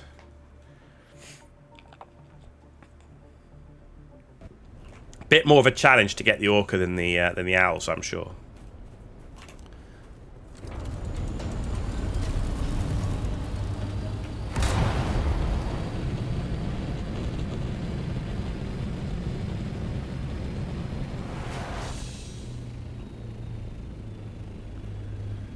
And there we go.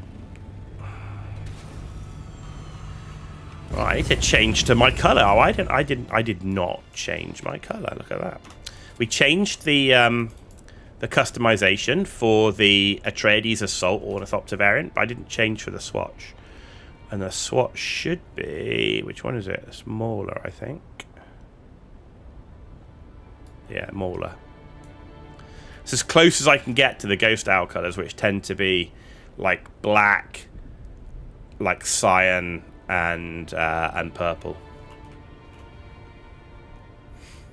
Barn owls, the male and female, make up the call, answering each other. Yeah, but like I say, if you so in the UK, the most common owls are like the tawny owl and the barn owl. There are obviously lots of others like the little-eared owl and all that sort of stuff, short-eared owl, sorry, and stuff like that. But the tawny owl is the one that everybody hears, like on TV, and it's like that twit-twoo type owl call. And when you hear a barn owl call, it is such a high-pitched screech. They've got a... Oh, I don't do that. They've got a barn owl in the bird of prey hospital where I go, called Troy. And he can't ever be released back to the wild because he fell out of a tree when he was a baby. An old lady found him and kept him for like 7 days before she took him to the hospital. And as a result, he can never be sent back to the wild. He just wouldn't survive. But he's so funny, and he has such that high-pitched screech. It's very, very cool. Right. Running out of space. Got so much ore. That's the one thing with this Stravidium stuff, and that does take up quite a lot of space.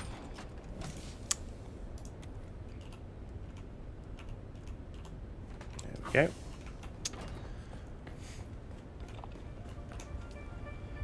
Oh, Stravidium fiber. There we go.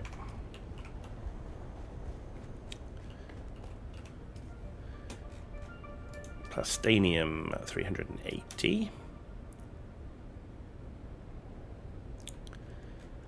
Man, we are churning out the mats.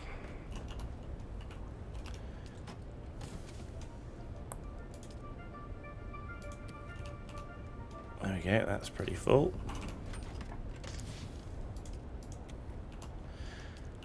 This is why I actually will need to get some more spice, but also plastinium. I need to build a big vault for the... because if you look at it's the weight that's the problem with the ore. It's like the max is like... What's the max on it? Like 1.5 or something? Where can I see the max weight?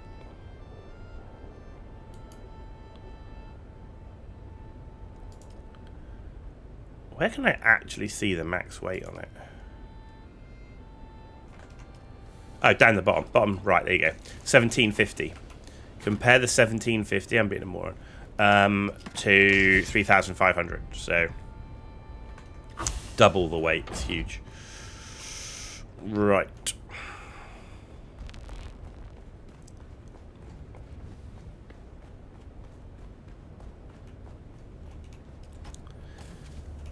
ditch this stuff.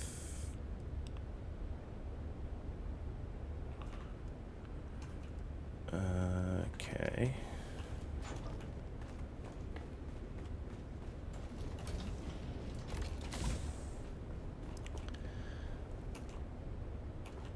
We're going to need to do another corpse run at this rate.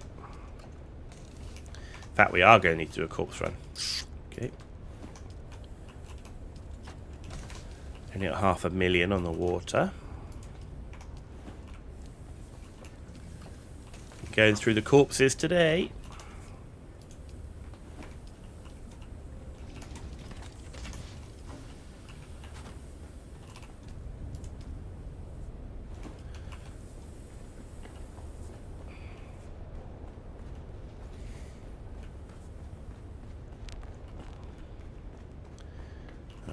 How's this looking actually with its... It's the aluminum that just takes so long. So we've got 1:33 to do the remainder of that aluminum. 15 minutes for the duraluminum, 9 for that, and then 2 hours 6 for this. Yeah. Yeah, aluminum is crazy. When you think of how quickly it takes to do duraluminum compared to how quick it takes to do the aluminum, it's crazy. But there you go. Anyway, keep that churning through. Let's go and do... actually, I need to go and get rid of some of this stuff. So let's get rid of that. And let's empty some mats up here.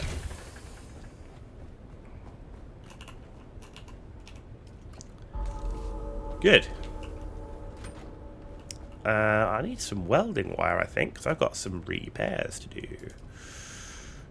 Where's my welding wire? Where is it? No.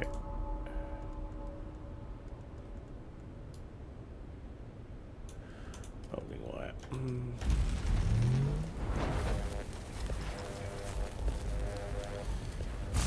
Should I need more than that? It take 500.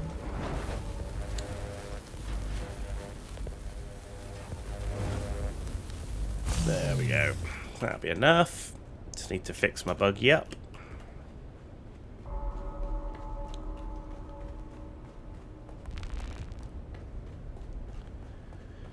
Let's go do a corpse run. And repair.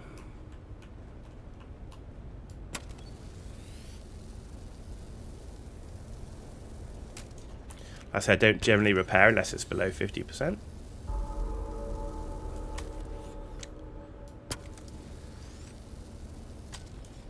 But while I'm repairing, let's do these.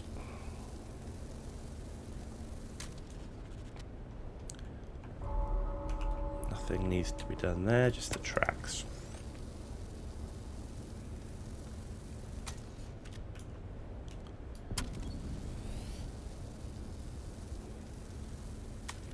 Cool.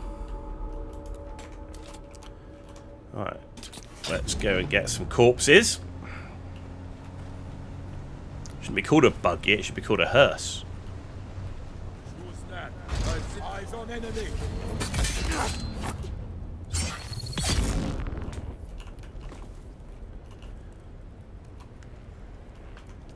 There we go. And that's reset as well, so I can get some more Solari. Catch you soon. No worries. No worries. Have a good one. Gonna need to take a break soon. Just been streaming now for 4 hours without a break, so I think I'm gonna need to take a bit of a break, grab a quick snack. We will continue streaming and the stream will remain on. I just need to go and get a quick bite to eat for 5 minutes. So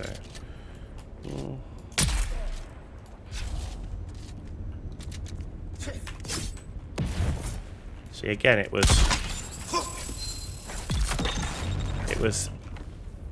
delayed. It was like didn't work, and then when it did work, the dude paused. So kind of. There we go.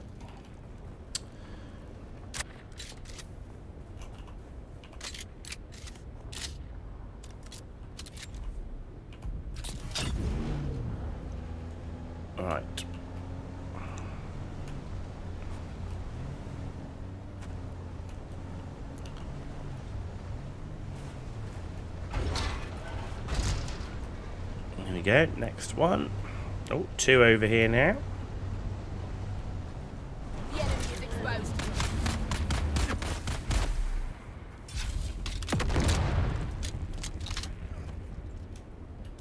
Pin them down.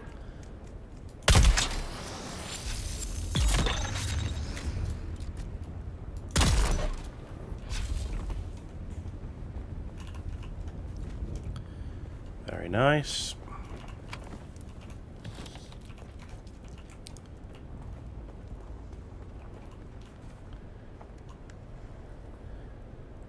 Okay. And that. There we go. Get in those corpses.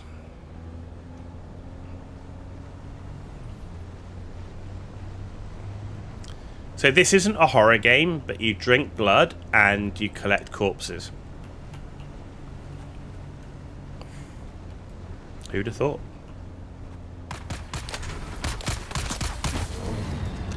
Die, die, Die, die, die.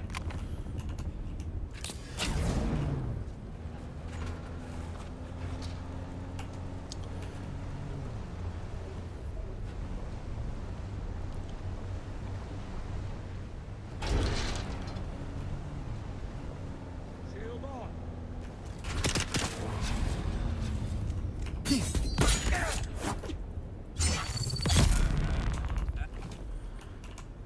Okay, done.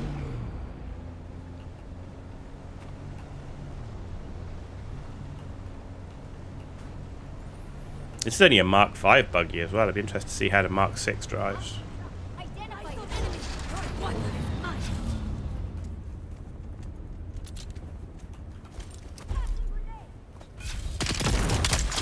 Oh.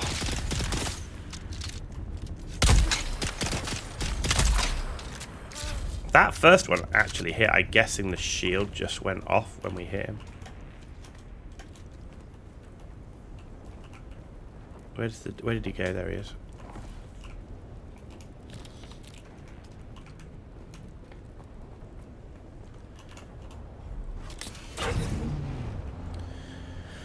Okay, 2 more camps to do.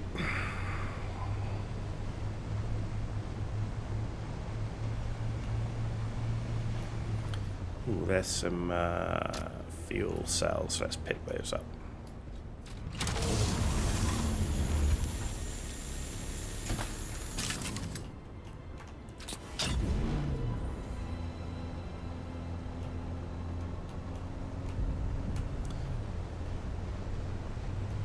Get the fuel back onto the annoying road. Like, really cool idea. Don't put the lights there. I can't drive through them. So annoying.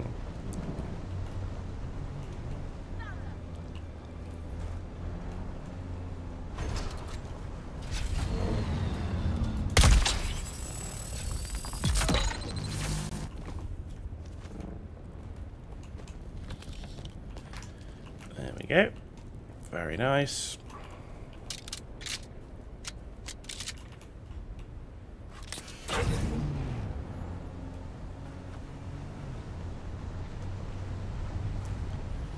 And off we go. Oh, fuel.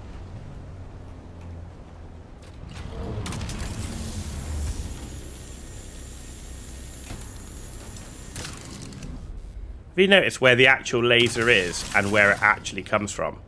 So the laser is on an arm, right? But the actual laser comes from the not the laser head itself. It's kind of weird.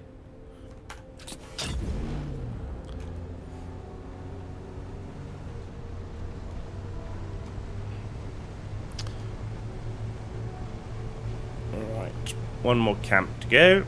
And then by the time we get back, there should be 1 camp that's respawned.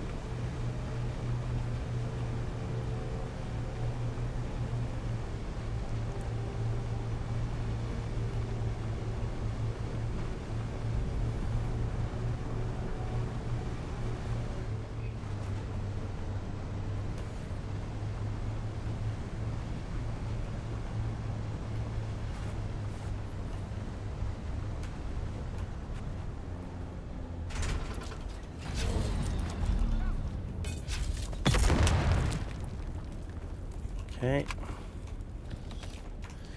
Nice easy grenade kills, but then I am like pretty much max spec'd into grenades. Does kind of help. It's quite a big damage boost if you put skill points into the grenades.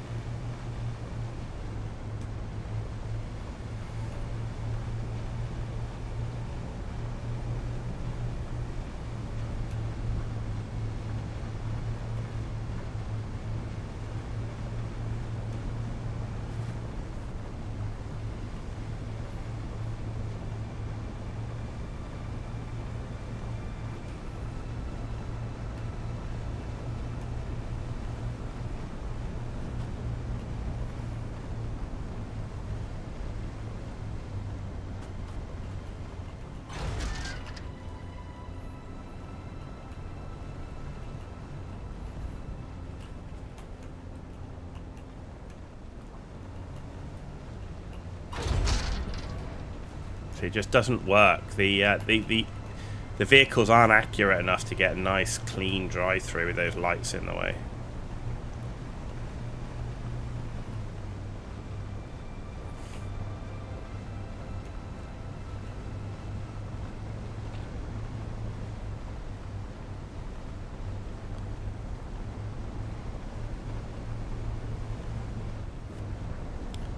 Okay, he's not respawned. Have you respawned yet? Yes, you have.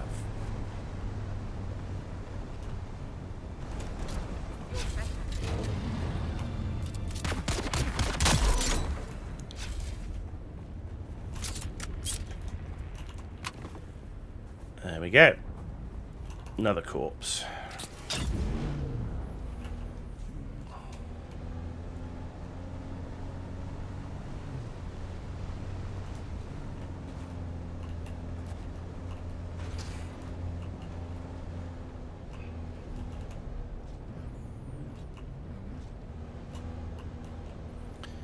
There we go. Always leave it ready to go back out.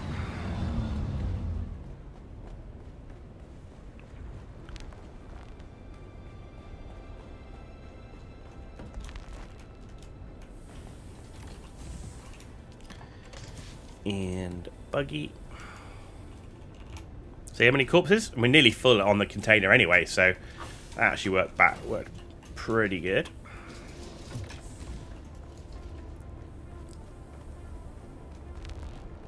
Worked pretty good. And some more fuel cells. There we go. That's good. Right. What do we need to do next? So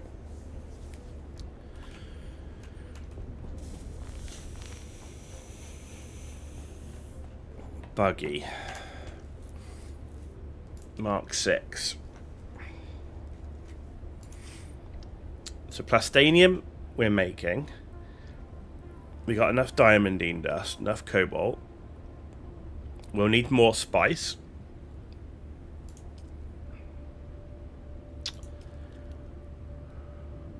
Which is fine. We need overclock power regulators. Hydraulic pistons.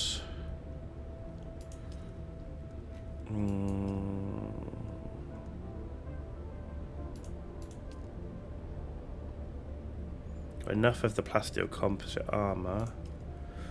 Thermoresponsive ray amplifiers. We need to really go hunting some wrecks, right? That's what we really need to do, is go hunt some wrecks. Maybe that's what we're going to do in a minute. So I think what I'm going to do is take literally a 5-minute break. Literally, I'm just going to go make a sandwich, eat a sandwich, and then be back. And we'll continue. And I think what we'll do when we come back is we're going to go treasure hunting in the deep desert. I think that's what we're going to do. Which is a bit of a pain, because like a lot of low flying, scanning, and that sort of thing. But I think that's going to be the best way to get some of the materials that we need, unless we come across like a downed wreck. Like not a wreck, but those ones that get shot down.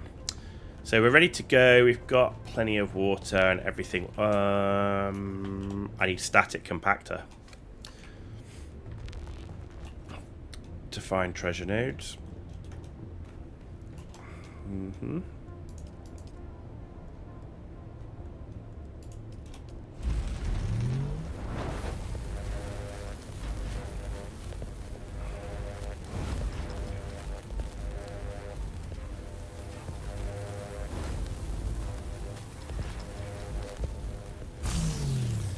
There we go. So we've got a static compactor there, ready to go find these treasure nodes. So I'm going to have to low fly while spamming the scanner. Let's see what our scanner... I'm going to need fuel as well. Let's have a look what state we're in. Right, we need to do some repairs anyway. The scanner looks alright, it's just we're going to need plenty of fuel and we're going to need repairs. Have I got any repair wire left in my hangar? No, but I have fuel. Okay. Let's take 2 lots of fuel.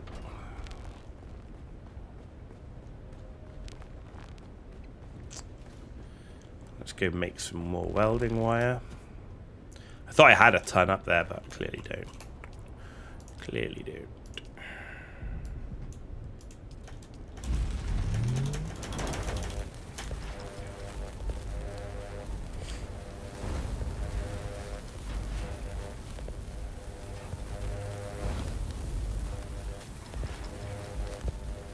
Just want to make sure that I'm ready to go when I come back straight away. So, but yeah, when I've been doing 4 hours without a break, I need to stand up, walk around, and eat something.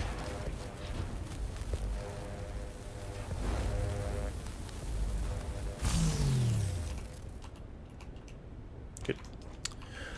Cool.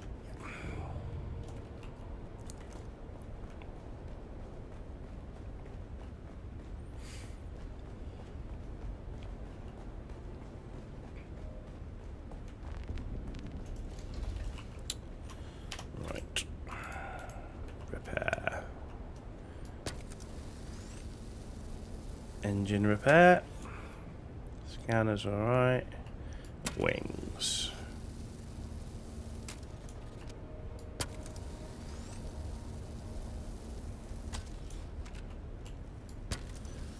Generator.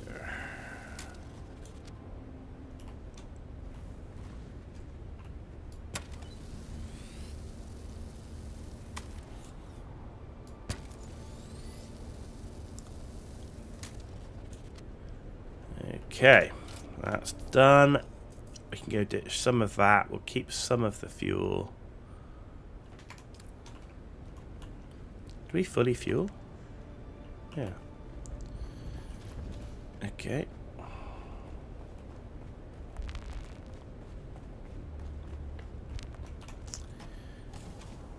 Let's ditch that, some of that welding wire, everything I've got still 10. Deck will lead to jump. Good. Right, we are good to go.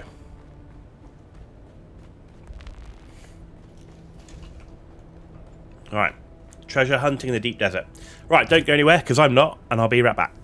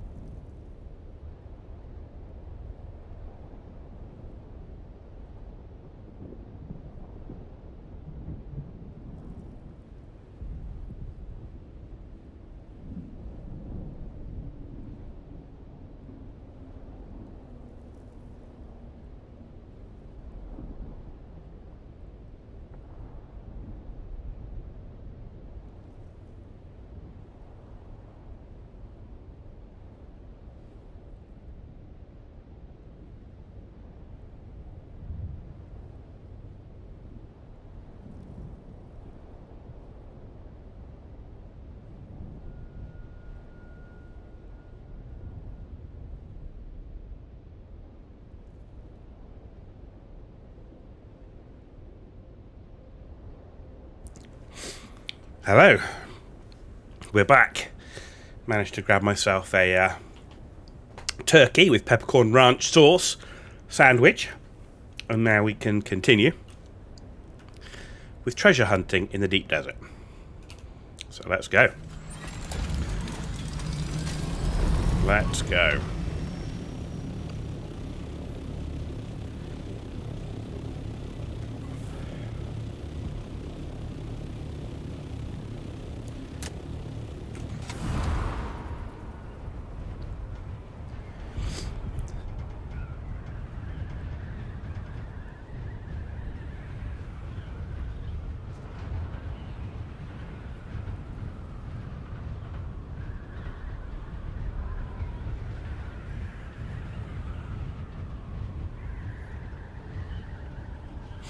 Man, I never wish being sick on anyone. Ugh. Horrendous. It's all like up here and like sore throat, everything. Ugh. Rubbish.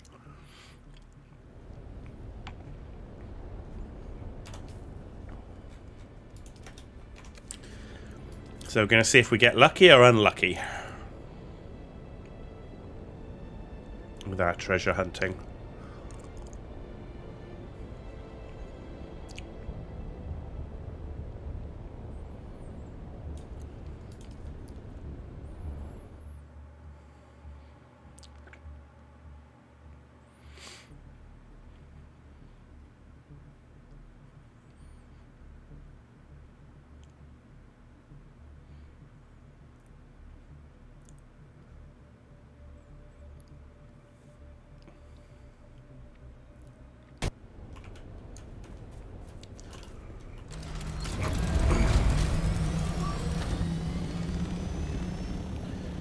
Right, we're going to head over to the 9 line. And then we're going to head all the way up the 9 line to I. While scanning the desert. Oh, you are... What? Every time I have come to the deep desert today, I have been sandstormed immediately. Rubbish.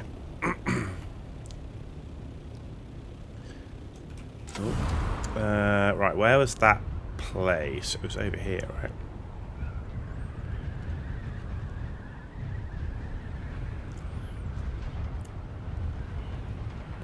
Not that it matters, actually, because I have a still tent.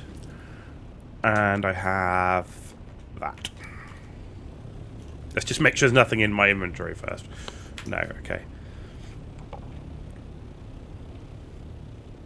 That's all right then. We can just land, pack up the thopter, and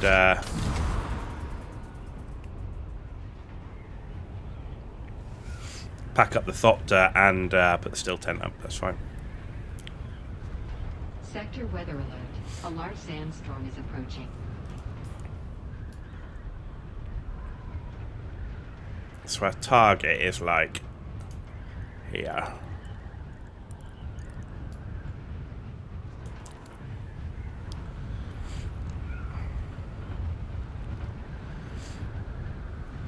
Down ships would be nice too.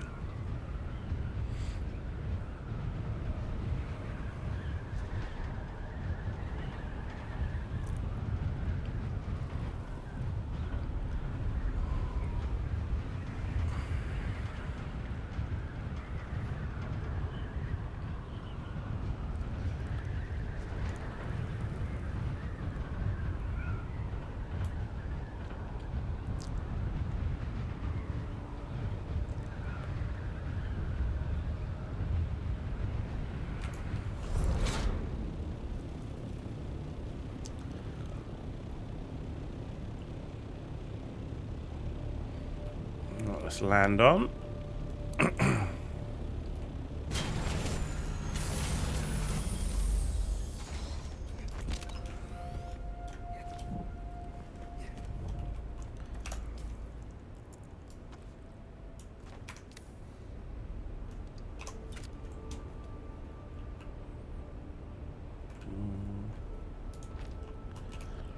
There we go.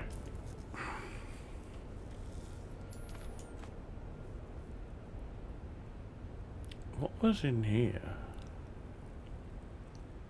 Oh, medkits. I wondered where they'd gone.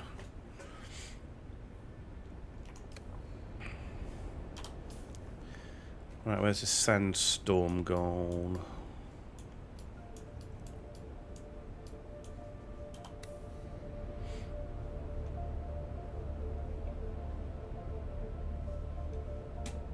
Why am I getting no more alerts?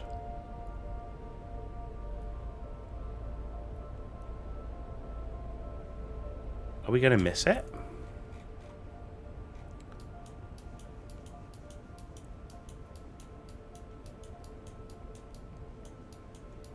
It's the problem with not seeing the whole map. We shouldn't have to probe. Oh, there it is. Here it comes. Is it going to miss us?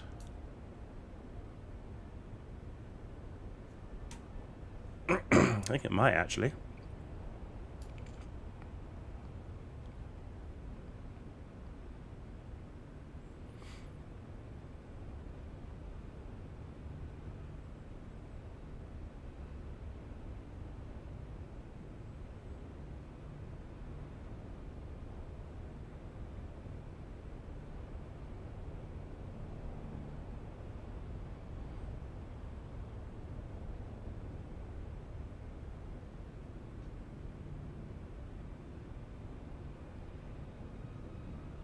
I don't know. I don't want to go out and then get caught in it.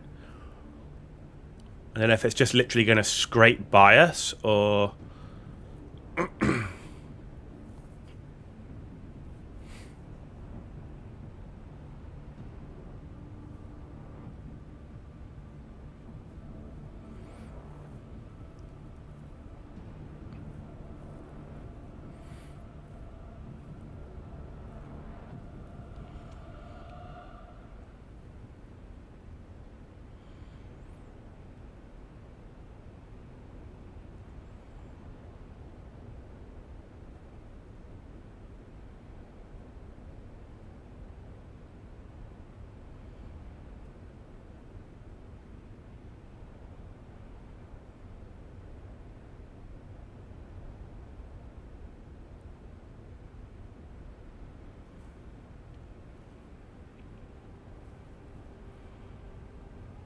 I mean, it's bloody close. Like, we're right on the edge of it.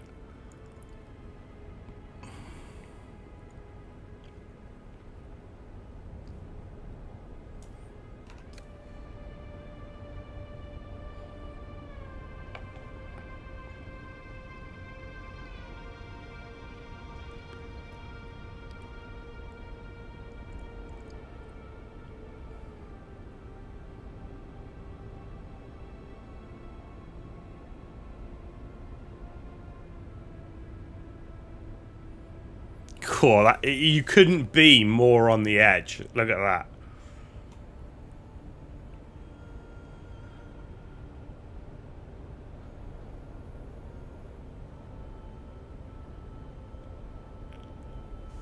Close enough, you wouldn't want to risk it in your Thopter. Because, I mean, that shows it going over me, but it's technically not, I guess.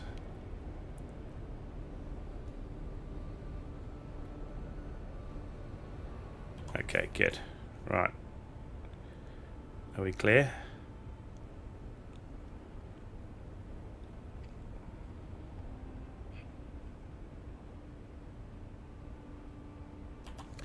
All clear. Right, pick that up.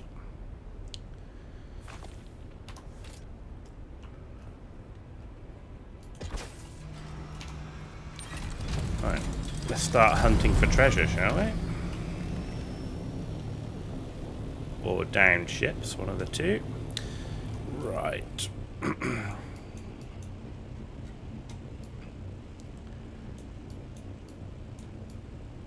Here is our target marker.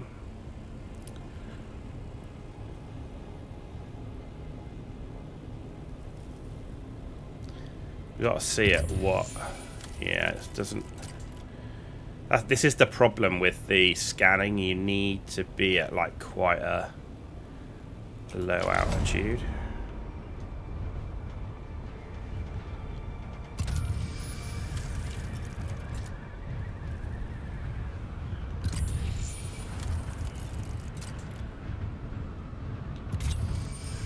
And it absolutely hammers your fuel. What's that?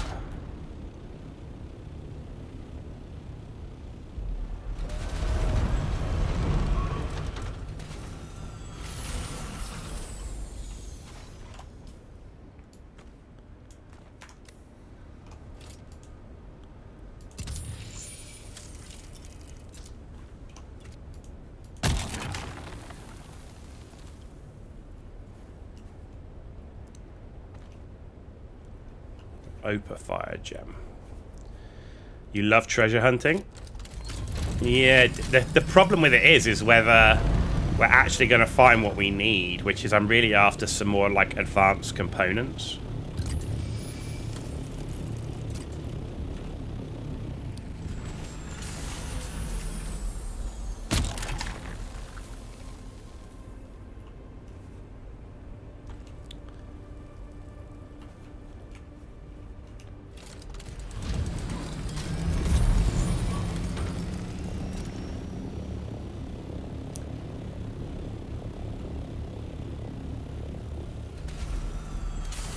Or like the plasteel plates.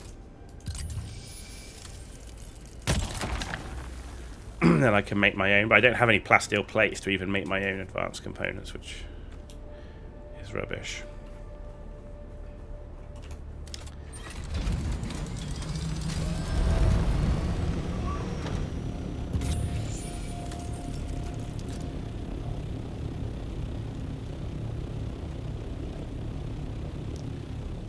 So far, not looking great. I might need to just wait until I get in the 5 line and beyond.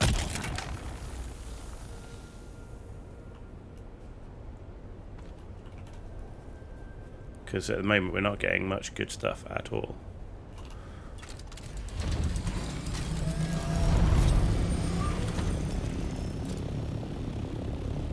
We'll try this one, and then if we don't get anything good here, I'm going to wait until we get to the 5 line and try beyond.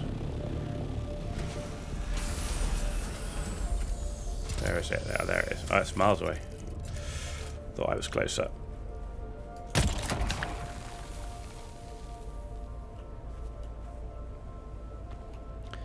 Okay, that's better. We got plasteel plate. That's what I'm looking for as a minimum.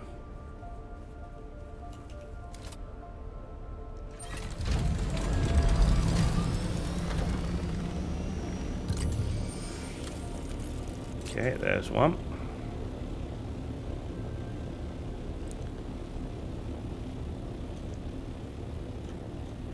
I mean, treasure hunting's great if it was for yourself, right?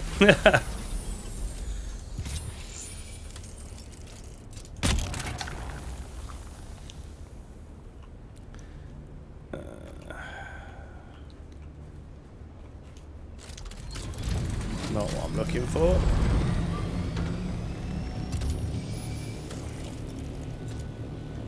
Oh, overclock power regulator. Now that's what I'm talking about.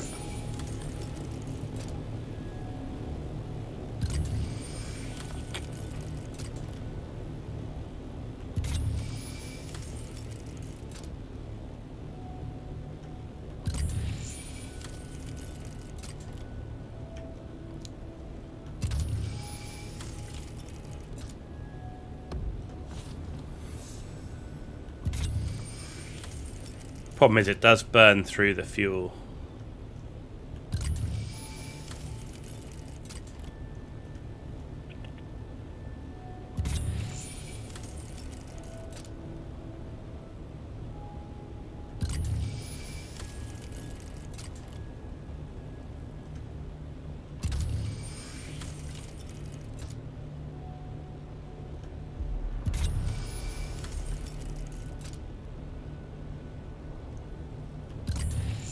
And we had loads of luck. We had them all coming all over the place. Now we've not seen any for like a week.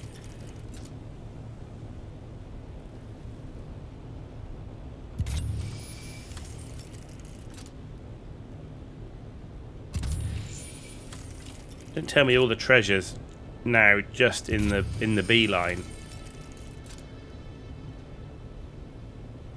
Or the 2 line, I should say.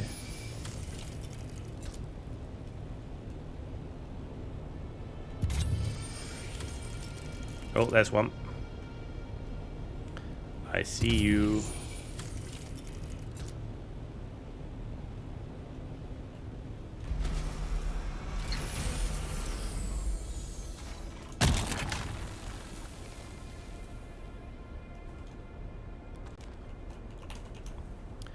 Okay, so let's ditch that and take that.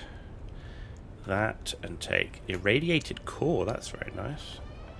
I didn't want to drop that. Okay, let's drop that and take that.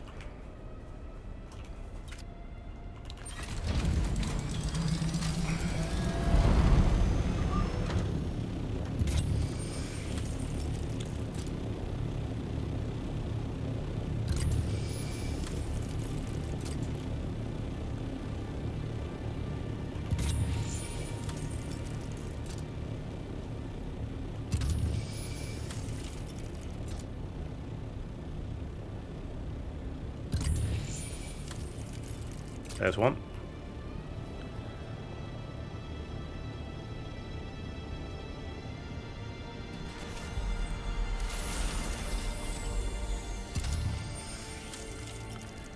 It's always useful taking that hand scanner, because that can save just a touch of fuel. Jesus. Right. We're going to drop this time.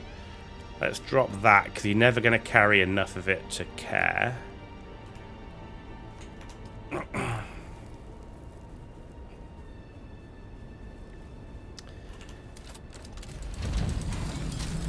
Okay. Am I teched into scanning? Vehicle scanning. Improve range. Yeah, we need to improve that. Holy moly, we need to improve that. Give me that then.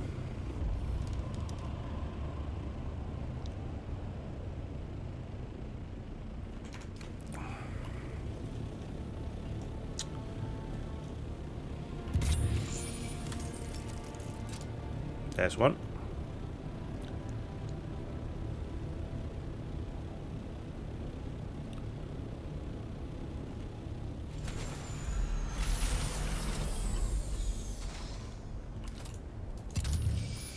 There it is.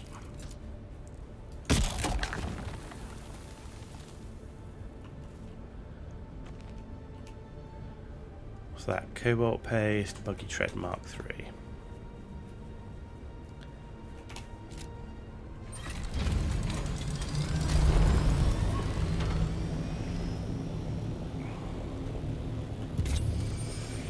Oh, we got two over here.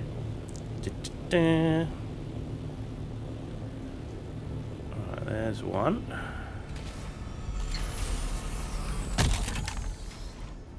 Oh, where did you go? There you are.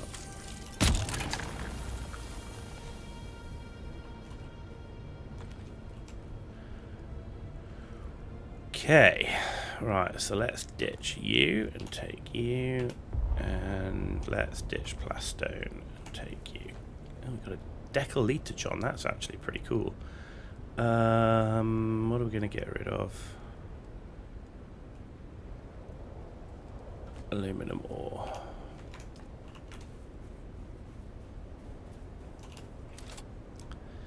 Alright, and there was another one here. Over there.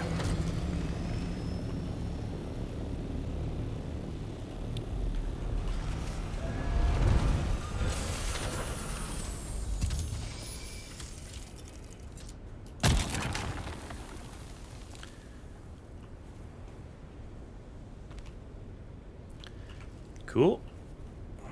57 overclocked power regulators. Okay.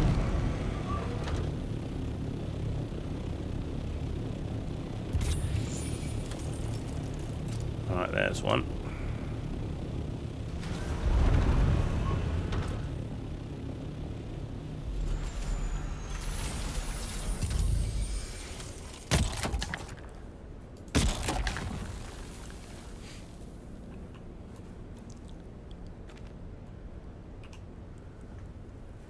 Just some plain mechanical parts. Okay.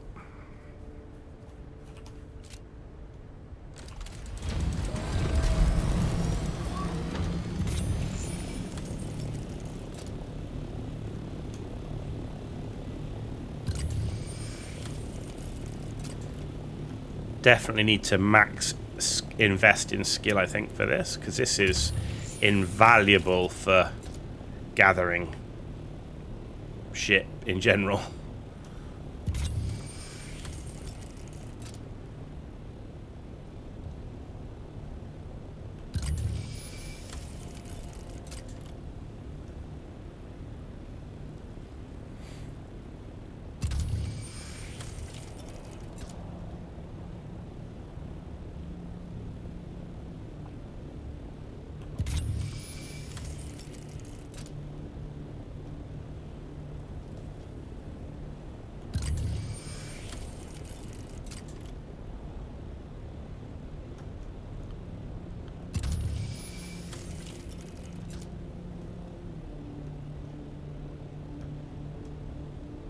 Really interested to see if there's a difference in the quality / quantity of loot once you get into the PvP area, because I honestly don't know.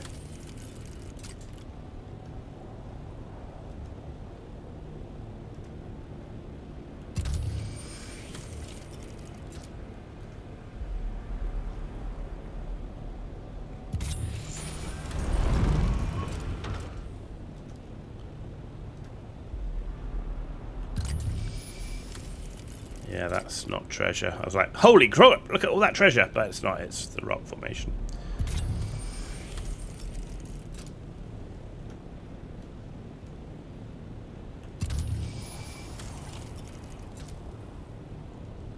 Not seeing much.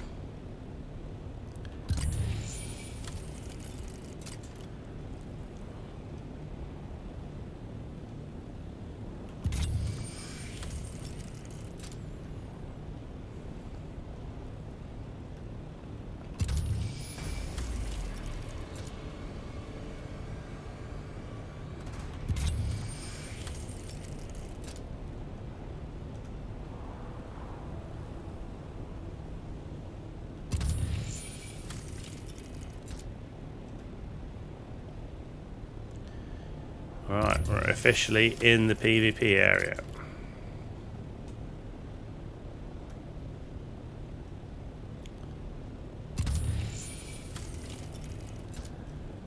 We are properly solo ratting.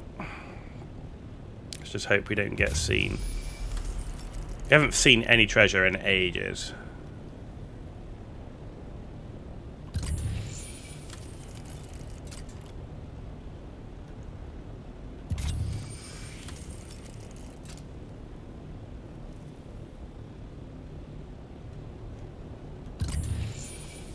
I was hoping we'd get some in the PvP area just so I can see the difference. If we get anything better or gooder, if it's just the same.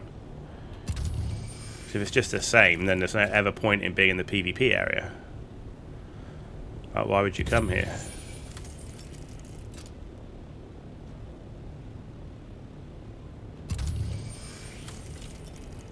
Low fuel.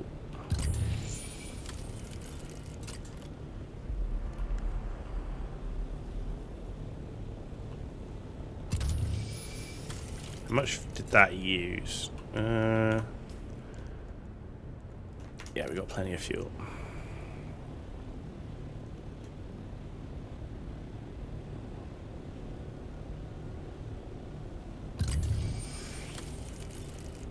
Man, we've seen, since we've been in the PvP, I've not seen a single speck of treasure.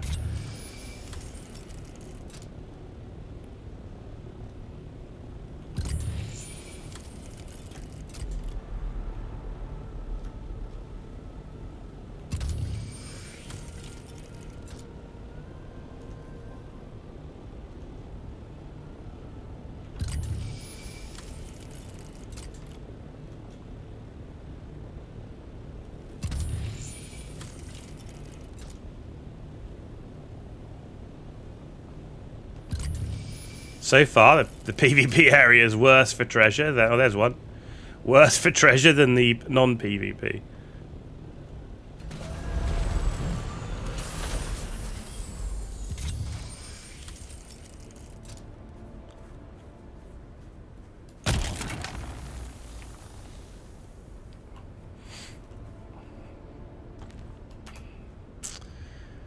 Ooh, advanced machinery. I'll take some of that.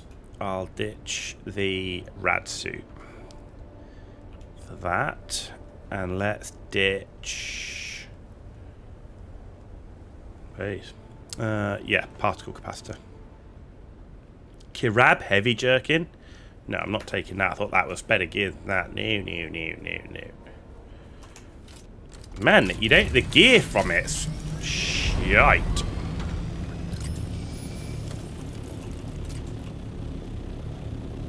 Like, I mean, tier 3 gear. Thought we might at least get some Merc or something like that. Good to sell.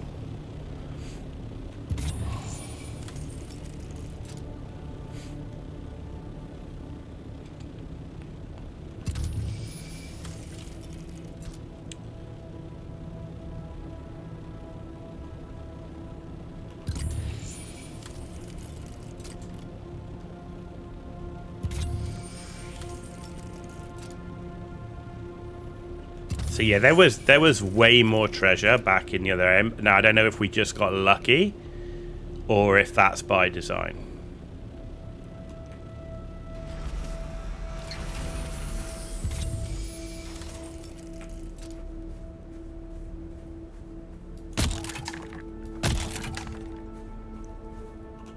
Okay, can you dig it up, please? There we go.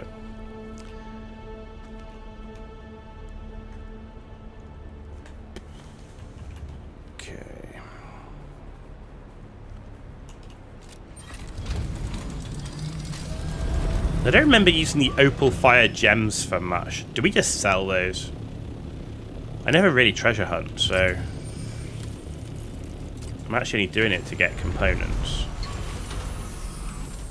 Do we just sell the opal fire gems? Is that what they're for?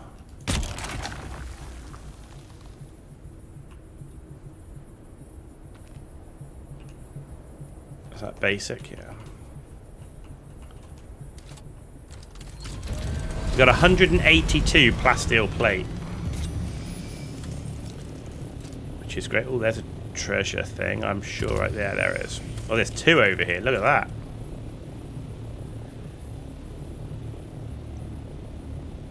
Alright, there's the first one.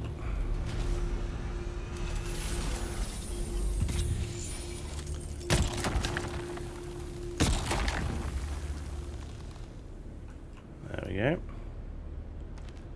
Sell them if you're not taking part in Landsrad. I do take part in Landsrad.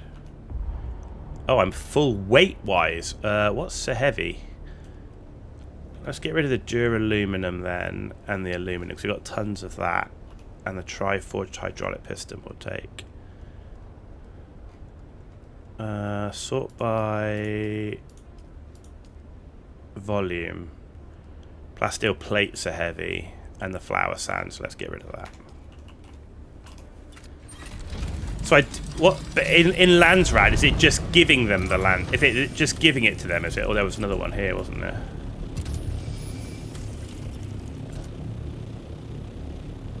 Like, I don't use them to craft anything, right? It's just giving them to the Landsrad dude.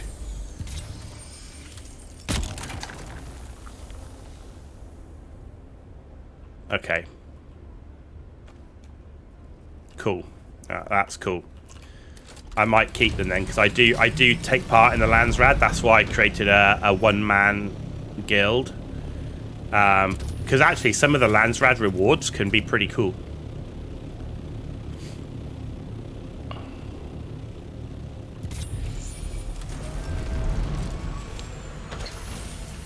They can be pretty cool.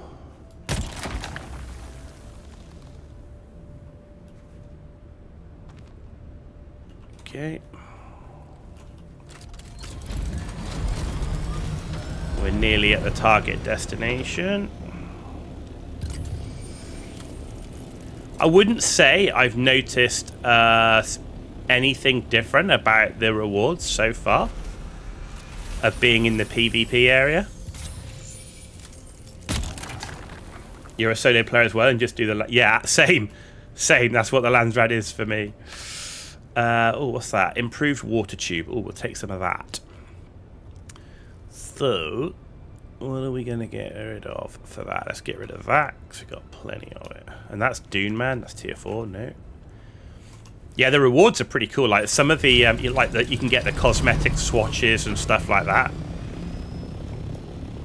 Plus, it's like an easy 10k Solari for a lot of them as well. Because 10k Solari is only 700 points.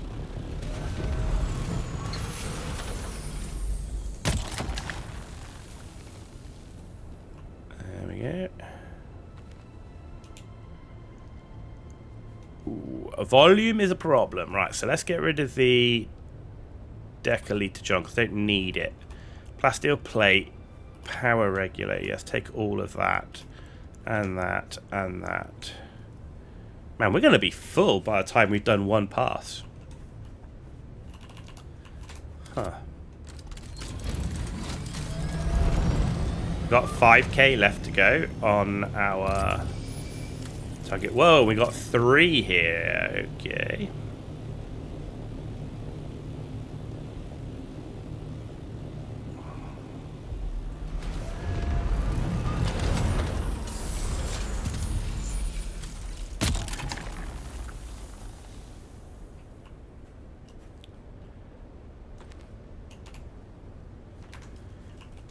Okay.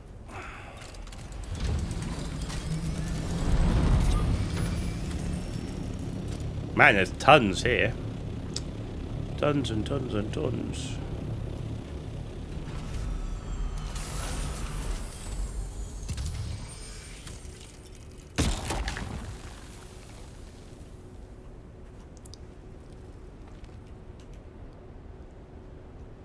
Okay, so we again maxed welding wire. Ah, I know what I can do. What am I doing? I'm being a muppet. This does have a little bit of space, right? So let's put the plasteel plate in there. The opal fire gem. That. Let's take all the heaviest stuff, right? Why am I such a muppet?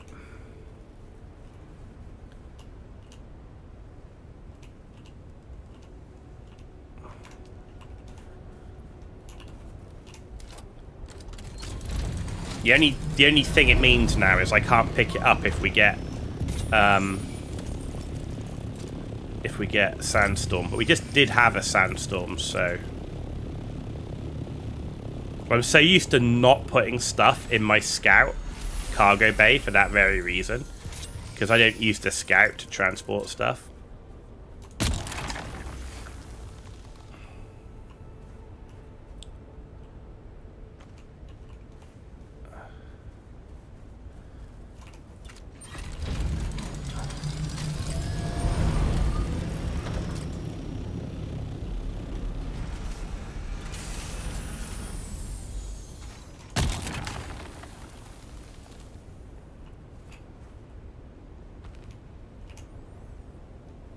Okay, so now we're out of space. Take that.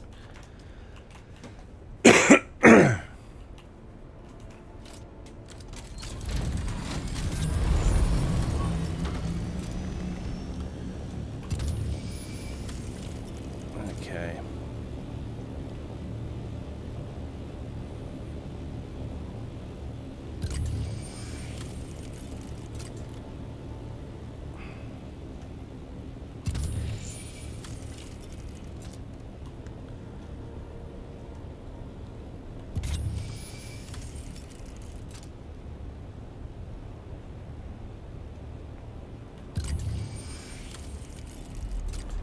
Yeah, I mean, this is a great way to get components.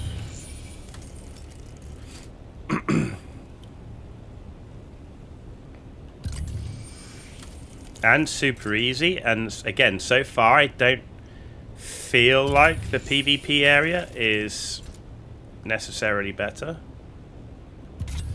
But I mean, we're talking... Oh man, there's 4 here. We're talking about a very limited data set, right? You'd have to do it hundreds of times because you don't know what the loot tables are like.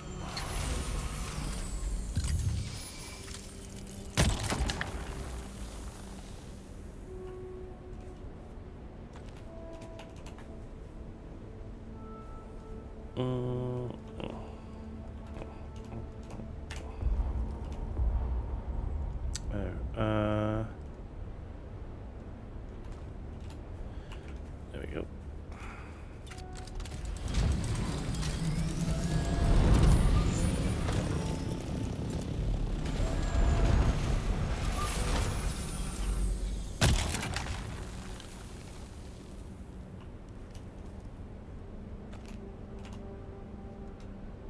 Alright, it's all about getting rid of garbage, right? So... Plastanium ingot, I will take it.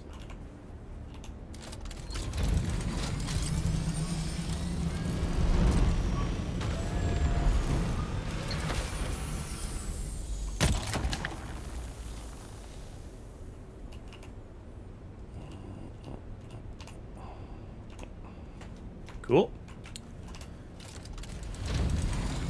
They do put a lot of trash in them as well, though, like I've noticed. Like, why would I ever pick up, like, one titanium or one strividium?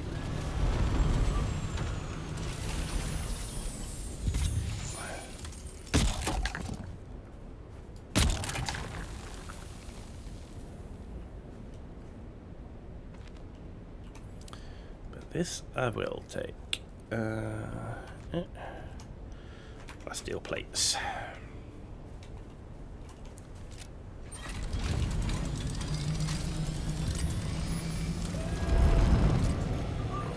Two more over here. I mean, we're deep in the PvP area here. Like, deep, deep, deep.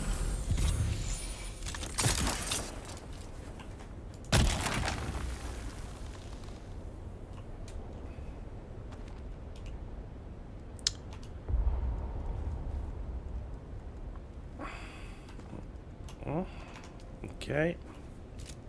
Where was that other one?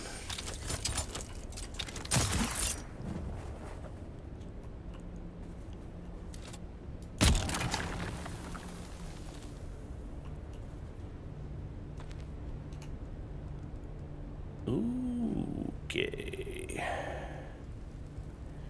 Get rid of that. Get rid of that. Take that and that.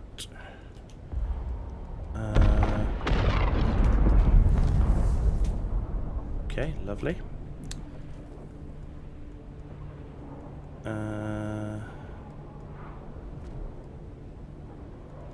Take that.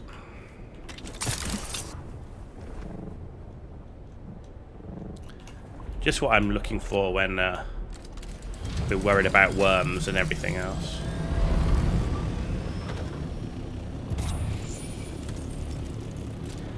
So I'm currently on the... Am I on the 8 or the 9 line? I think I'm on the 8 line at the minute, but... Seems to be a lot on the 8 line. I'm not gonna lie. Like, I've had tons of treasure since we've been up in the 8 line.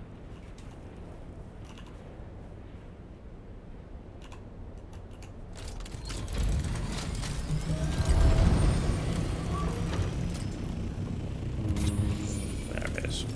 Oh, there's one up here too.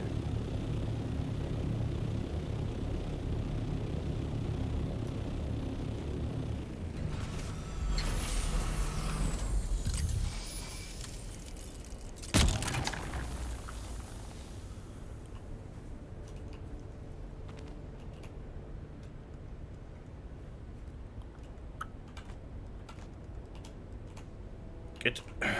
Excellent.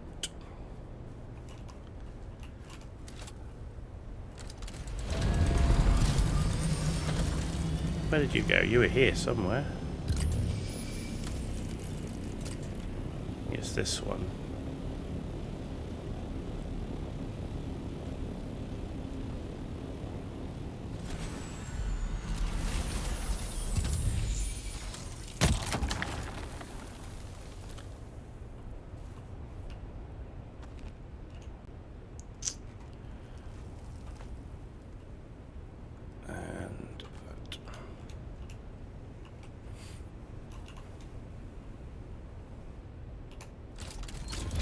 Weird.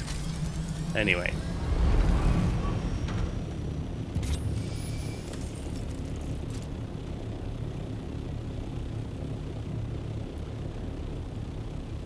Well, I definitely can't complain so far.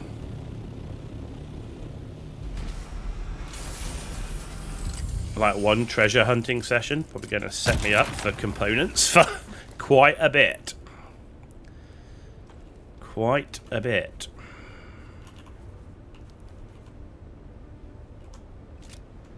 I mean, if we look at...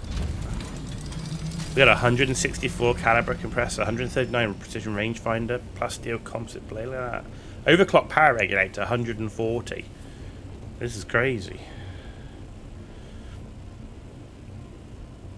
Not much of the armor plate though, which I've noticed, which is a shame. Because that's something, but we can always make that, right, with the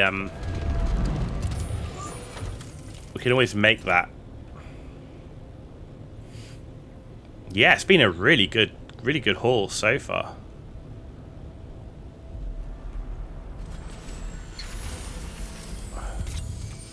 Like I say, just one little session of doing this, and I mean the amount of plasteel plate we've got, we'll be able to make anything that we don't have.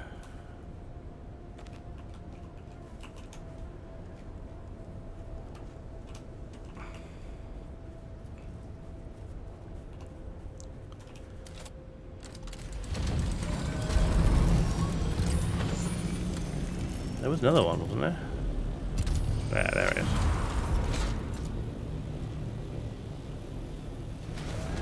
And of course, you know I'm going to get ganked now with all my loot. It's going to be great. Right. Get rid of that. Take that. Get rid of that. Take that.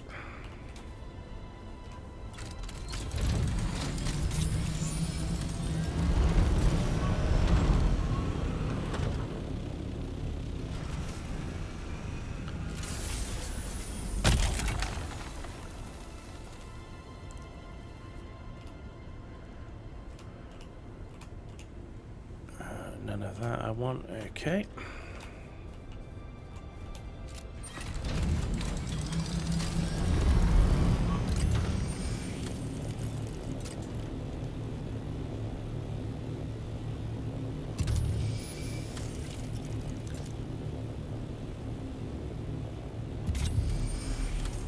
Well, that was a great area for loot. We found tons. That was I-8.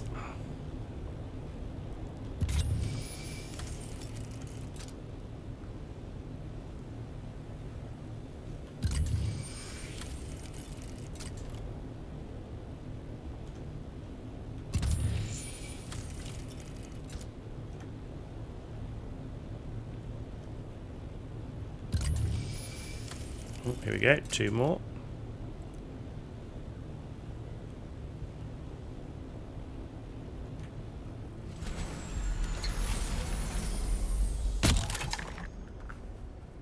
Bit far away. There we go.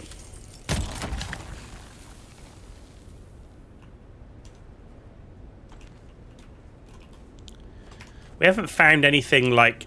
I don't know if you can. I don't know if you can find like really cool blueprints or anything from it. I mean, we haven't found anything that isn't like components or anything like that, so I'm guessing you don't, but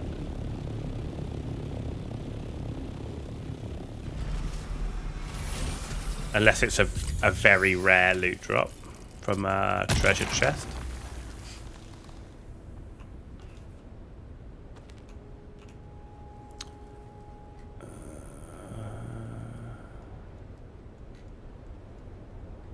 What did I want to drop? Flower sand.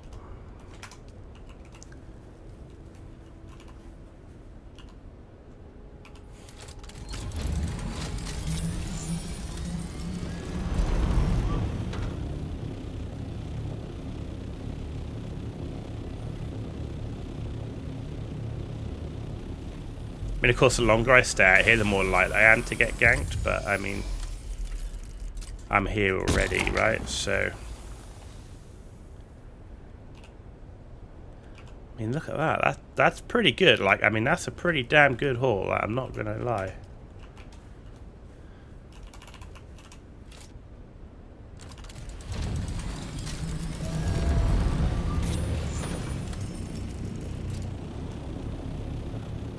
course, now the sun's up, you can't see the bloody diamonds.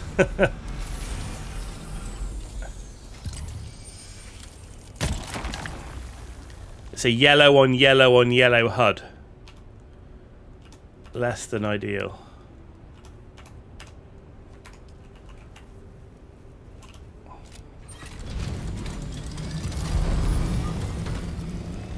Man, there is tons here. Look at this lot.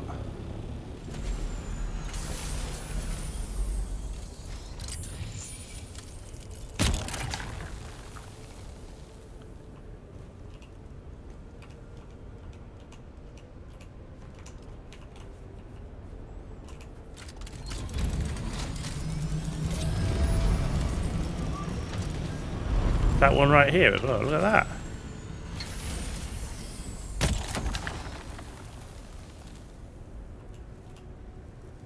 Mark 4. Yeah, the gear itself doesn't seem anything important to write about. Well, there's 2 there, but wasn't there one closer? Maybe not, maybe it was that's what I was seeing.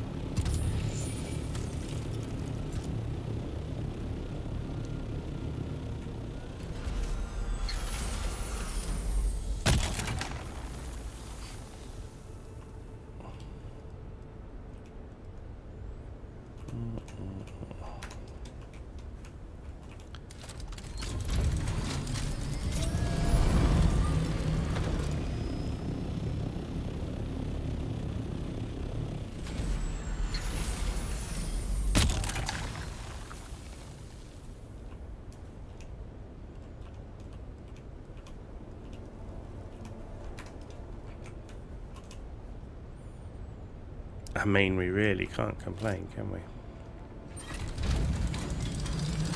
And we're so very nearly at our target marker. Oh, there's another one.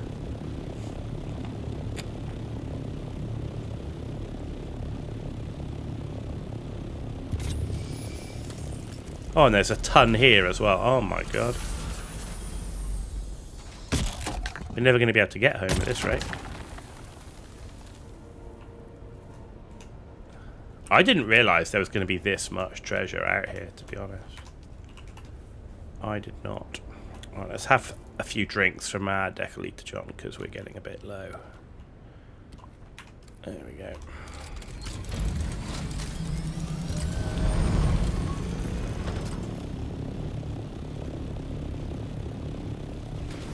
I mean, imagine being out here with an assault.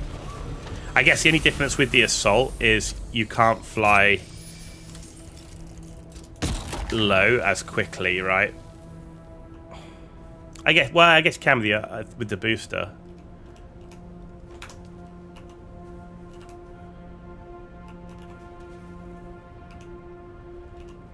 Can I get in, please?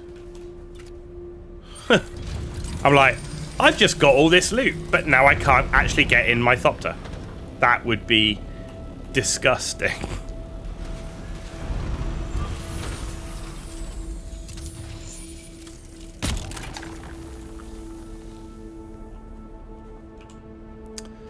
Okay.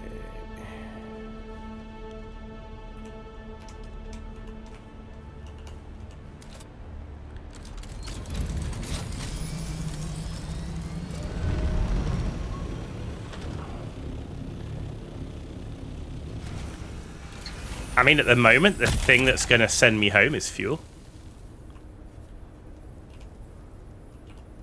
Which is probably a good, like, marker to say, hey, get your ass back before you get ganked out here. You know? It's probably not a bad thing.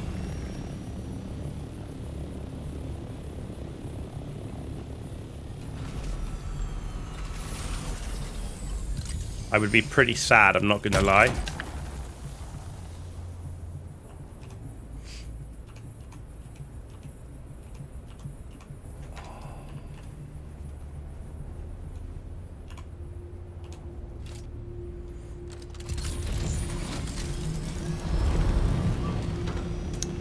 But also on that note, we are at our marker, so give me another marker down here. There. We're going to fly to here. And actually I don't want to do that. That's a bit too much in this covering the same area we've been. So give me a marker here. Yeah, that's going to work.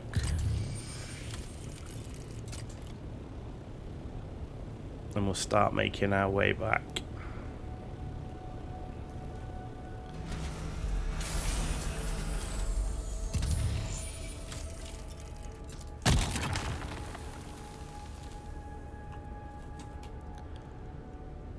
Oh, an adept Vulcan thing.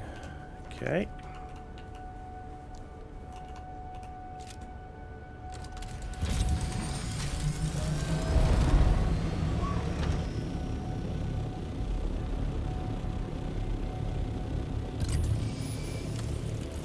Alright, low fuel.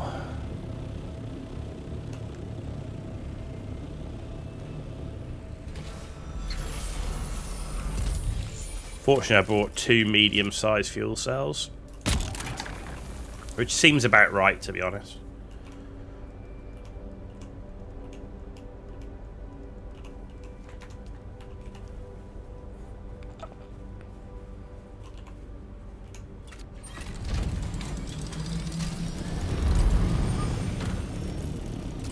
Okay, there's one over here.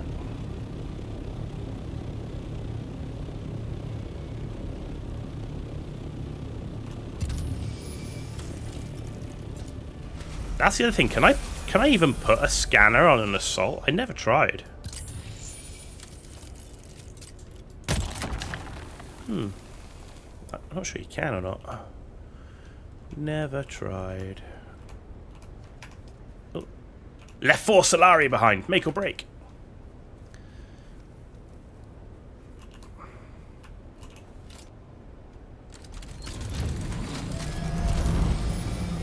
Another one.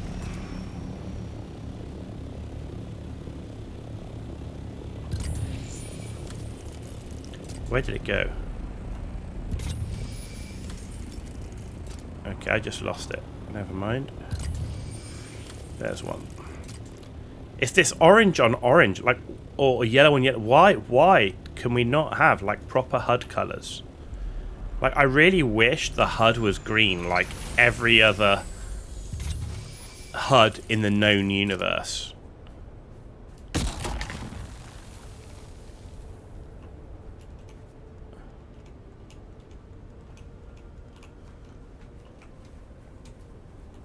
Or give me the opportunity at least to bloody change it.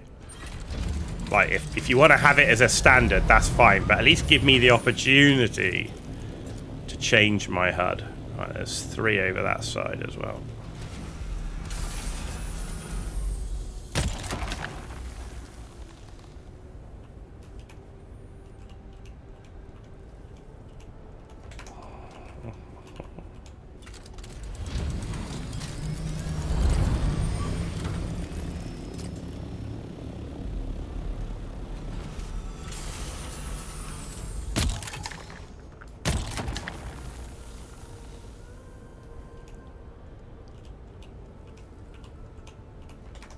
Okay.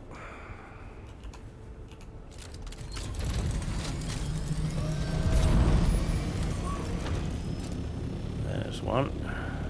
Oh, no, it flew over one. See, this is the problem with the HUD. You can't see it against the sand. The only reason I saw that then was because it went black. So that's a Mark IV.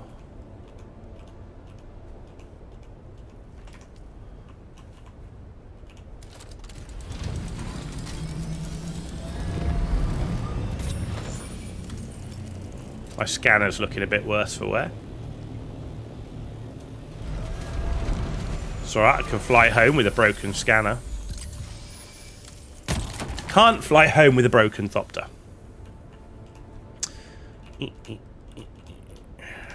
Sweet.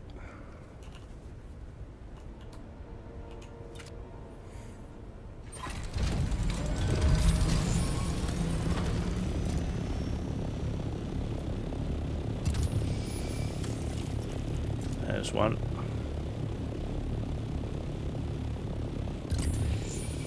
See, look how difficult that is to see. That's silly, really. Not gonna lie. It doesn't even stay there once you've marked it. Oh, we got a pattern. Syndicate boots. So you can get the blueprints. Interesting.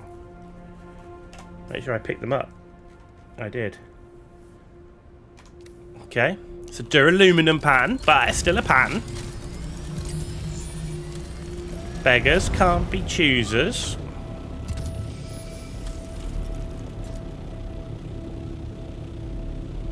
So there are at least duraluminum patterns in the deep desert, and this is the PvP area.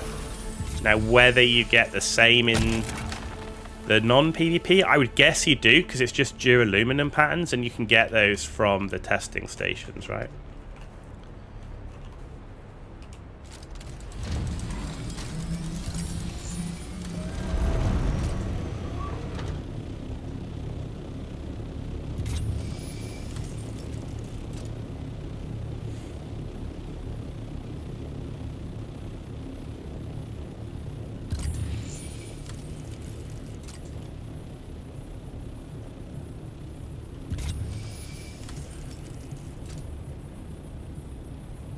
The only good thing about flying low is hopefully I'll be more difficult to spot.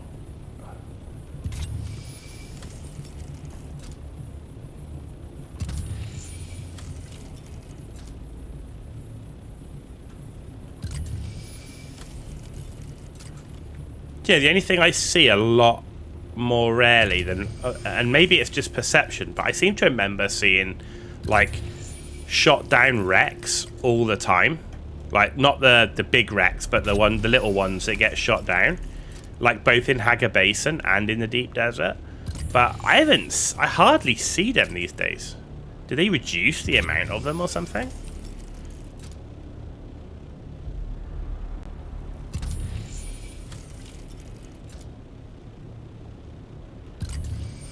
Speak of a wreck. And that's not what I want here.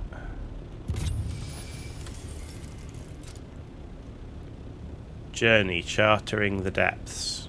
Okay. Aha. Treasure.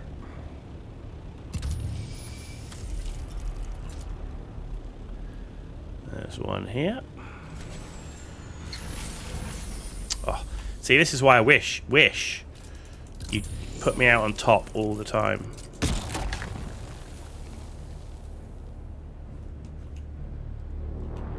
Okay. Yeah, bit of that, bit of that, bit of that. So some of that too.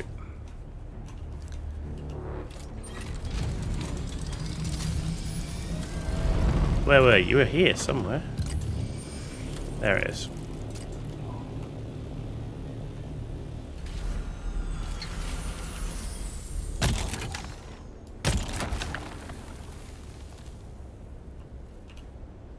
Cool. This is going to be a hell of a haul. Assuming we can get back, of course. How much fuel have we got? Oh, we are at 100%. And have I still got... I've still got a little bit left, so we got plenty of fuel.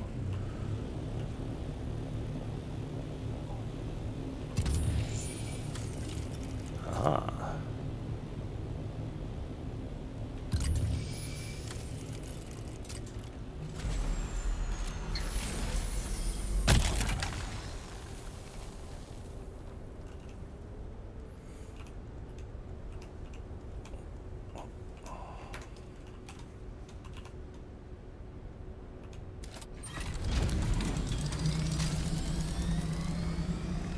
Look at that, we've got over 1,000 plasteel plates.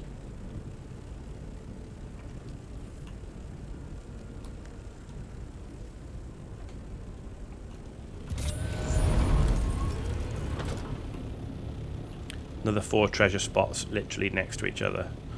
I had no idea that there was this much treasure just lying in the deep desert.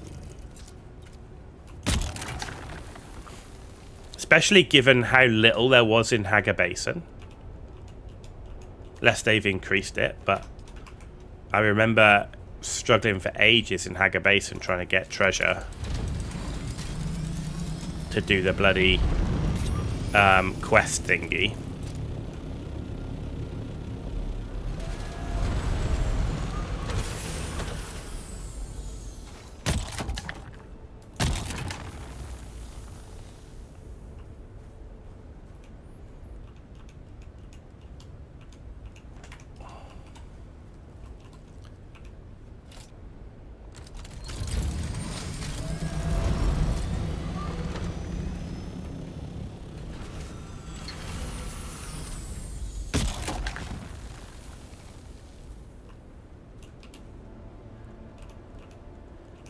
I mean, and we're staying out here doing all of this because you might as well just do it.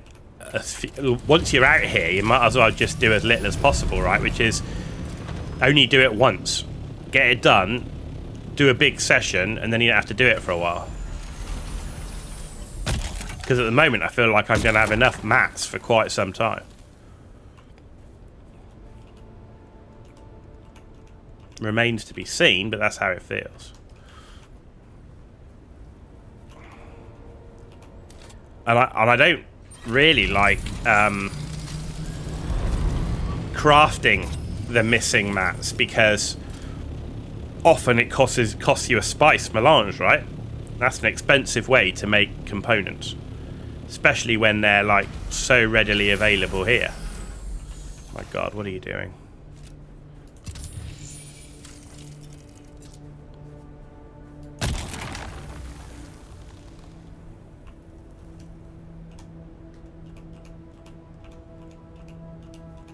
I mean, hell, you can... I wonder if there's much of a market. Because I've never played the market. I wonder if there's much of a market for these type of mats on the auction house thing. Look, there's tons more here, look.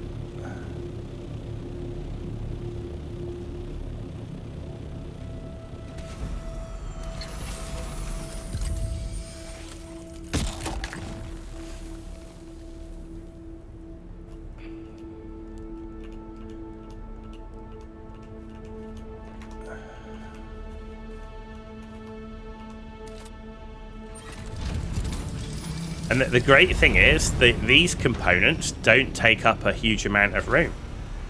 So as long as you're fairly choosy about what it is you're picking up, you can carry an awful lot of them.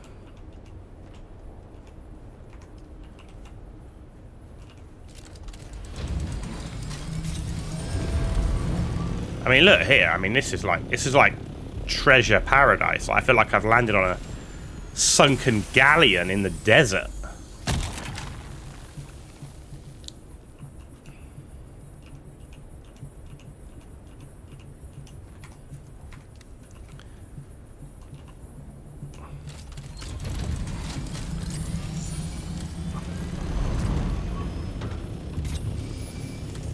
Yeah, there's the 3 there. Oh. Yeah, not trying to parry anybody right now. Really? Are you taking the piss?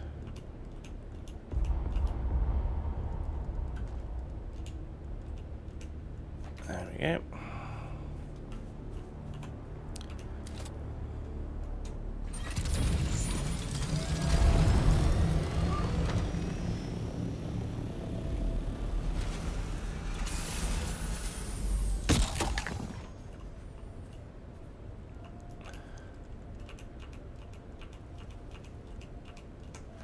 You know, and there is junk in them, but there's not as much as originally I thought. Not when I'm looking at what materials I want to keep.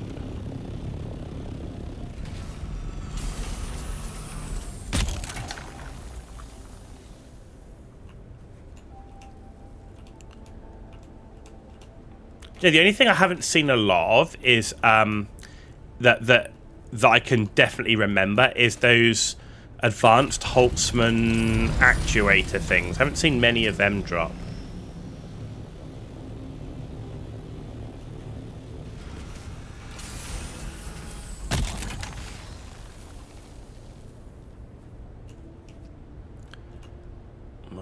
for.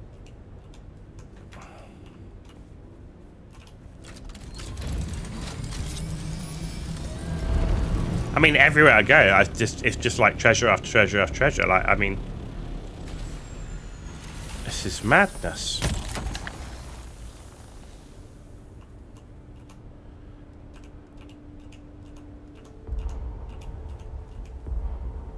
But again, it's kind of like another example of the one thing that kind of bothers me in this game is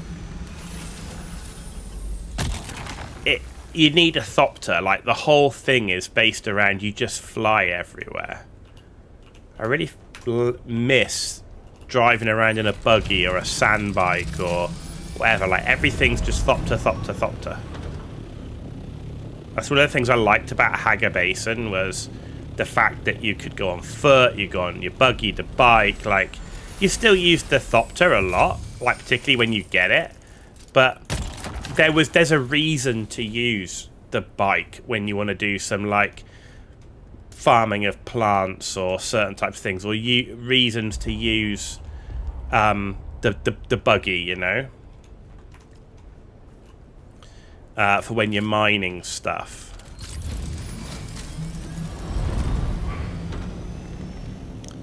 You know, other than farming aluminium, cobalt paste, and corpses, I have no real reason to use the buggy. Like, I always wanted to build a buggy with like the rocket pack on the back, or like build one that, like, if they did one that like had gun or something, and I could actually go and use it to like raid a PvE base.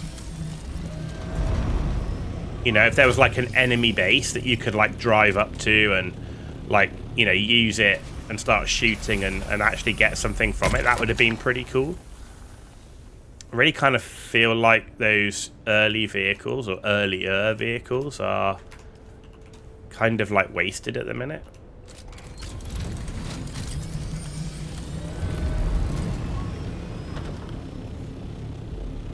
Like, does anyone really use the buggy with weapons on? You know, wouldn't it be pretty cool if the sand bike had like a little machine gun thing on the front?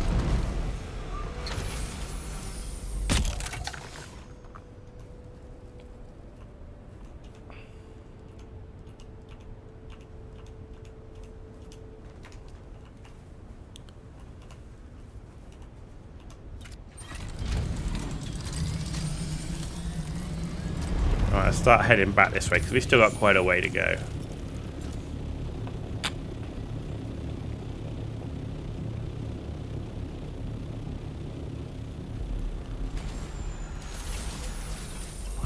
And I'm acutely aware we are still in the PvP zone.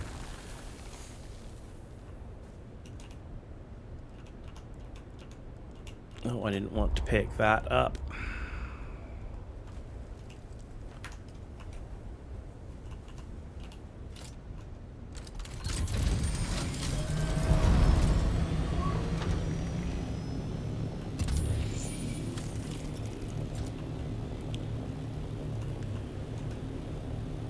Right, we're out of fuel cells now, so do you know what? I think I'm going to do these last few in this area, and then we're going to head back with our haul. Plus, I think we're getting pretty full anyway.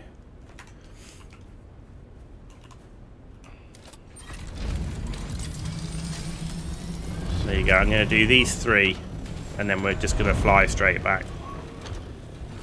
I feel pretty cool about what we picked up, so.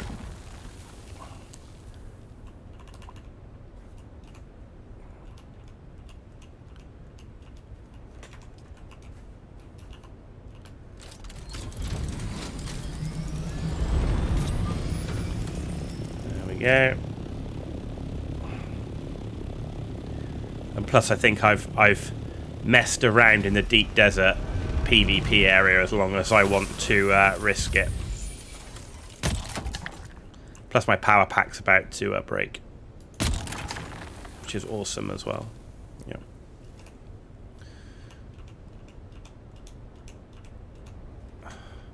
I picked up 209 spice just by picking these things up as well. Alright, there's the last one. Then we're going back.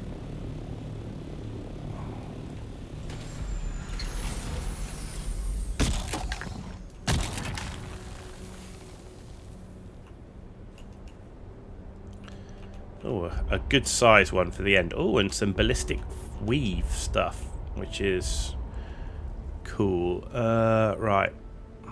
What am I getting rid of? Get rid of the Dune man. Take the ballistic weave. And cobalt paste. Cool. Let's head back.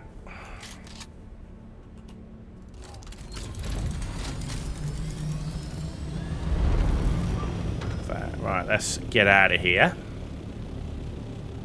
into the PvE area, and we're going to check our haul before we actually empty it all out. See what we got in the time that we were here. I mean, we're only here for like, I mean, how long? Like an hour, maybe, if that. Maybe an hour. But I don't want to be just hanging around here in the PvP area. But I can kind of check some of it now, right? 216 spice, 213 spice residue, 39 plasteel gun parts, 20 advanced machinery, 14 efficient pumps, only 12 composite armor plate. We didn't get much composite armor plate. Only 17 hydraulic piston, only 7 ballistic weave, fluted heavy cannon at 7. We did get 1 blueprint. We only got 2 improved Holtzman actuators and 2 improved water tubes, so they're clearly not that easy to find. And then what are we carrying here? We got 1,344 plasteel plates, 384 overclock regulators. We got 865 opal fire gems, 327 plasteel blade parts, 364 radiator cores, 351 precision rangefinders, and 310 fluted light compressor. Cool. I mean, it's a good haul, but I can see what I'm lacking. Like, definitely lacking in the composite armor plating, lacking in the heavy caliber compressor, lacking in ballistic weave, lacking in water tube, lacking in improved Holtzman actuator. So I'm guessing those ones are going to be more of the ones we have to focus on in terms of making ourselves. Kind of sucks. We didn't get much atmospheric filtered fabric either. But I mean, in terms of getting the plasteel plates, which is what you need to do the crafting of the advanced stuff, I mean, that's easy enough, right?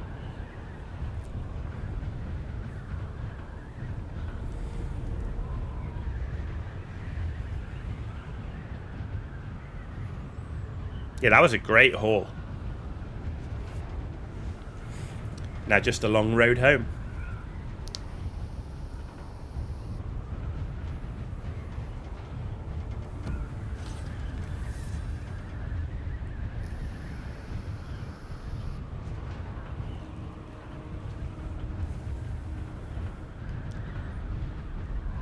Ten seconds and we're back in PvP zone. Sorry, PvP? PvE. There you go. And we're safe. He says, and then we'll be flying along and a worm's just going to come out. I'm going to be low flying at the end of my glide and a worm's just going to pop out and eat me by pure chance. You just know it's going to happen. That's my kind of luck. I get worm ambushed. Just when you thought it was safe.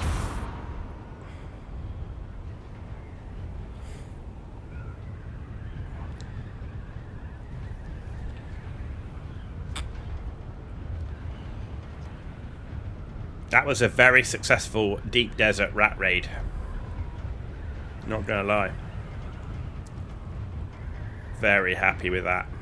But again, I've not seen any shot down ships.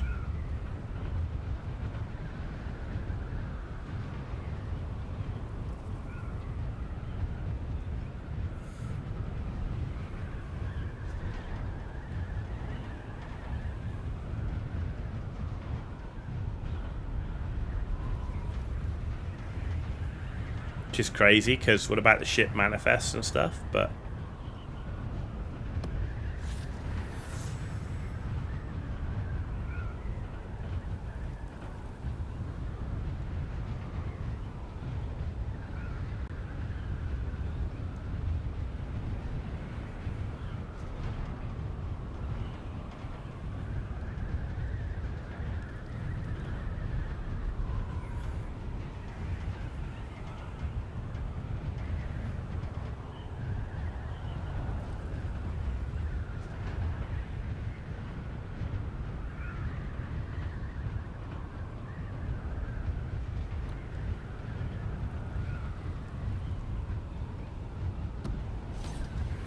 We're in Sector C. We're not far from home. C6.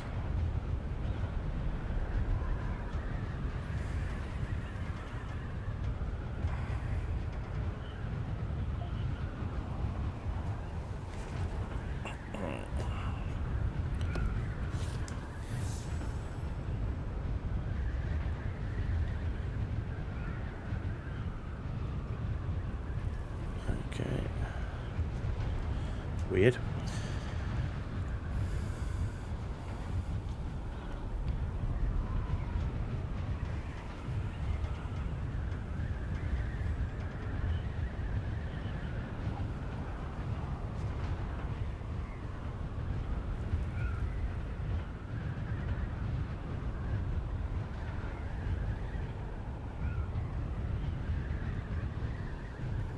It's a long flight home when you've been out on Grid Square 9, right?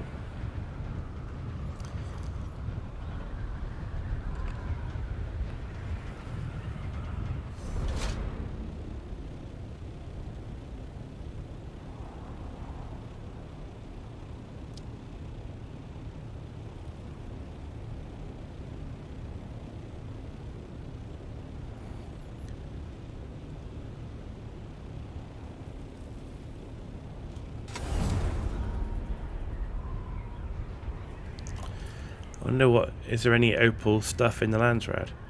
Omni-static compactor, Holtzman shield, Killer Trades troops, Depth sword, Sandflies, Kinjal, Ship manifest, disruptor, spice infused aluminum, Masquerade. Spice infused plastanium. Opal fire gem, look at that. Per 52. Huh. Thinking maybe we should go hand those in.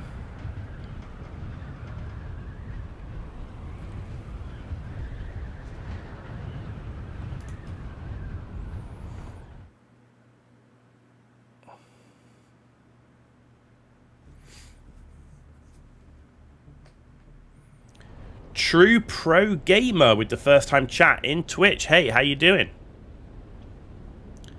Thanks for joining us. We just made it back from our deep desert rat raid.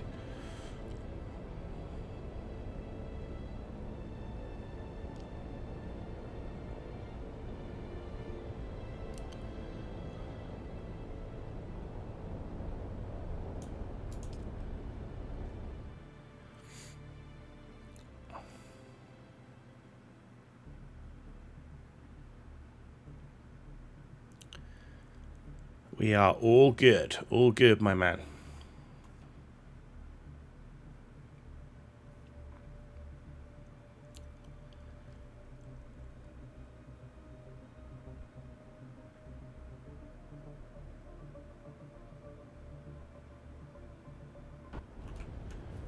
Right.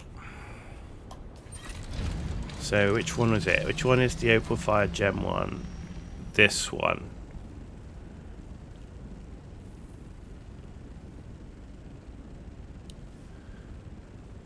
Okay, what do we get? 10,000 Solari, a Corette Viper, Diamondine Blade Parts, Villari Still Suit, and House of Chase Still Suit Armor Swatch. Not sure we'll have enough of that, but... In fact, when's Landsrad over? How long have we got left? Only 1 day, 1 hour, yes. I'm not going to deliver then. We've only got 1 day, 1 hour. I'm going to save everything, and I'm going to save it for when the Landsrad resets.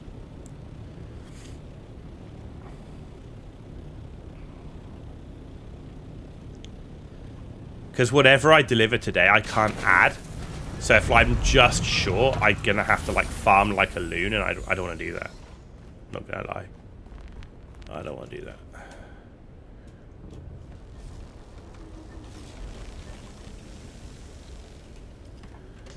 Right.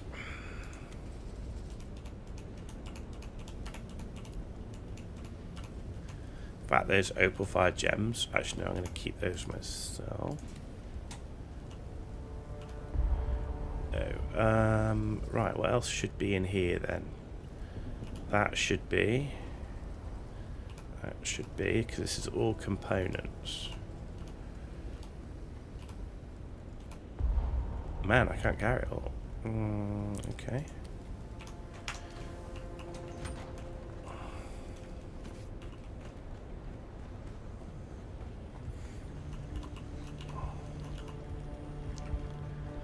That's the spice residue. There's the plastinium. New blueprint. And let's put the opal fire stuff in here. Do I have any opal fire in here already? Or did I use them? I think I've already used them. Yeah. Okay.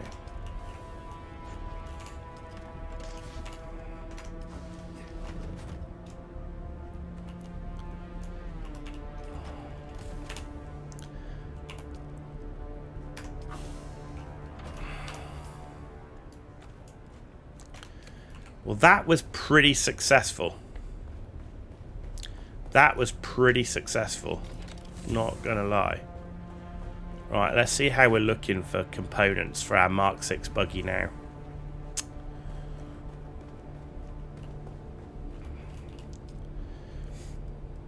Alright, so we know we need... That's Sandcrawler. We know we need plasteel and spice. That's fine.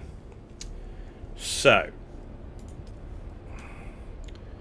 we've got everything we need there, though we know we need more plasteel and spice. So we're going to ignore plasteel and spice. So that's the hull. We don't want that rear. The chassis, we've got enough. The PSU, look at that. We were short of these things. Look, we got plenty of these now. 385. Buggy engine. So we didn't get much of these, but we did get 9, which probably allows us to build something else. Plenty of complex machinery. Okay, utility rear. So yeah, we didn't get much plating, but we've got enough. Buggy storage. And then the cut array. So we're short 1 thermo-responsive ray amplifier. So let's go make one of those at least, because we didn't get any of those. I don't know where we get them from, or we just got unlucky, but we did open like a crap ton of treasure, and we didn't find any. So, melange spice liquor, hang on, where is it? Here. So the armor plating does take spice melange, which sucks. We got plenty of plasteel plate for it. Holtzman actuator is quite good because it doesn't take any spice melange to make, so that's fine. We got plenty of those. Advanced machinery we didn't get much, but again, doesn't take any spice. This doesn't take spice either, so that's fine. So let's go make one of... we only need one, right? Irradiated core. So we got plenty of those. Okay, industrial pump, yeah. Okay, so that's not too bad in terms of what takes spice.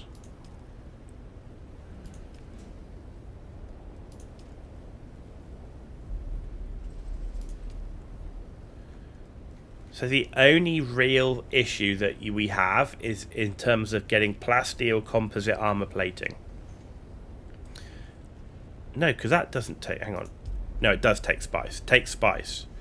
Right, and that's the bit that sucks, because if you need like 400 spice to make the buggy and you don't have any of the plasteel composite armor plating, you'll need another 60 spice melange on top of that to make the plating that you need to make it.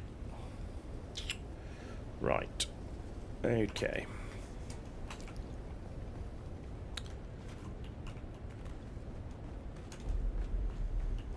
How's our ore going on? Okay, we're doing alright here. So we're now doing the copper. The copper won't take long. 3 minutes 24 to finish the copper. Then it'll take another 2 hours 6 to do the plastanium. So I think we go out and do another plastanium farm, and then go and do some spice farming, because we're going to need a ton more spice as well.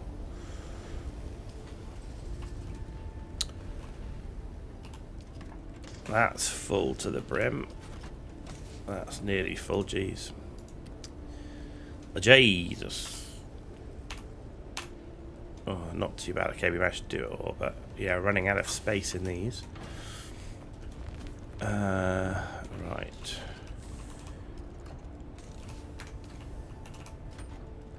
Let's keep the water flowing.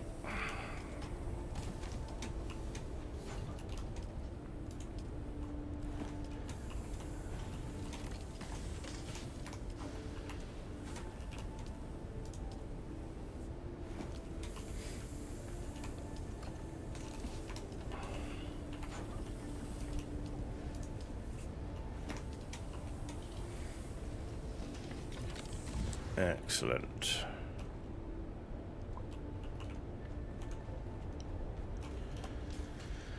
Okay. Yeah, replace that. Hang on. No, let's do that. We need to make a new power pack, because that one's pretty much dead. Right.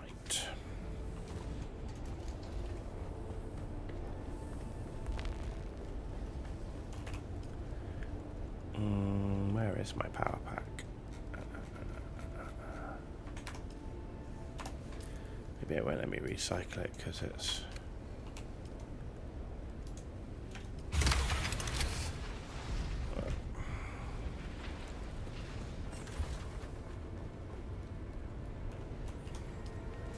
There's not a Mark 6. Oh, there is a Mark 6 power pack. Plastanium for the Mark 6 power pack. Damn. Okay. That's fine.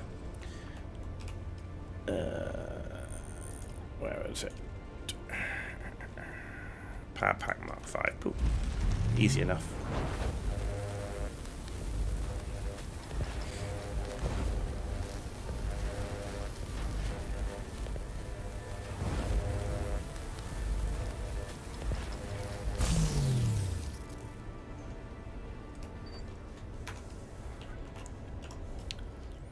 There we go, everything looking good. Back out on the farming.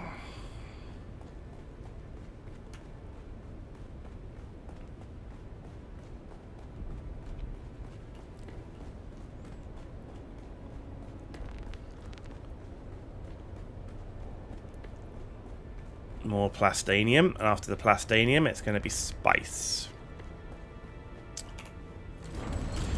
So I think I'm going to do a plastanium run, a spice run, and then I think I'm going to do the urgent request contract to clear that out.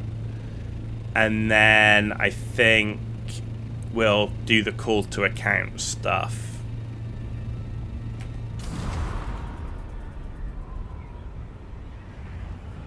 Just to break up the farming, because the farming does get repetitive, right?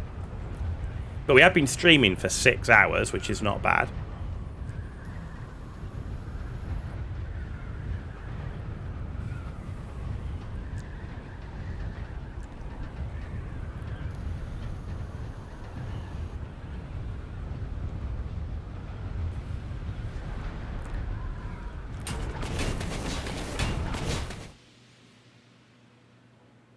I still think there's got to be a better way to transition out the map.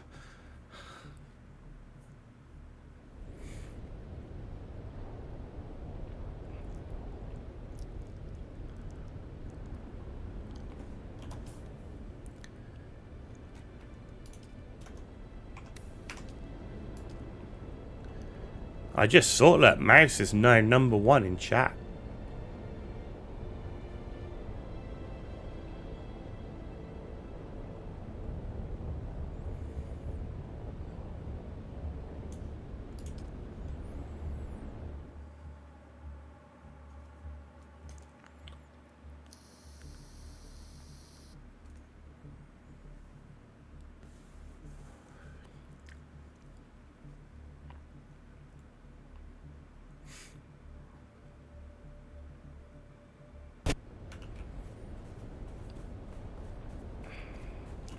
night. Ah, yes, we're back at night time. But where am I going? Over here. We're going west this time. Maybe not. Everything's respawned. Okay, we'll do our usual loop then. That seems to be pretty reliable. Oh my god, like... Ugh. Movement jank. Funcom jank. Ah!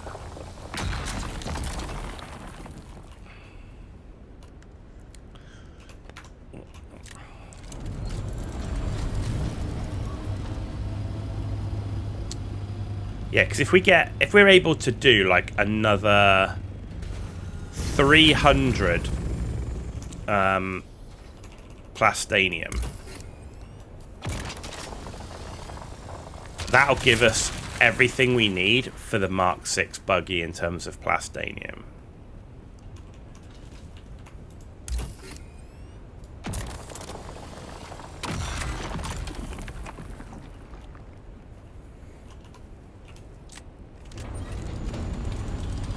Nope.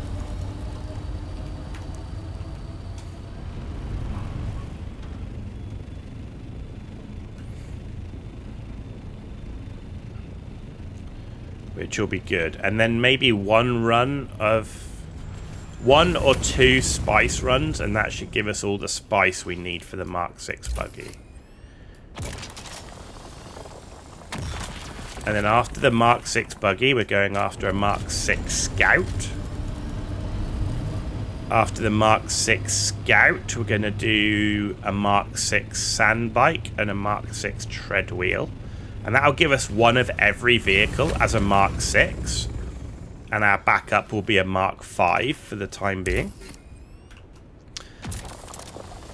And then maybe, just maybe, I will work on a carrier.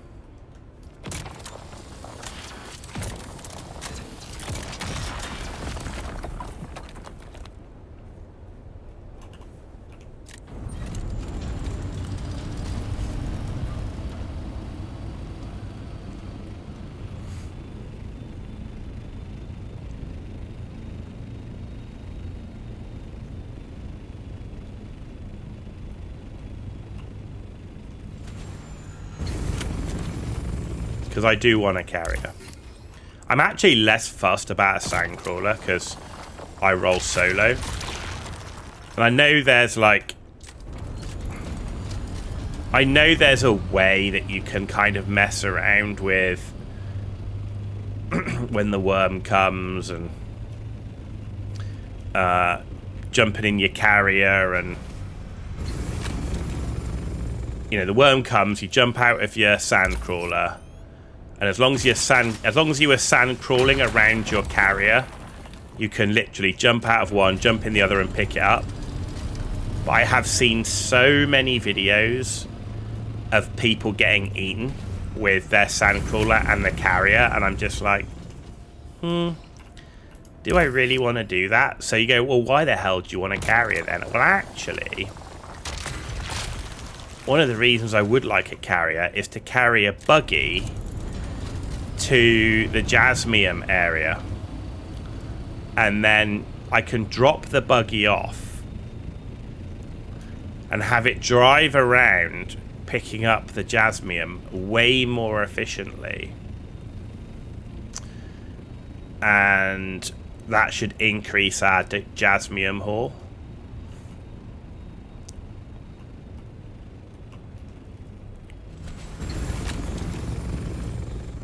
Yeah, and there's plenty of places we can potentially leave the carrier that's pretty safe, right?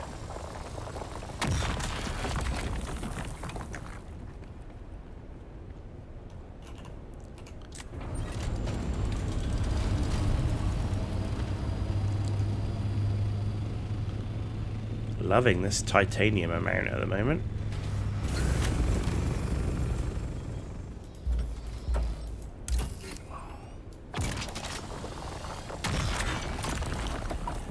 Definitely the last thing I'm going to do is build the biggest spice refiner, because that does take an obscene amount of spice. But I want to make sure that all my gear is tier 6, all my vehicles are tier 6. before I go down the uber massive spice refiner route.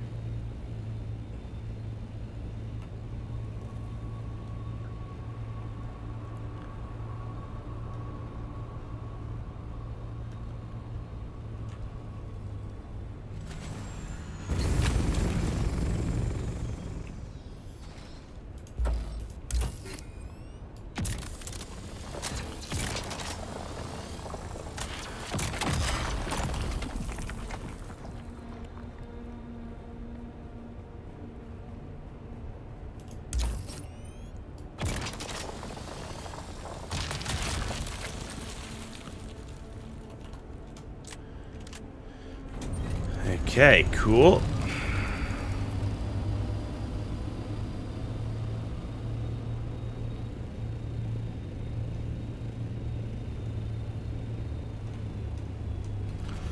The only thing I did forget was to fill up my fuel on this before I left, and I didn't take any with me because I used it all on the recent mission.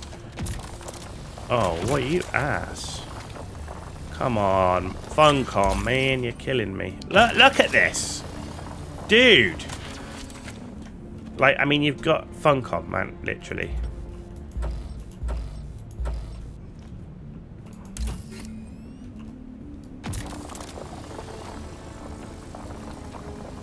They're the same issue with the Jasmium rocks. They really need to sort out the. I mean, it's such a cool. I like the idea. Oh my god, look at this. Ah!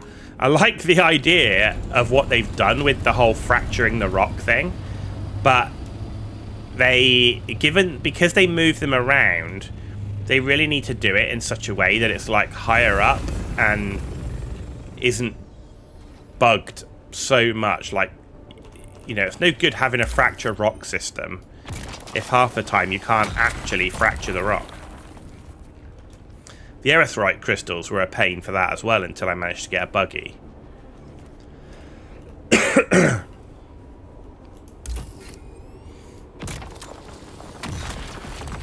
Either that or we're going to get a cut array for our Thopters, right? So you can just hover there and zap it. Like you can do with a buggy. But there's no way I would want to use a buggy doing what I'm doing now. Because it's just too much elevation. It's too much up and down. Unable to see. Unreachable areas. It's not like the aluminium farm.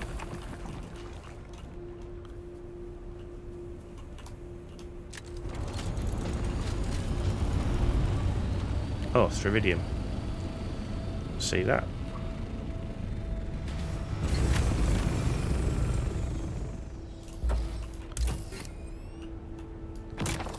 Go on, you're gonna let me do it this time.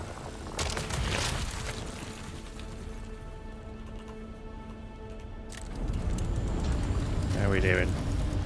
Got a way to go. Hopefully we'll have enough fuel. It was pretty rubbish not refilling the fuel. Could do with more titanium too. Too much Strividium at the moment. But we do need both.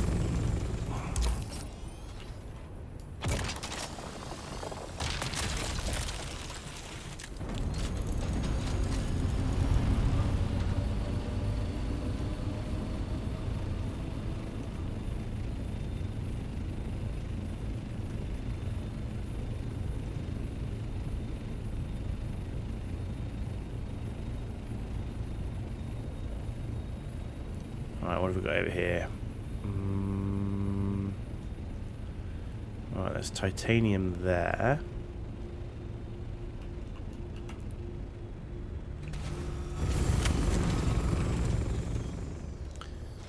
Hopefully the Thopter doesn't fall off the cliff.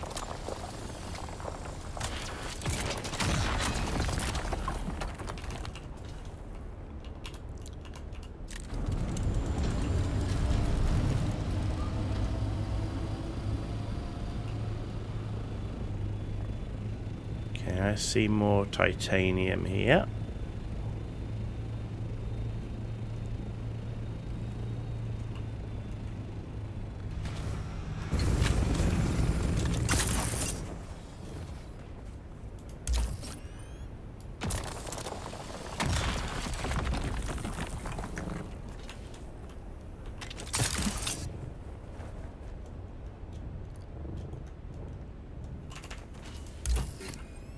go. Certainly not short of fuel cells here.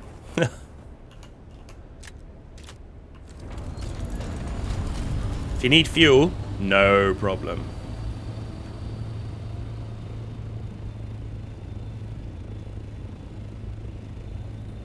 Anything up on the top?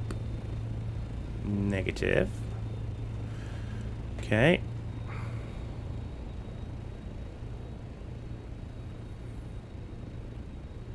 Strividium.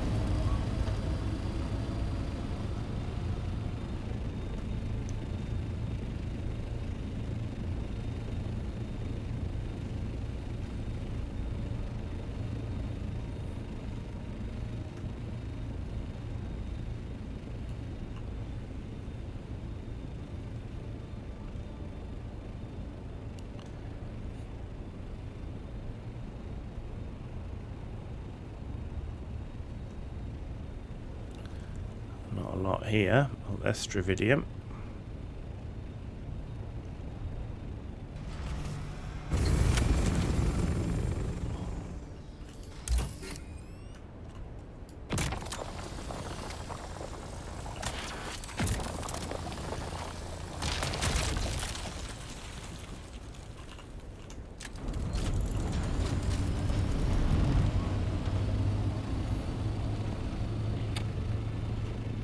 Strividium.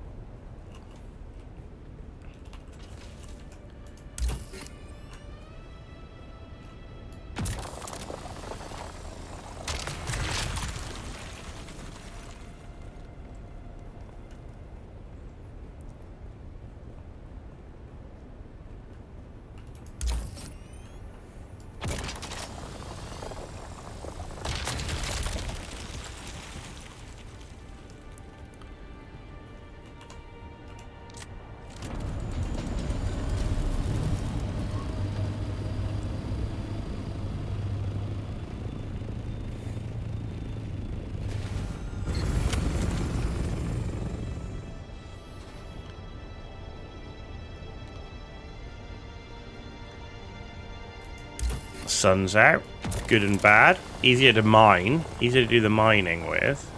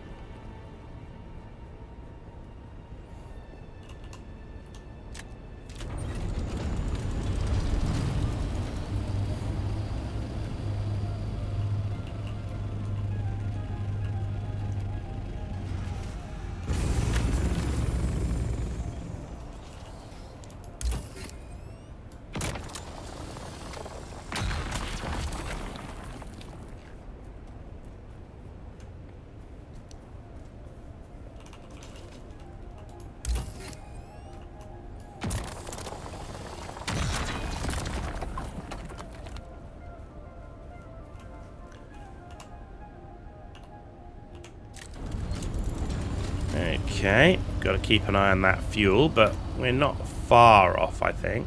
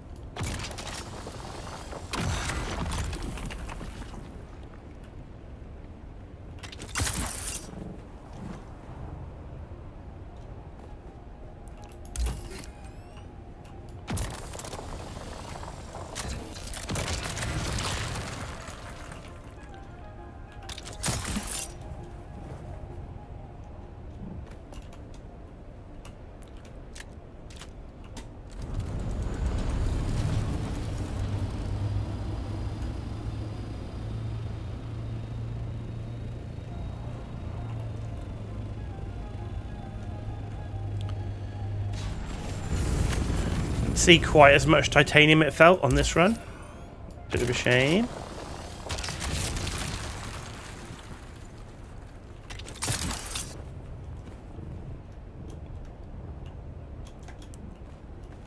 Oh, stop it. There we go.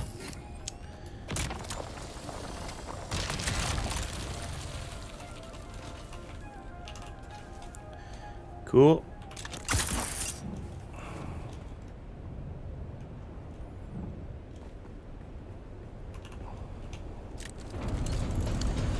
Show me the titanium, please. That would be amazing. Thank you.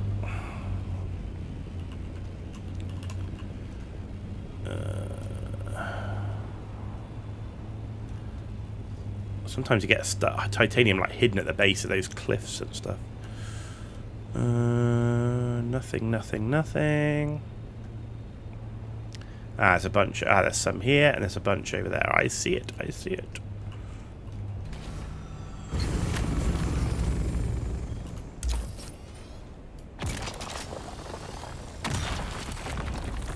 See, interestingly, on the titanium, it does feel like the fracture line is much higher up. It's the Stravidium that seems to have more of the issue.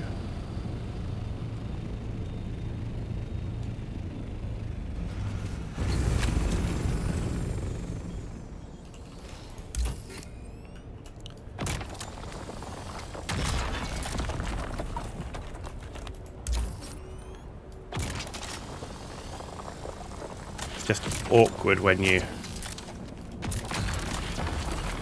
when sometimes it's on these weird flat angles on the top.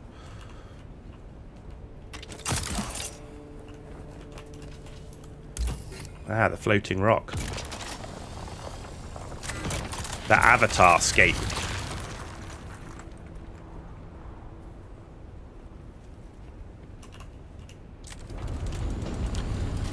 Come on. Ah, yeah, we're nearly there. Nearly there. We should have enough fuel.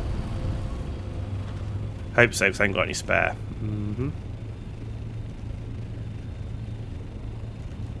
Because we made a boo-boo. And we didn't fuel up, and we didn't carry any spare, and we went to the deep desert. Yeah, that's not smart. Not smart at all. Oh, it's miles away. Okay.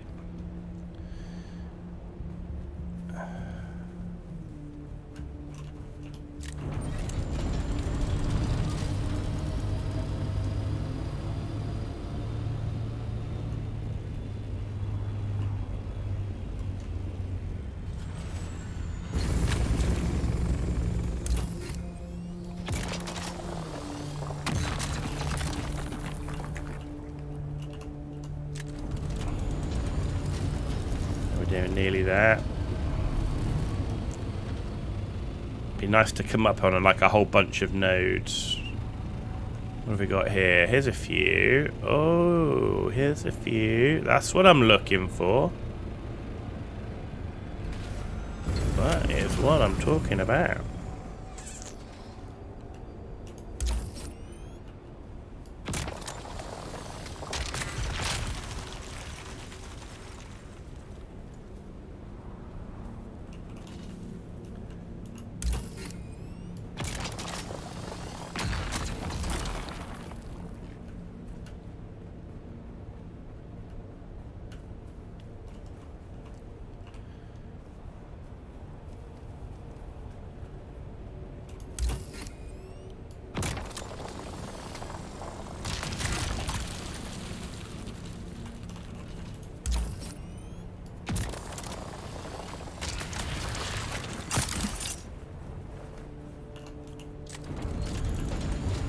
Okay. Two more titanium.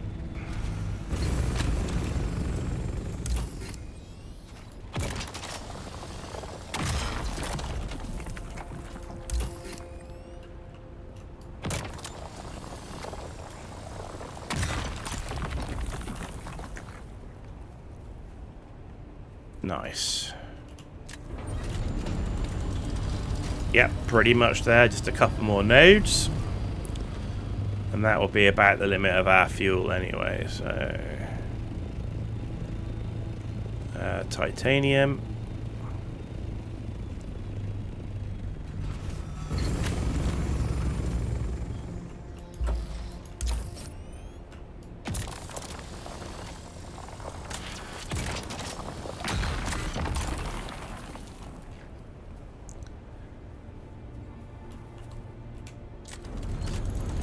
Storage full, so we'll start heading back. We're only going out here anyway, so see if there's anything to pick up on the way. Yep, there's titanium.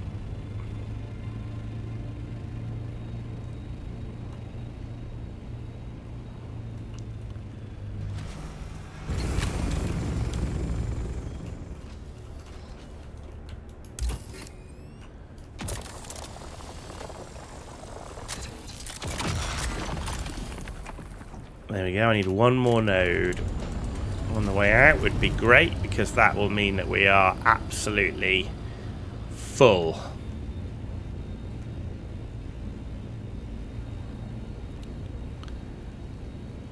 Stravidium. Titanium, that's more important.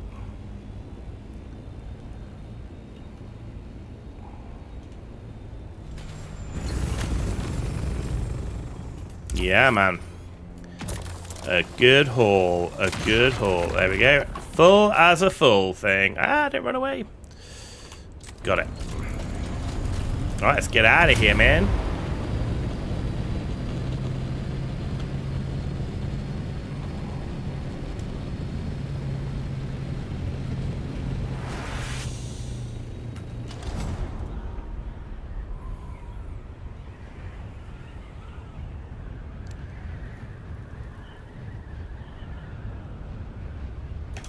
Let's go.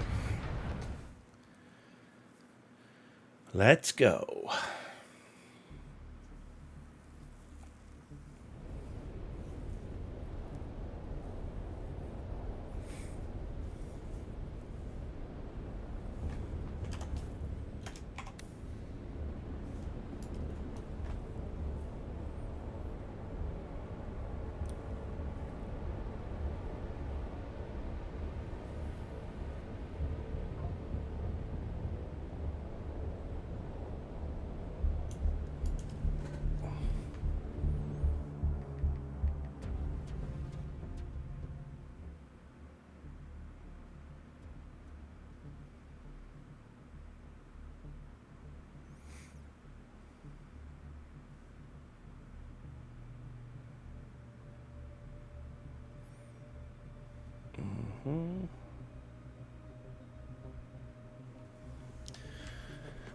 Okay.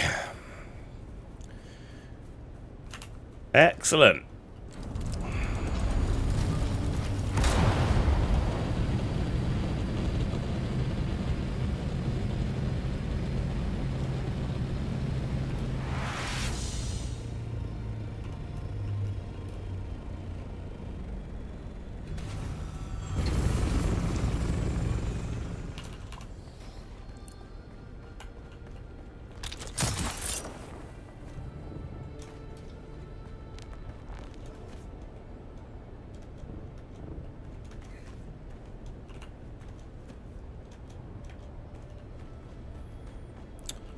Right, you're full. You're full. You're not.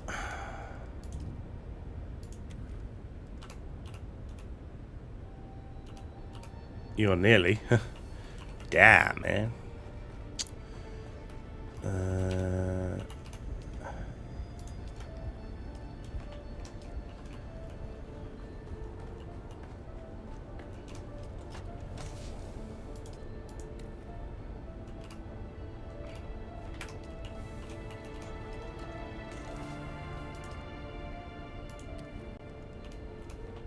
Oh, so close.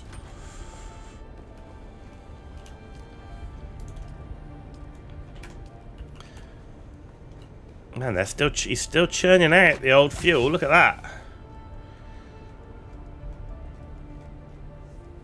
That's good. That's good. Question is how long it lasts. That's going to be the real key, right? particularly when we start replacing ore.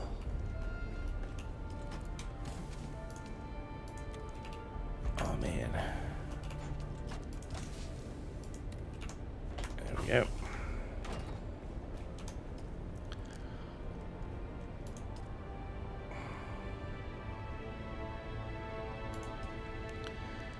We don't have stravidium fiber. Ah, I know why. Oh, no, actually, we might have used it all. Okay. Yeah, we have. We've used it all. So until that does its thing, and that's still churning out the industrial grade fuel. 273, but that's all the silicon blocks. Don't want to build any more of that. So... yeah, we can't make any more plastanium until they do the stravidium fiber, and that's just a case of we're just backed up making stuff at the minute, which is perfectly fine. No problem with that. This is making the plastanium we've already got, so we can actually probably start making the first couple, or at least one piece of the buggy. So the first thing of the buggy that we want to make is the chassis. That's a sandcrawler. Buggy chassis Mark 6. We got 100. There you go. So that's pretty good. So we can make one of those. Pink.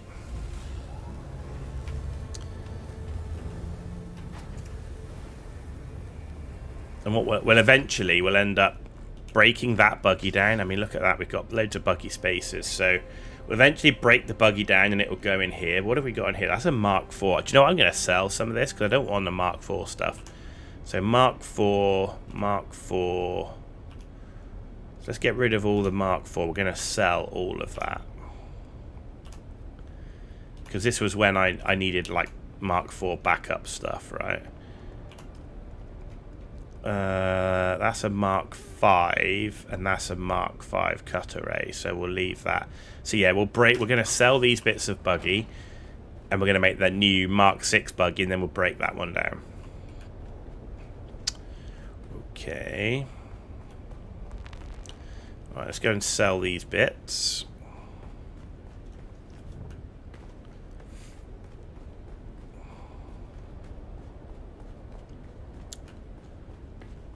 And then we need to go and do a spice run. How's my compactor? It needs to be repaired a little bit.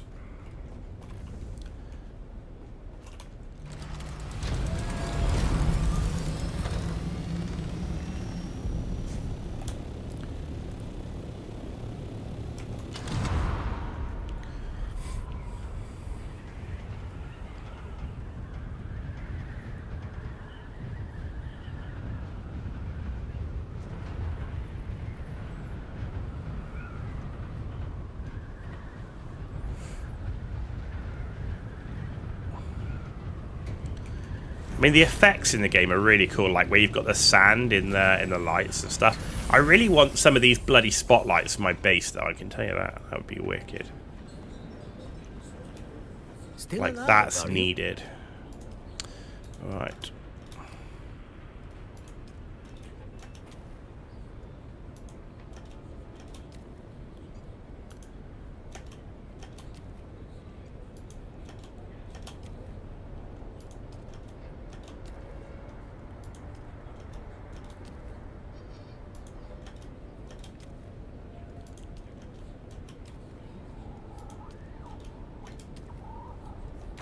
Okay. And that was, I mean, a lot of that buggy stuff was just like stuff from before. You know, we got 10k out of it. I mean, it's just trash for me right now. Like, so...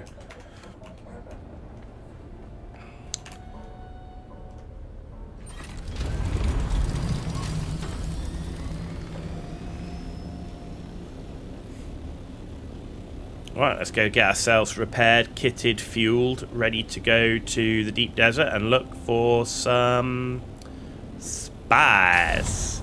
Because the spice is nice. That's what they say, apparently.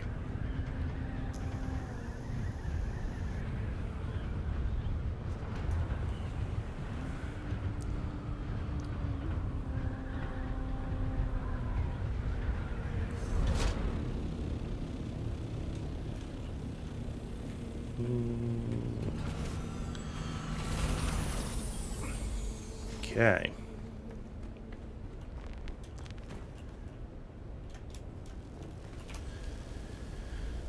Okay, that... Oh, that's good. That's good. Right, there we go. Just need some water. Water? How are we doing with this? Nearly. 13 minutes. Do a spice run. They'll need some refilling. Right. Got a still 10. Got my static compactor. That's pretty much... And a decaliter, John. So that's everything we need. A little bit of welding wire and emergency. We just need to go and get ourselves a big fuel cell, which is in the hangar.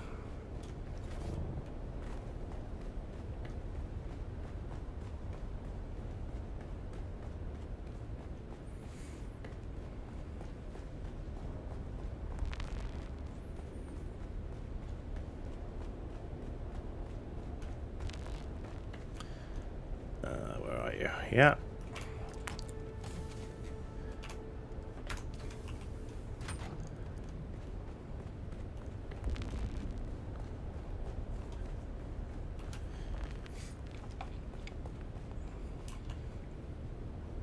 Refueled. And oh, we used a lot, but that would be enough to get us back should we need it. Good. Okay, let's go find some spice.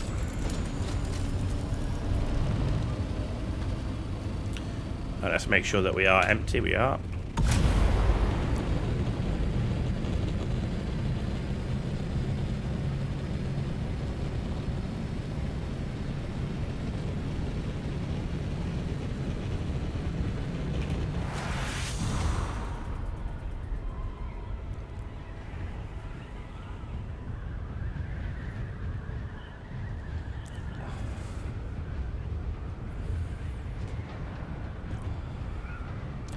I think we're going to go down the 1 or 2 line. I didn't see any big spice areas where we were down the 8-9 line. So I think I'm going to go up like the 1-2 line.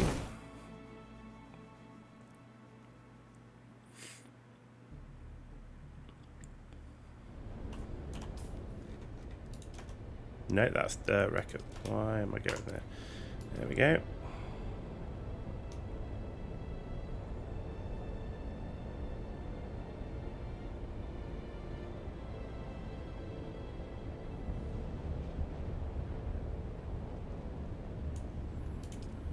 I've never really understood the point of this like little mini map thing with the fuel and water on it. Like it's actually just a bit of a time sink, because you could just drop down list, take me here, and you go there. Like, never really quite been into the point of it, but it is what it is. Like, maybe I'm missing something. Alright, this is I1. So we're going to head in that direction. Hopefully find a nice little... A medium spice field would be perfectly nice. That's enough to fill this thing.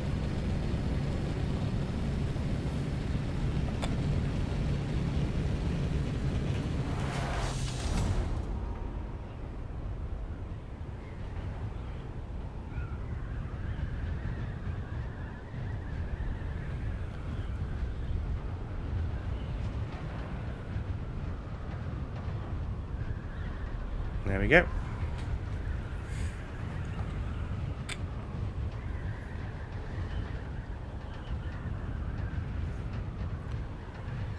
Just push the rate of descent a little bit.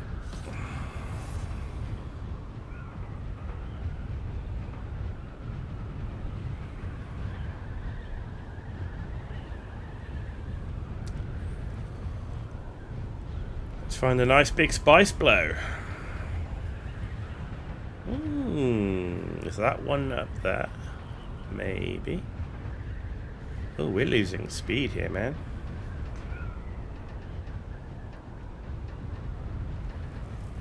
Why am I losing speed? Have I got a headwind? Shouldn't be losing speed. I'm well below the horizon.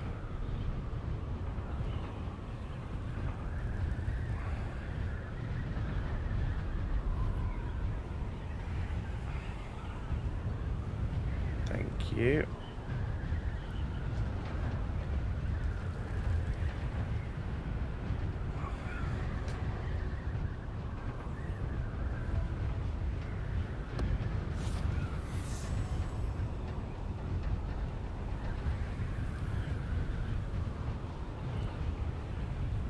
This is the long flight out looking for that bit of spice. Like I said, I don't need a giant patch. I just need like a medium one would be fine. The little ones are too small.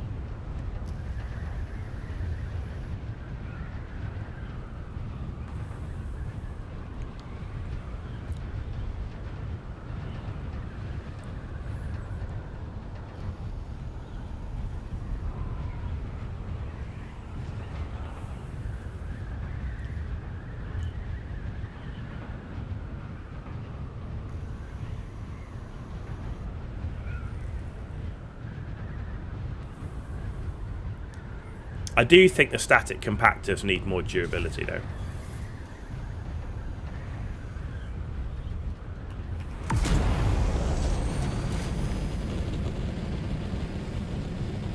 The fact that you can break your compactor long before you can, or not long, but before you can fill your cargo bay on your assault thopter doesn't really feel great.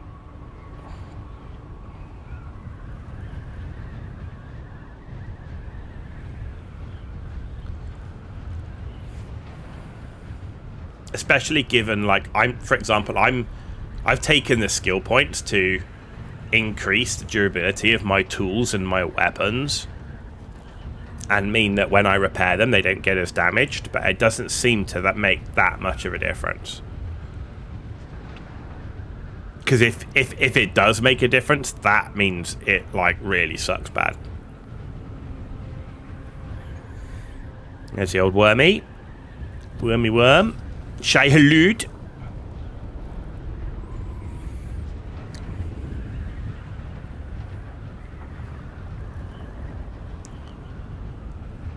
Say hello.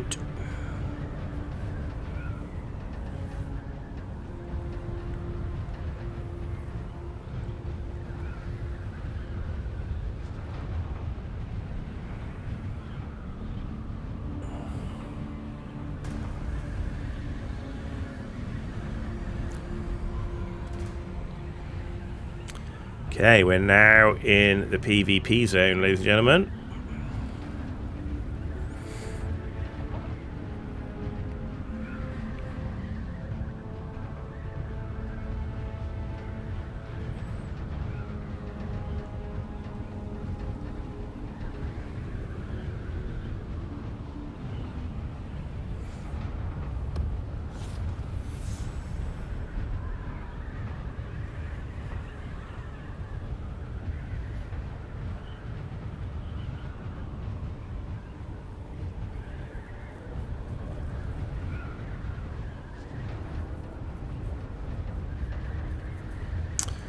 There's a spice below. It depends how big that is, though. That's a question. Let's aim for that.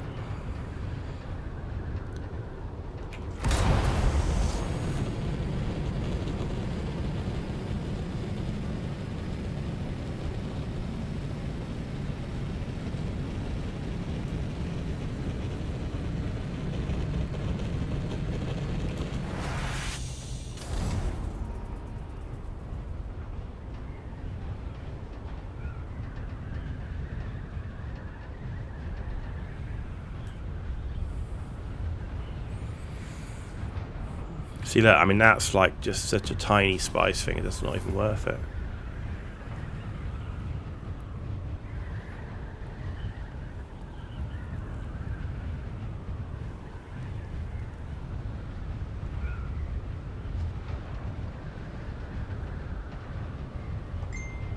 I didn't bring my spice mask, though. That's kind of sucks.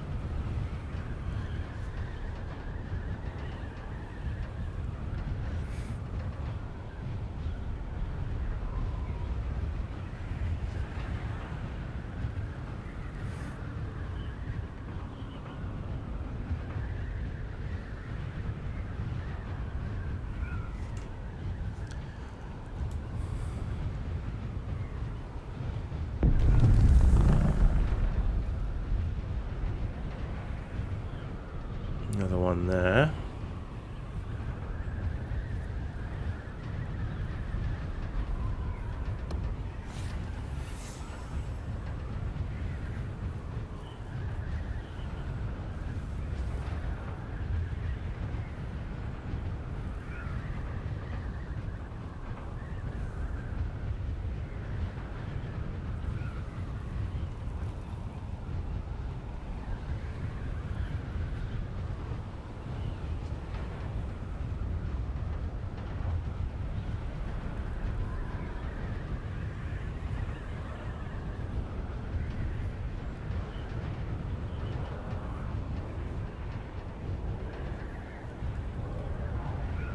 I was hoping it was going to be clear by the time I got here, but it doesn't look like it.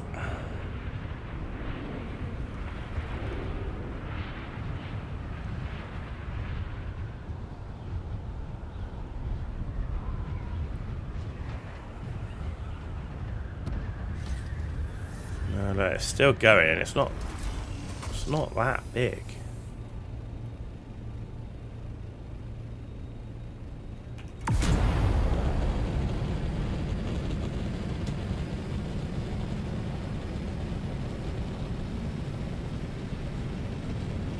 Let's... Oh, another one just went up.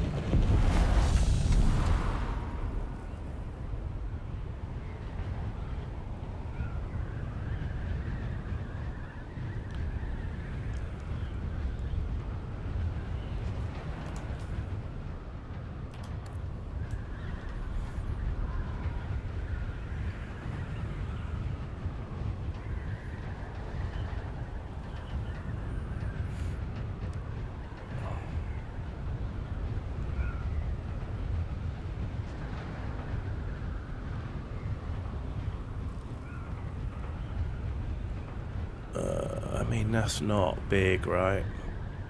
Better than nothing, though. Otherwise, we'll end up flying for like a week.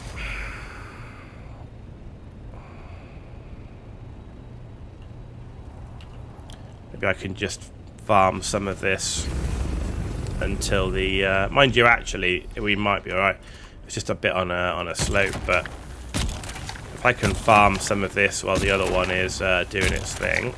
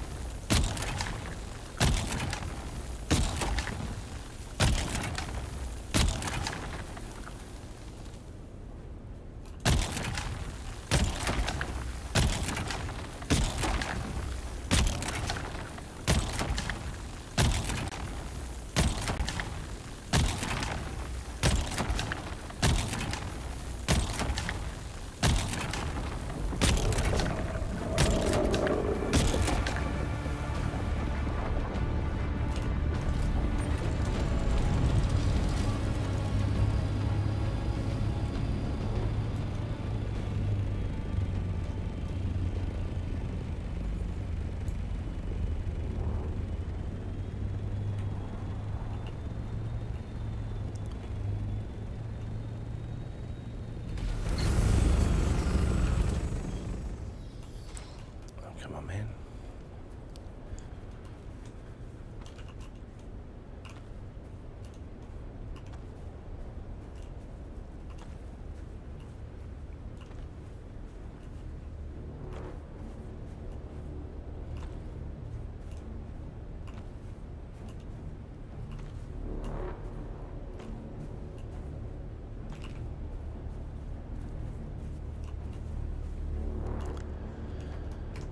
Okay, first load.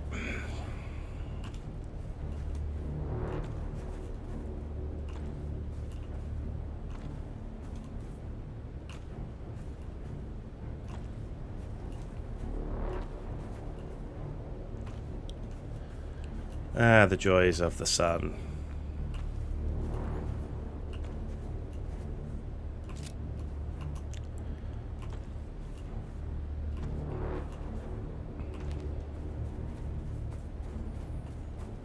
And it's always on the wrong side of my bloody thing.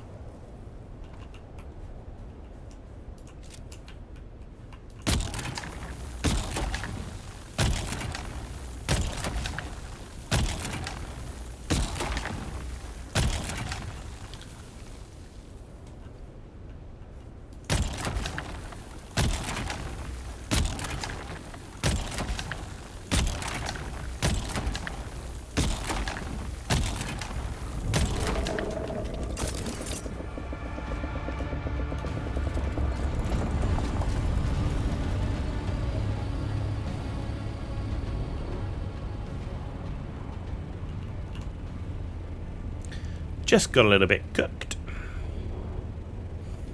Where did he go? He's gone.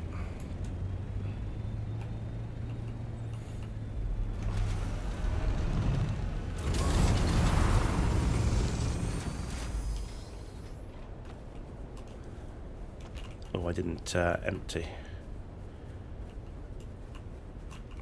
I wish the bloody thing didn't slide so much on the bloody sand.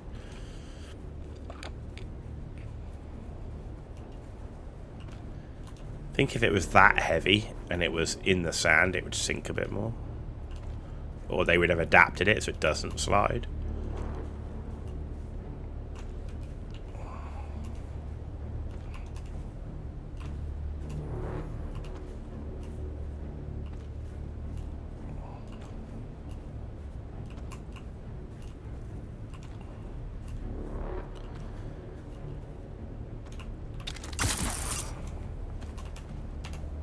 Oh, just got cooked.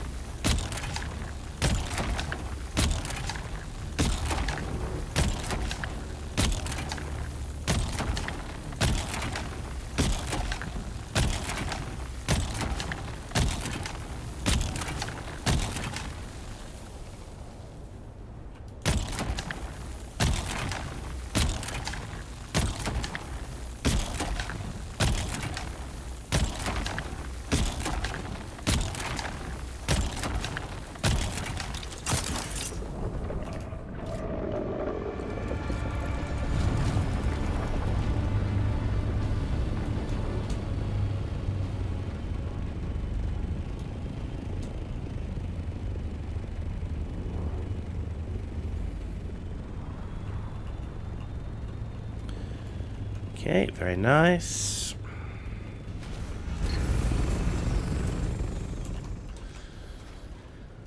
Oh dear. The sun can't come quick enough, can it? We need the night. We need the night.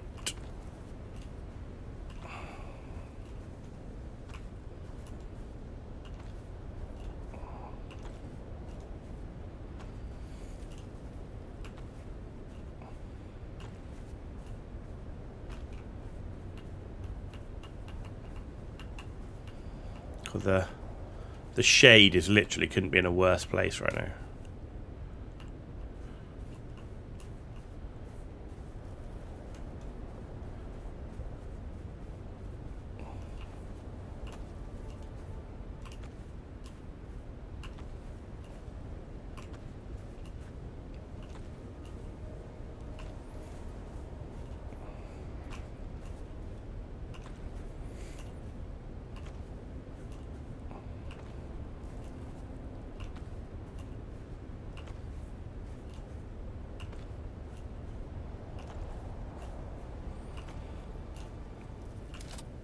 Ugh. Why? I don't know why it does that. It's fucking weird.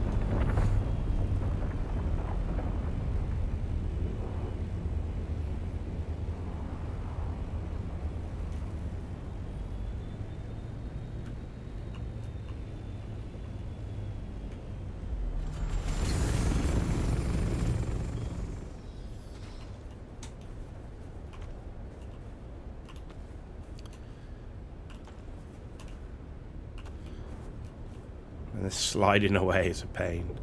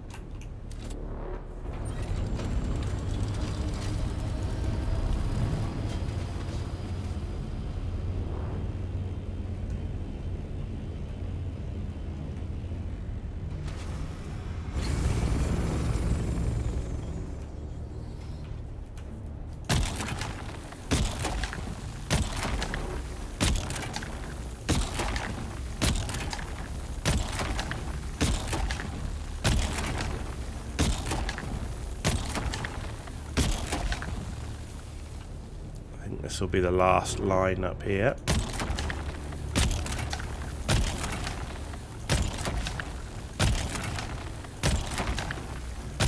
Looking a little thin.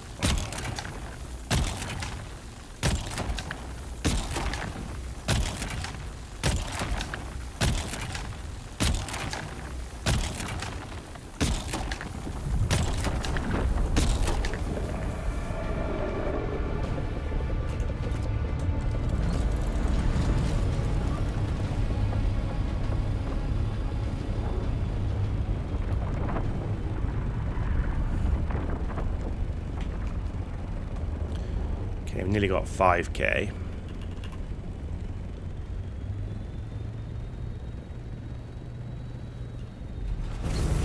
Which is less than ideal, but still.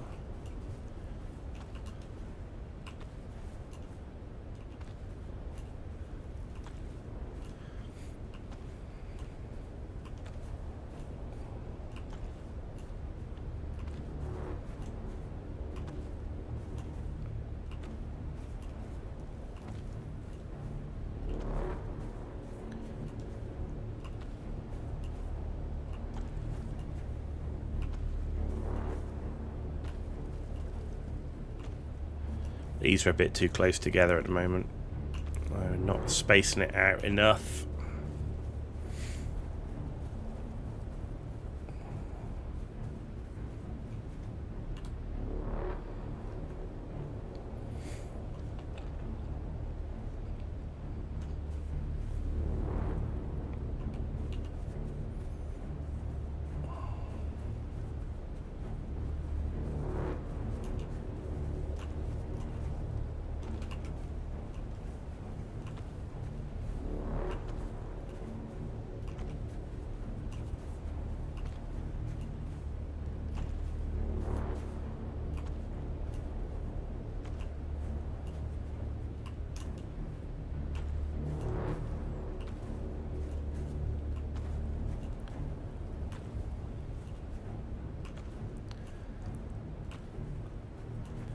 Nearly there.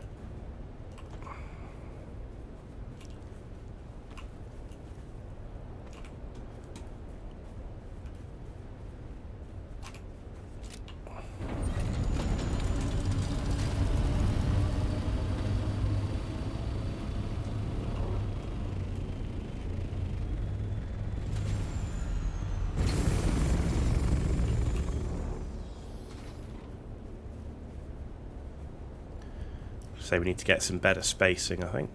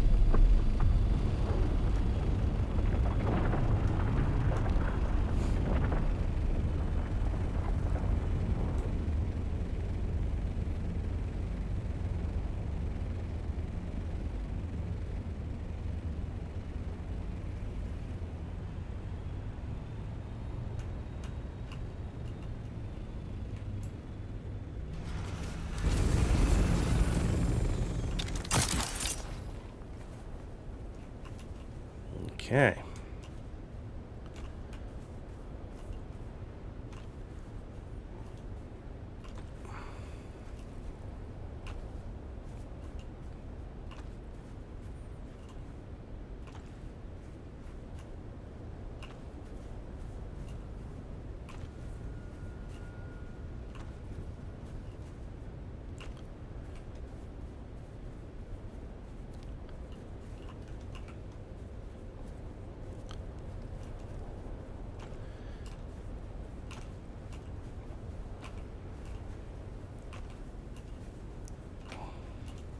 If only there was an easier way. Oh yeah, there is a sandcrawler.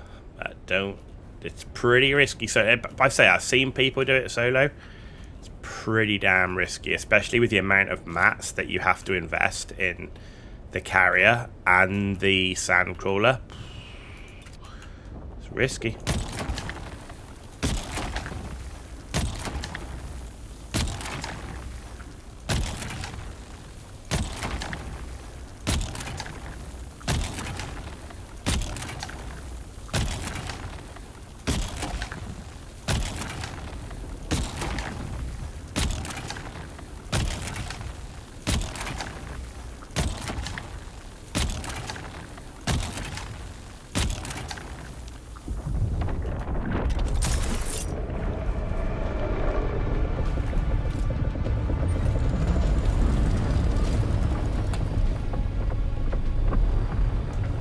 Especially given, like, you see how often we're getting the worm. It's just like, ugh.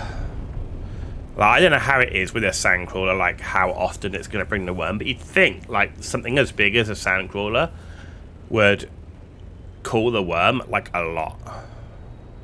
It just feels like a risky ball ache to go up and down, like jump out the sandcrawler, jump in the carrier, pick up the sandcrawler. Oh my, it feels like a right pain in the ass.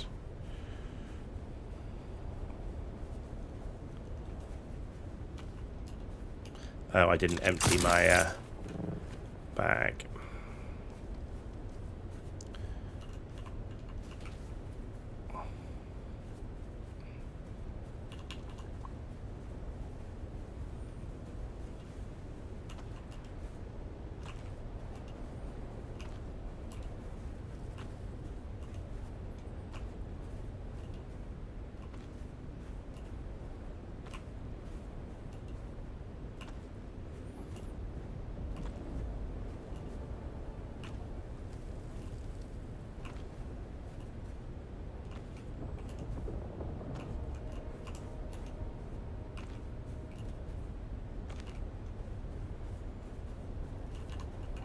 Okay.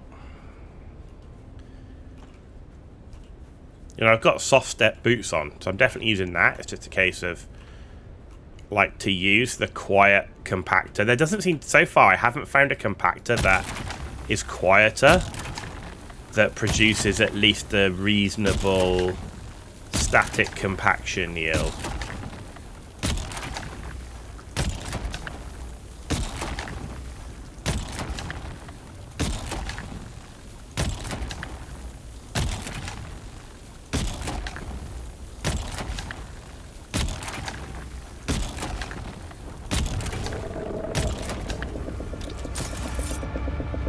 I'm stuck on the wing. I'm stuck on the wing.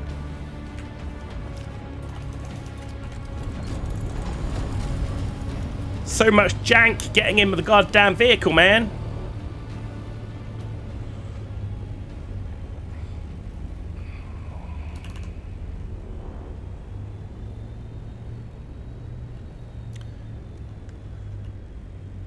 How are we doing? 8K.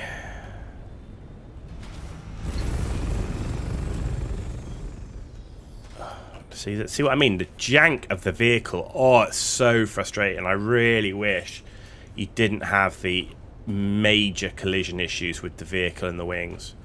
Like, I don't know why the wings don't clip into any cliff, building, or anything, but they clip into the player. They should literally, if you're gonna have it one way or another. Like, to be honest, I think the way the wings are, they just shouldn't, like, block the player at all.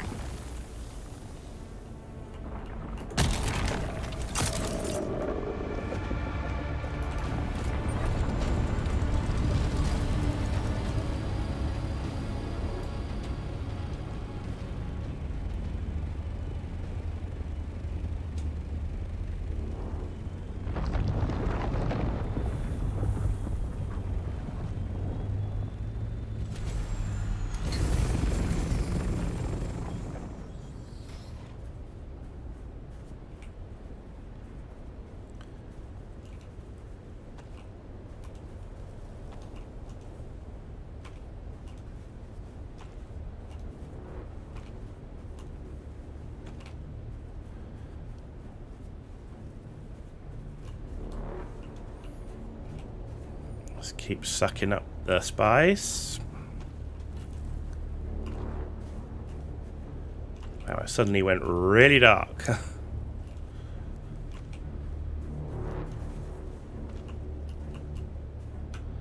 God, so annoying. Because the bloody thing doesn't stay. Oh, now I can't pick it. Oh my god, literally, like.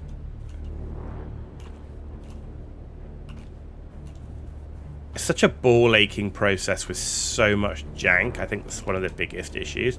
Like, I don't mind laborious process, but it needs to be smooth. You know?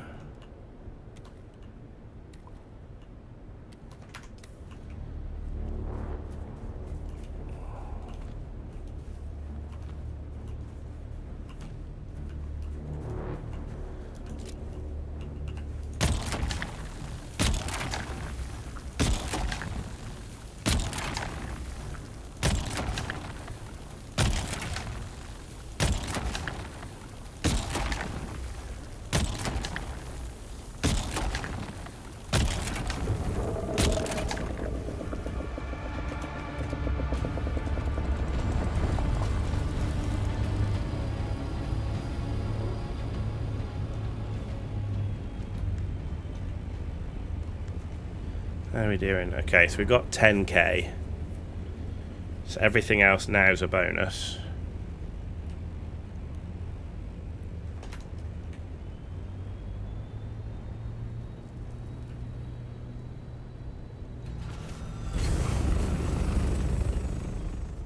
Like 10k is like a nice target.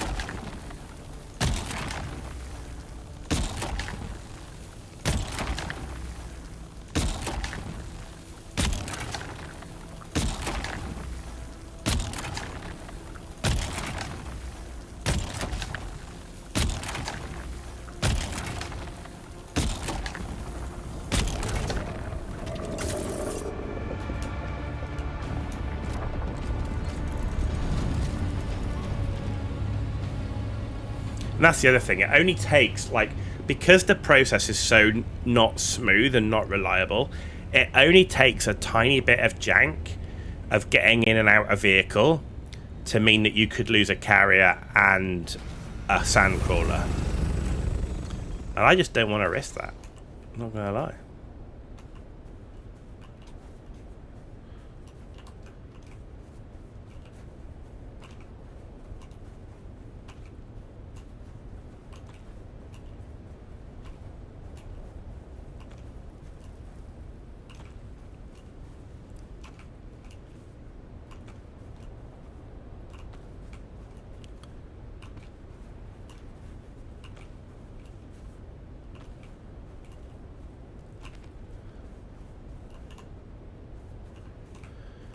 Well, we've still got space.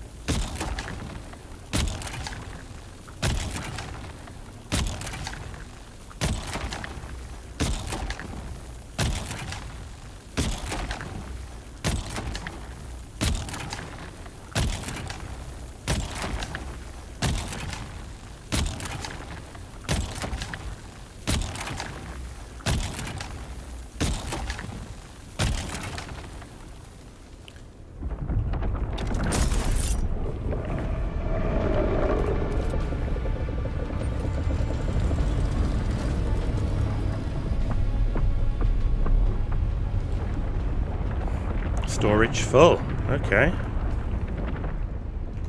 So once I fill my bag, we're done.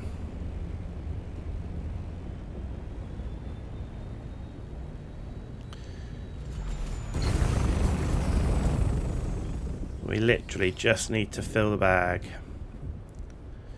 Sweet.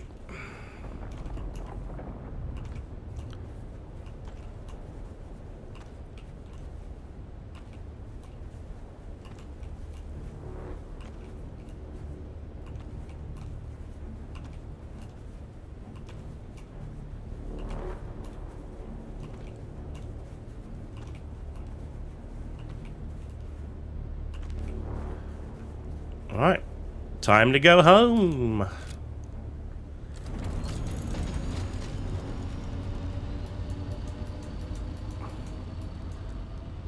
That's where we go in. Actually, no, that's that one.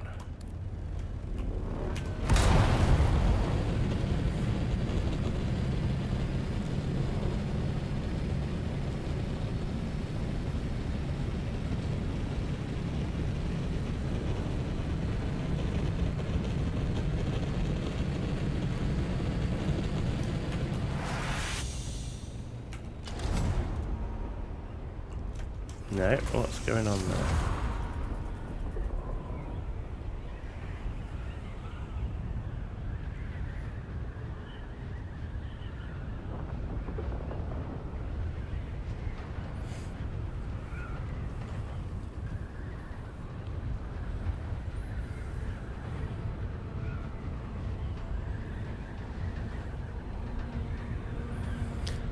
The long way home.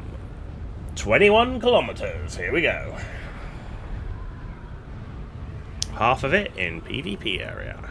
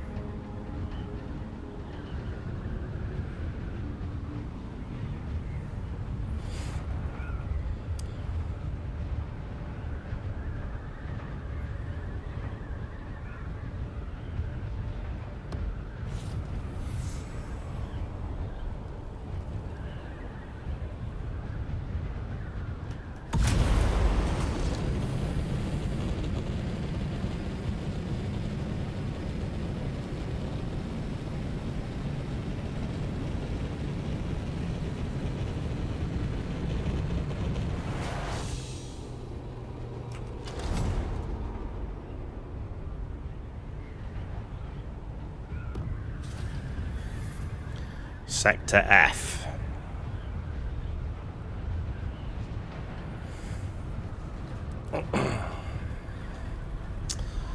Sector F.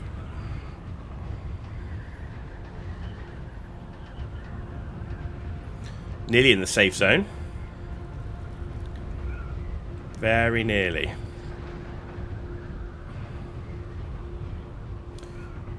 We are coming up to 7.5 hours on stream. I don't think we're going to stream too much longer.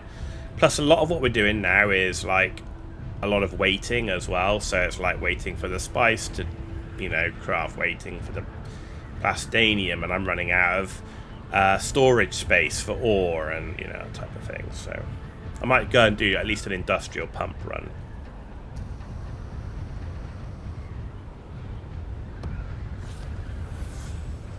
Maybe we'll do the industrial pump and then that urgent request search this labor base.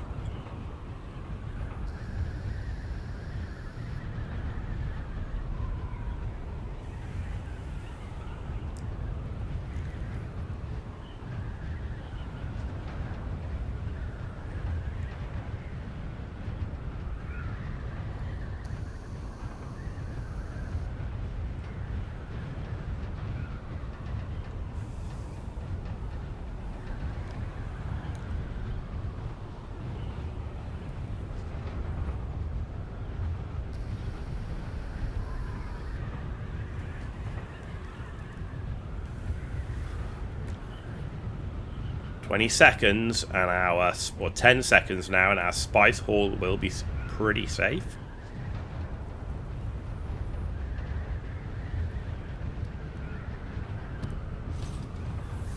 There you go, and we're safe.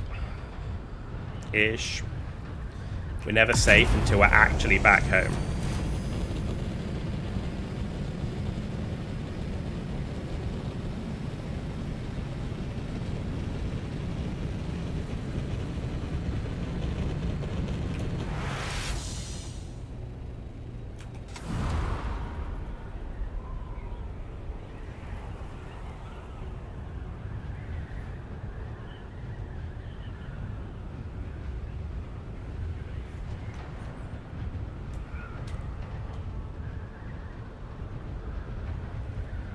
Oh, assault fopped up. There is somebody else in the deep desert. Looks like we got lucky. I don't know if he's packing weapons or not. Oh.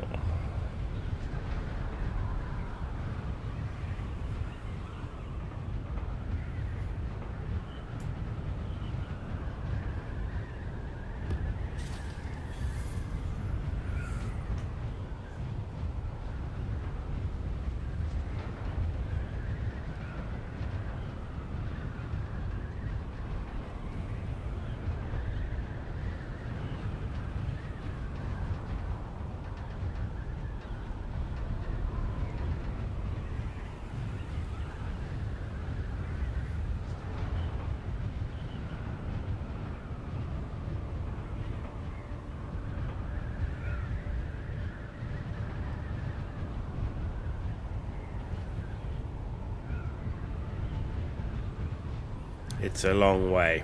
We were again up in the 8-9 area, which seems to be where the best spice blows are, so it's just a long way back.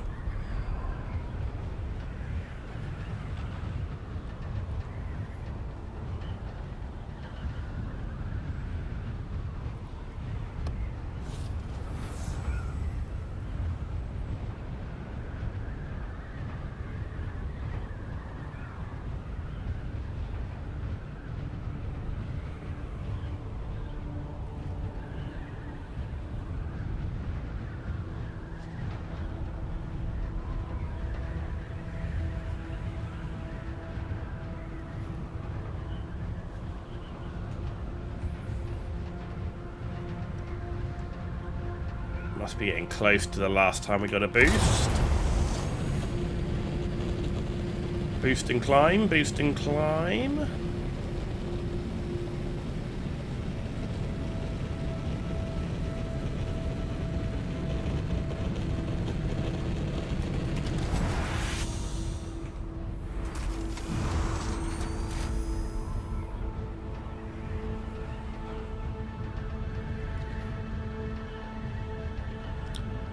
Aim there, then hopefully can slip through this gap.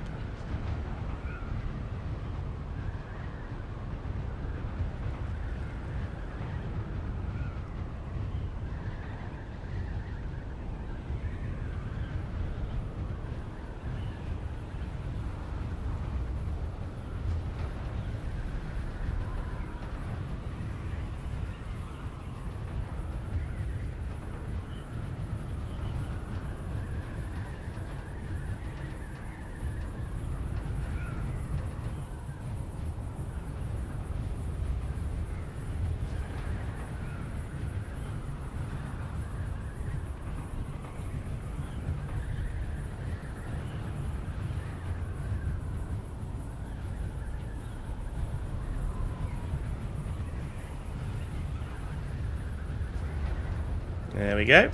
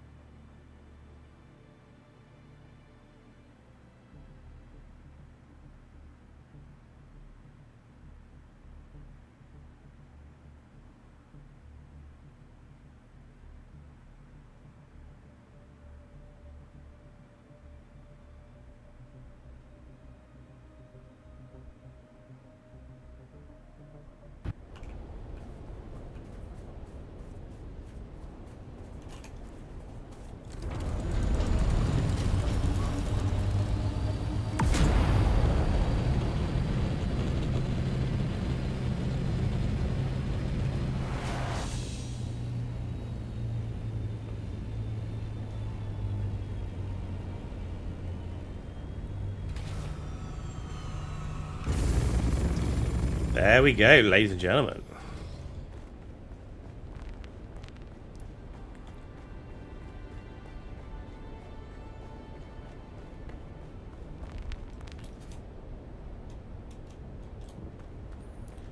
One full spice run. Right, are you into making Strividium yet? You're still making fuel? No, still making fuel. Good talk.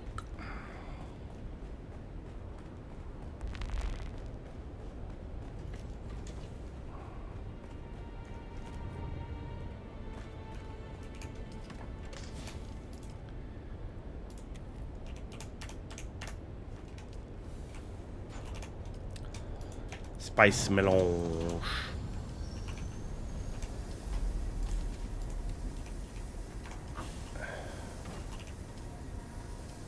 Oh, no.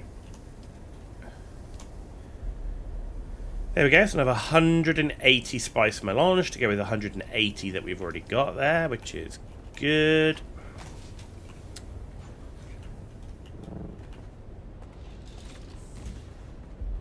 Alright, let's keep our water going.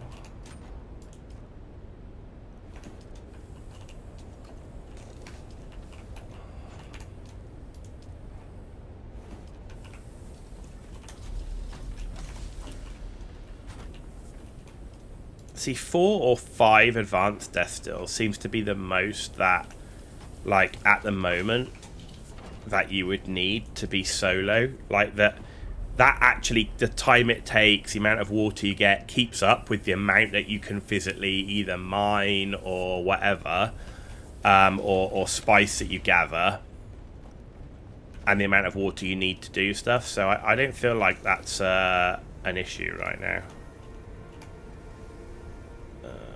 Let's take that. And let's equip.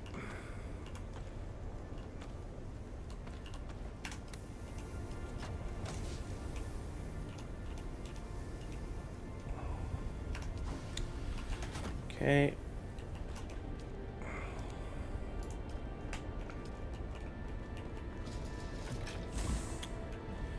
I don't need the static compactor. Let's take blood sac, blood purifier. So, fill ourselves up with water. Let's go and do an industrial pump run, which is nice and quick up here. And once we've done the industrial pump, we'll go and do that urgent request contract, and then we'll probably wrap it up there. 1, this is my first stream back in like 3 weeks. 2, I'm also sick, and I'm getting pretty tired. We'll have done over 8 hours by the time we finish, so I'm about ready to finish. Maybe we'll do some longer streams next weekend. Reveal yourself. Identify yourself.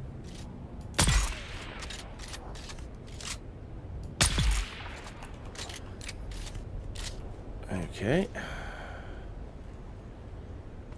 Ooh, 4 industrial pumps straight off the bat. Shields up. Where did you come from? Whoa! Grenade.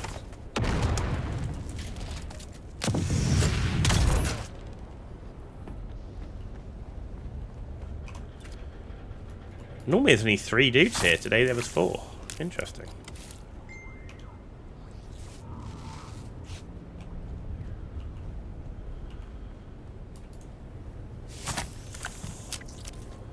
Interesting.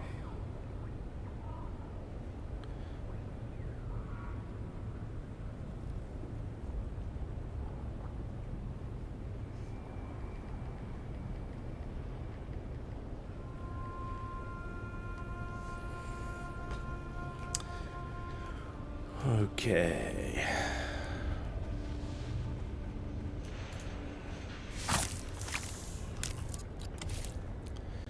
One blood container full. Oh, more industrial pumps. Hey.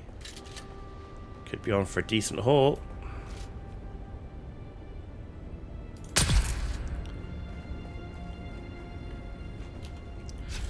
Also helps if you have your shields on. Okay.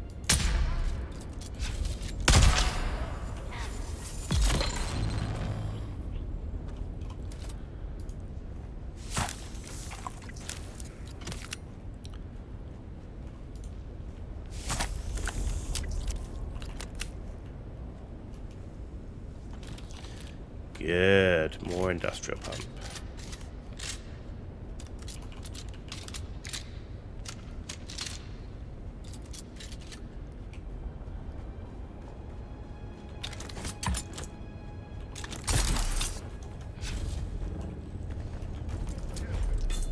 Well, that was a short throw, you muppet. What a waste. What a waste.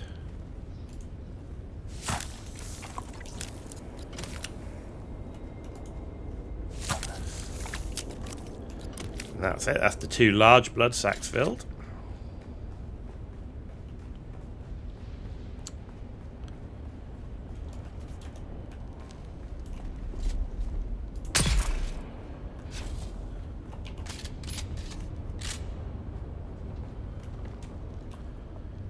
One thing I am going to need to do tomorrow before the Landrad changes is, if I do have any that I've at least got the basic on, I need to get the 10k Solari.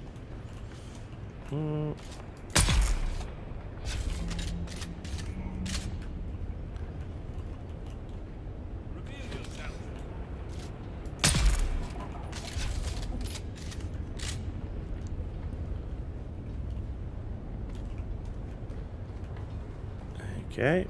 Very nice.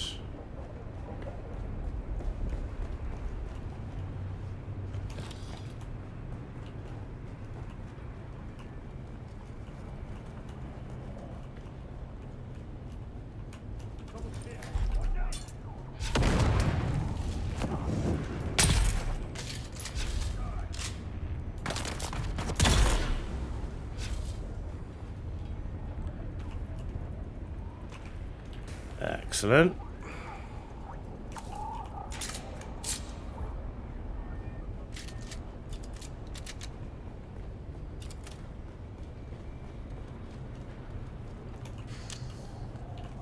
I've been here once or twice. What do you think? Industrial pumps. What have we got? Yeah, you're the guy I want.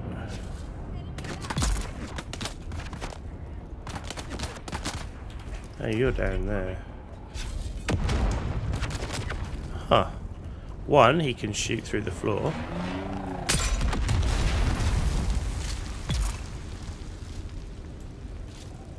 Melee ones.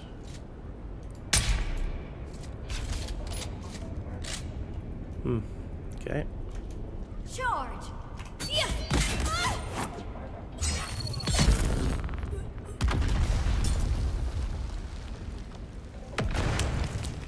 Really?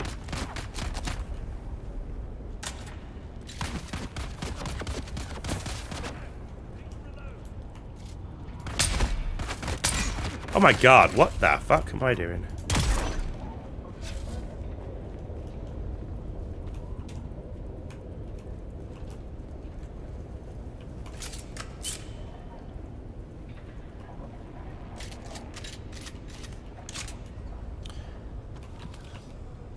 Maybe a little bit of tiredness there.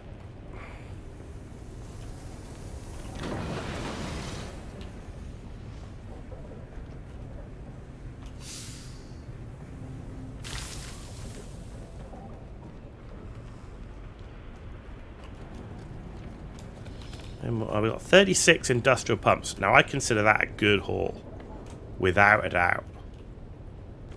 Even if we didn't get any more, that's a decent haul.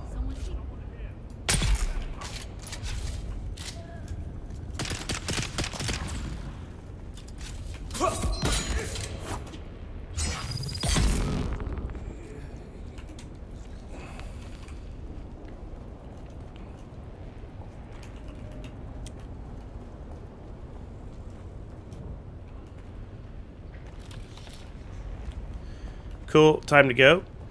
That was a decent haul, 42 industrial pumps in one go. Very, very nice.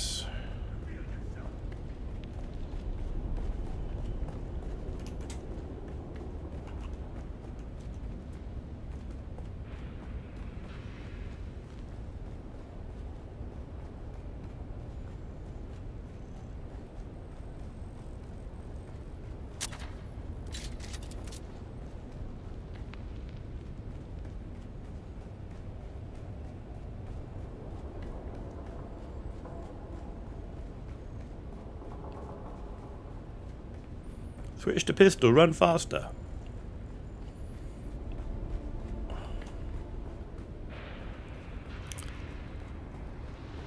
There you go, and we're out.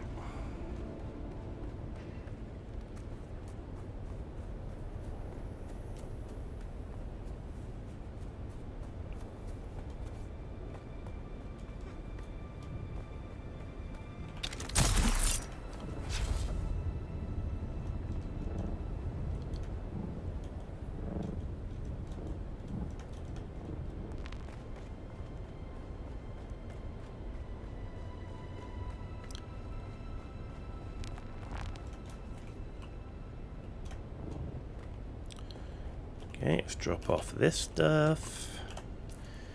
Let's, there we go, wave the fighter.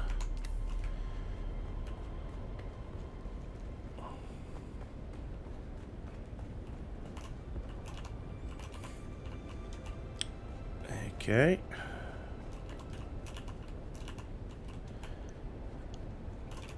Let's sell some garbage. Actually, not sell it, I mean trash it.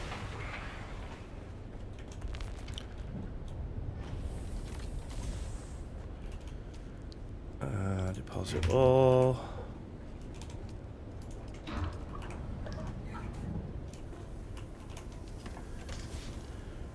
Okay, that.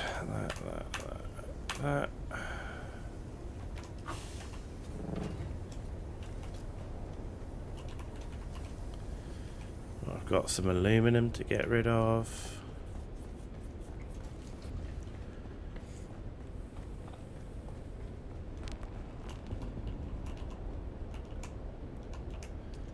That's full anyway. That's why I can't get rid of it. There we go. And you know what? I'm really, really tired. So, I mean, as sick as a dog. So, I think I'm going to wrap it up here, to be honest. We've had a pretty good session.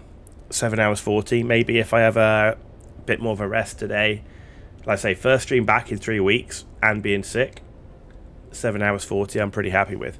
So, maybe we'll do a bit longer tomorrow. Though, in fact, am I going to play Dune tomorrow? I might play Dune tomorrow. I might play Path of Exile 2 tomorrow. Either way, at the moment, over the next week, the plan is to stream every single day for the next couple of weeks. Then I have to go away for a few days and then back and then stream every single day for a couple of weeks. And so while my family is away and then back to normal schedule. And over that time, we'll be streaming Dune, Path of Exile 2, and we'll probably do a couple of streams or so of Battlefield 6, depending on how good it is. If it's terrible, then I might just play a bit off stream. If it's really good, then might play a little bit more, but we'll wait and see. But the focus is on Dune and Path of Exile 2. Those are the two main games I'm streaming. Off stream, still continuing with the Starfield playthrough. So there we go. Thanks all for joining us. It is much appreciated. Thanks for everybody's support. Mouse, Paul Nesbitt, to name a few, as well as Ryan, who was on earlier, and Stephen Patrica as well. So thanks to you all for being on board. It is much appreciated. Hopefully we'll see you again. And yeah, I'll be on tomorrow. Keep an eye out. Have a good rest of your day, evening, wherever you are in the world. And good night.